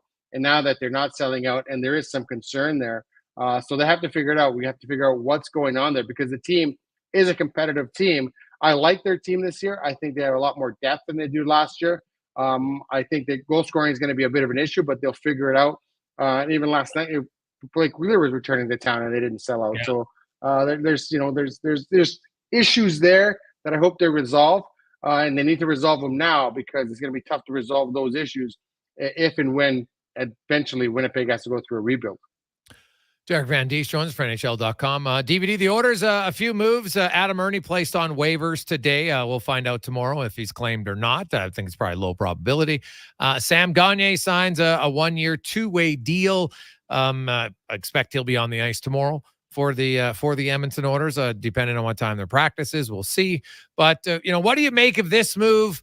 Now, Edmonton played their best game defensively, and Ernie only played 3 minutes. So, I'm not sure it's going to have a massive impact. I think they feel that Sam Gagner might have more offensive upside than Adam Ernie. Adam Ernie's a more physical player. What do you make of the move? Yeah, I think this is more about trying to get some offense in your bottom six, because there's a lot of guys with zeros on the board in the bottom six. Just going through it now, Dylan Holloway's got a 0. Connor Brown's got a 0. Ryan McLeod's got a 0. Matthias Yammer's got a 0. Like Adam Ernie had zeros. There's a lot of guys not producing anything in your bottom six, and you need them to produce something. We're 8 games into the season here now, and none of those guys have any points. So I think they know what Sam Gagner can do. They know Sam Gagner is a very creative guy. I think they feel that they've maybe worked out some of the defensive issues they had, but they need an injection of offense in that bottom six. Someone has to start producing something. And I'm not sure what the situation with Janmark is. Obviously, he was out the other night. I did make it to practice today. But it's just they need to get some scoring there. And we all know what Sam Gagner is capable of doing. Now, whether the foot speed is still there, I think obviously that's an issue because he had double hip surgery. So how he's recovered from that. But he's a character guy. He's a good guy in the room. Everyone likes him. Everyone likes him when he was here. And the only question I have is if you're going to pull the trigger on this, it would have been nice to see him in the Heritage Classic. He's a long-time Oiler. He's been here. This is third trip with the Oilers. Would have been nice to see him play in the Heritage Classic. But Adam Ernie, I thought, had a great training camp. I think he did a lot of good things in training camp. He was very noticeable, but he's kind of disappeared here in the regular season, which happens a lot with guys that make teams out of training camp. Then the bullets start flying for real, and then you lose them a little bit. And I think right now the Oilers need some sort of production from their bottom six because they're not getting any right now. And I think that may be an injection here. They say, Sam's got some offensive skills. Maybe he can get these guys going. Vinny Desharnais moved ahead of Broberg in your eyes as the number 6 defenseman? I think so. I think for now he has. I just think he's just such a – they're both big guys, but one of them is physical, one of them is not. And I think that's the thing. And I think right now is Desharnais, he's playing better defensively. And he's a big, strong guy in front of your net. And the Oilers were talking about, they're giving up too many opportunities in front of their own net. So I think right now Desharnais is one of those guys that can help in that regard and help in fighting people off in front of the net, being physical in front of his net. He makes the good first pass, and that's all he needs to be. He doesn't need to be an offensive guy. I think Broberg right now, obviously, the expectations were very high on Broberg. They expected him to be a lot further along now than he actually is. But this is not a development league. A lot of people say this is a show me league, and right now he's not showing what he's capable of doing. So I think right now, if you had to pick the number 6 guy, it would be Desharnais just because of what he brings. You know what he's going to bring to the table every night. Broberg, you're still trying to figure out what kind of player he is, and I think that's probably the frustrating part because you see it on some nights. It looks like, this guy's going to be a really, really good defenseman, and other nights he's kind of invisible. So I think that's the issue right now is the consistency with Broberg. And when it comes to Desharnais, you know what you're going to get night in and night out. DVD, always good to catch up with you. We will chat with you next Tuesday. Have a great week. Sounds good. Thanks for having me on again. That's Derek Van Dies from NHL.com. Jason Gregor, Connor Halley with you on Sports 1440. Oilers Nation YouTube. We got a lot of texts to get to. 833-401-1440. We'll get to all those on Sam Gagner, Connor Brown, Raphael Lavoie, and much, much more on the Halloween edition of the Jason Gregor Show, presented by PlayAlberta.ca. Hey, sports fans, we've got a clear choice for you. At Crystal Glass, we provide customers with the perfect glass for any job. From home to auto and even commercial, installation or repairs, we're your team. Call 310-GLASS or visit crystalglass.ca. Crystal Glass. There's 2 seasons in Alberta, winter and construction. During these days of traffic barricades and slower commutes, GS Construction reminds you, those crews are improving our communities. They're rehabilitating and upgrading Edmonton's infrastructure all across the city. When you see the barricades and run into a traffic backup, remember, the crews are there to help. Drive slow and be patient. Help make our city better and join the GS Construction team. See what they're hiring for on Indeed.com. GS Construction, laying the groundwork for your community since 1974. At The Brick, we're not just proud of this city and its rich sports history. We're proud partners of it. The Brick started right here in Edmonton over 50 years ago. And when we're not cheering on the Oilers and Oil Kings live at the game, or the Edmonton Elks under the bright stadium lights, we're in our stores, providing everything you need to cheer them on in your home. The Brick, supporting Edmonton sports teams and fans since 1971, saving you more. Some things just work together. Sticks and pucks, cleats and AstroTurf.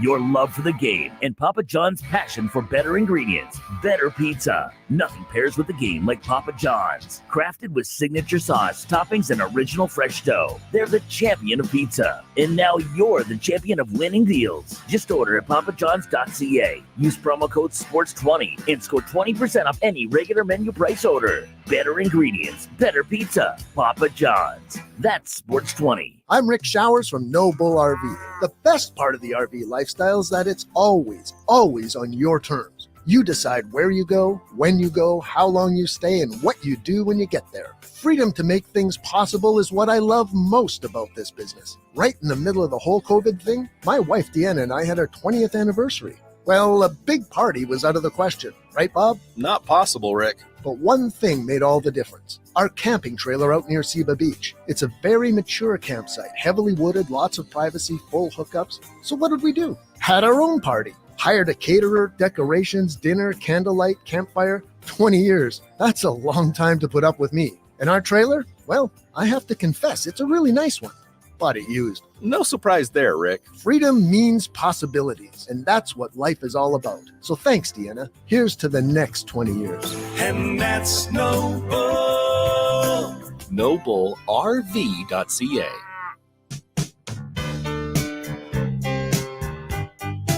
Portions of this hour brought to you by Crystal Glass, the clear choice for all your auto, residential, and commercial glass. Call 310-GLASS or book now at crystalglass.ca. Sports Radio is back. The Jason Gregor Show on Sports 1440. Presented by PlayAlberta.ca, Alberta's only regulated online gambling website. Walking through the streets of Soho in the rain. He was looking for the place called Lee Ho Fooks. Gonna get a big dish of beef chow mein. Ahoo, where was it, London?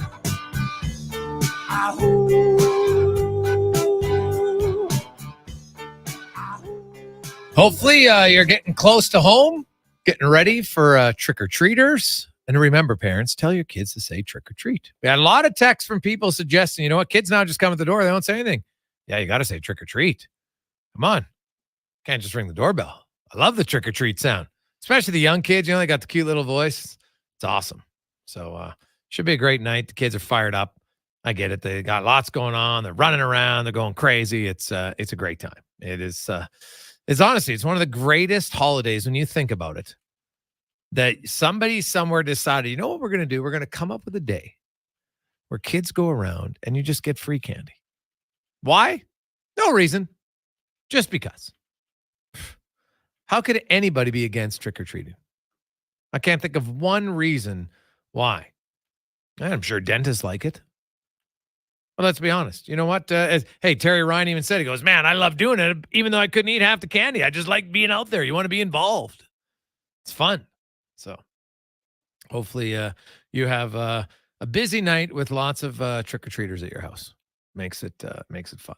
A lot of fun. We got lots of text line in at 833-401-1440. Guys, I don't know if I missed it or not, so I apologize, but why Gagner and not Lavoie from Dean? Honestly, I think it's pretty straightforward. Raphael Lavoie has played like a few really good months in the AHL, but he's also a rookie.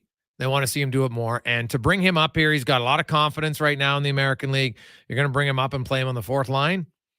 It's probably not the best thing for his confidence. He needs to be playing 20 minutes a night in all situations like he is right now. And, just keep gaining confidence down there. Keep dominating. What did he say? There's a fine line between confidence and arrogance. And, he's got a lot of confidence in his game right now, which is awesome to hear. He should. He's played very well. And he's earning it. So good for him. But I think that's the main reason why. All right, Sam Gagner is a veteran player. If Sam Gagner plays 8 minutes one night or 10 minutes the next night, he's used to playing those minutes. I think some people underestimate how difficult it is to be an effective player in limited minutes. It is very hard. Like extremely difficult. I wouldn't I don't care who you are, any player. No player wants to only play that much minutes. Right? That's just a simple truth. They all want to play more minutes. And it's a difficult role to have, to be the guy who's playing 4 minutes a night. Right? You're a woman playing the professional women's hockey. You think you're playing 6-8 minutes a night? Trust me, it's no fun. It's hard. Now, it's better than the alternative, sure. But it is not an easy thing. It takes skill for somebody who can find ways to be effective when you sit for long periods of time. And some guys have done it. Some guys have.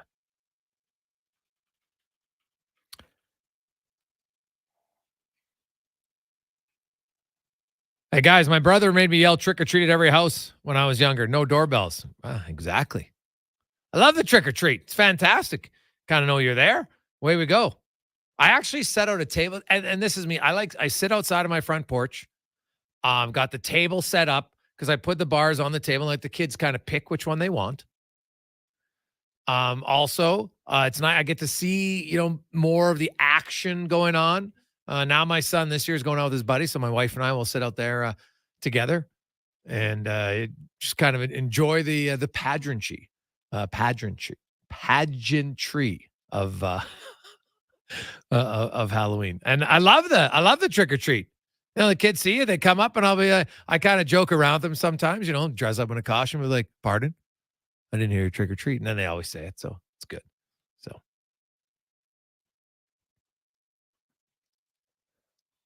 What about singing, Gregor? Because someone had texted in, when I was a kid, some people would say, trick or treat, and some people would make you sing for it. Yeah, I don't like that. I never liked it as a kid, so I don't ask kids to sing. I'm not sure if that's a thing anymore. Does anybody? Because I would assume there is very few kids in my generation who like the singing. So now they're like, when they have trick or treats at their house, they're like, I'm not asking anyone to sing. So I wonder, has anybody, and this might be a question for tomorrow, and if your kids tell you, yeah, we went to the house and they made us sing. Like, I don't know if that's a thing anymore. Texter Colin says he does. He makes them sing. So I said that's lame. Like, I am not a fan of that. Maybe as a kid I'd get into it, but now I'd just walk away if I had the confidence that I have now. I'm not doing that. I'm not singing for my candy. I'll go next door and get some for free. What would you sing, though? That's what I don't recall. I don't know. Me neither. I don't recall any of that, but it's Jingle Bells, maybe. But Christmas, it's a Christmas song, like Halloween apples. Some people would say that, right? Halloween apples sometimes instead of trick or treat. But I don't know. I definitely wouldn't make the kids sing. And you know what? I've had some kids super shy. They don't say anything. No problem. But most always say thank you. That's what I like. Don't keep the manners going. It's important. Say thank you. They get pretty fired up. Especially the really young kids. Like, you can tell kind of the kids that are, you're at that 4 or 5 year old age where you're now really starting to get into it. It's like the first time they're just like, wow, this is great. This is great. Hey, Gregor, they dress up for their candy. They don't need to do tricks. It's trick or treat, not do a trick for a treat. I would agree, Tom. I would agree wholeheartedly. But now somebody was like trick or treat and it'd be like, well, what if they say trick or treat? And I'll say, do you want a trick?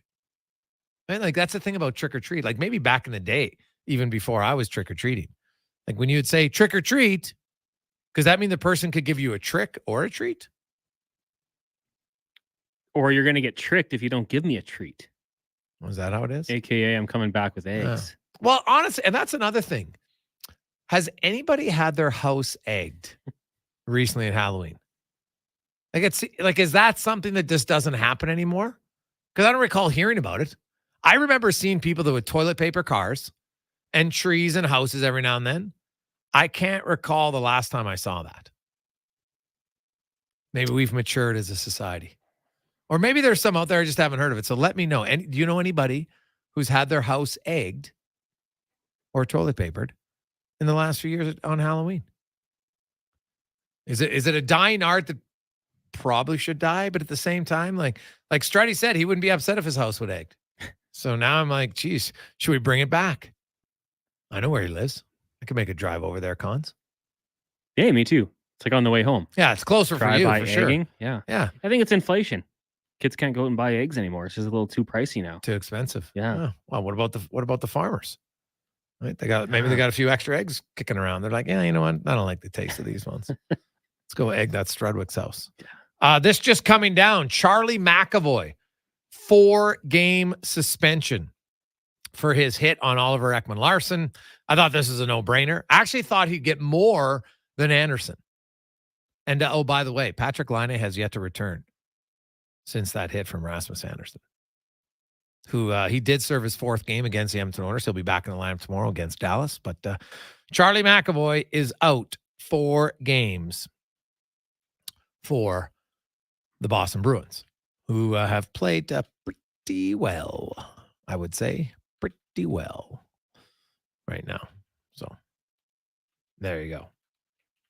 Hey, guys, mostly I just make the teenagers sing. Oh, Colin, that is harsh, man. That is harsh.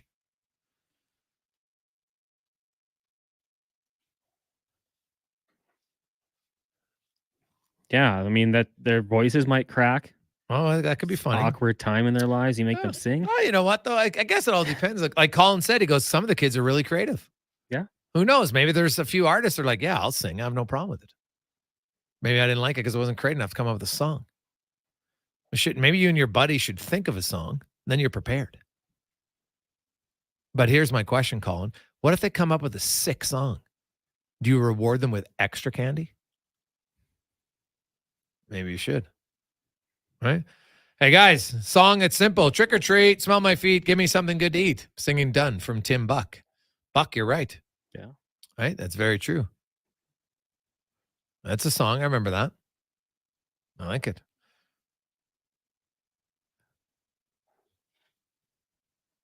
Hey, guys, spot on with Halloween. Great comedy bit by Greg Bernard called Crybaby Spider, man. It's funny stuff. Dave at the Raven.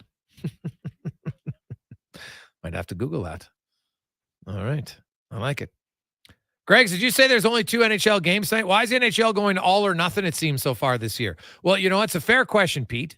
And if you look at the schedule, it's been that way where it was like, 2 games, then there's 4, then there's 12 on Thursday, then 2 on Friday, 15 on Saturday, 2s and 2s. But it does start to even out a little bit, where you're going to start to see like 11, 6, 12, 6, that kind of thing. They really want a lot of Thursday and Saturday games this year and Tuesdays. You'll see a lot of Tuesday, Thursday, Saturdays are kind of big in the NHL right now. Happy Halloween, everyone. I hope you have an awesome, awesome time. Please drive safe. Hope the kids have a great time. Mom and Dad, get a few extra candies for yourself. I love it. On behalf of Connor Halley, Declan Kruger, I'm Jason Gregor. If you missed any of the great interviews we had, Larry Csonka today, Raphael Lavoie, George Laraque, they were awesome. Check it out, jasongregor.com or anywhere you get your podcasts. Let's get to the Con Man and a Sports 1440 update brought to you by Fountain Tire. Right now, the Road Ready Sales event is on, and you can save up to $225 on select tires and a bonus of $50 off any service till December 16th. Book your appointment at fountaintire.com. Good night. This is a Sports 1440 update. The Edmonton Oilers have signed forward Sam Gagner to a 1-year, 2-way deal worth $775,000. The 2007 6th overall pick had a goal and 4 assists in 3 games with the Condors this season. In a corresponding move, the team has waived Adam Ernie. 2 games on the ice tonight. The Leafs host the Kings. That gets going in about 10 minutes' time. Then at 8-ish, the Preds in Vancouver. And off the ice, Boston Bruins defenseman Charlie McAvoy has been suspended for 4 games without pay for an illegal check to the head of Florida Panthers defenseman Oliver Ekman-Larsson. He'll forfeit just under $200,000 with the money going to the Players Emergency Assistance Fund. Game 4 of the World Series gets going in about 10 minutes' time. From Phoenix is the Diamondbacks look to even up their series with the Phillies currently down 2-1. And in the association, 3 games on the schedule. In the first quarter, the Knicks up on the Cavaliers 22-21. Later tonight, the Suns will host the Spurs. And at 8:30, the Magic in LA to take on the Clippers. NFL trade deadline has come and gone with a few big names being moved. The Commanders sending former number 2 overall pick Chase Young to the San Francisco 49ers for a 3rd-round pick in 2024. They also sent Montez Sweat to the Bears for a 2nd-round pick in 2024. And the Minnesota Vikings acquiring quarterback Joshua Dobbs from the Arizona Cardinals for a 6th-round pick in 2024. In the AJ, you've got Camrose in Drayton Valley. Old will host Okotoks. Brooks taking on Black Falls. All those games get going at 7.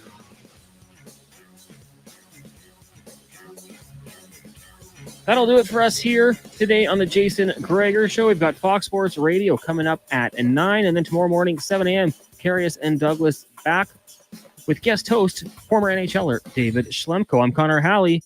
Happy Halloween, everyone. We'll talk to you tomorrow. This is Sports 1440.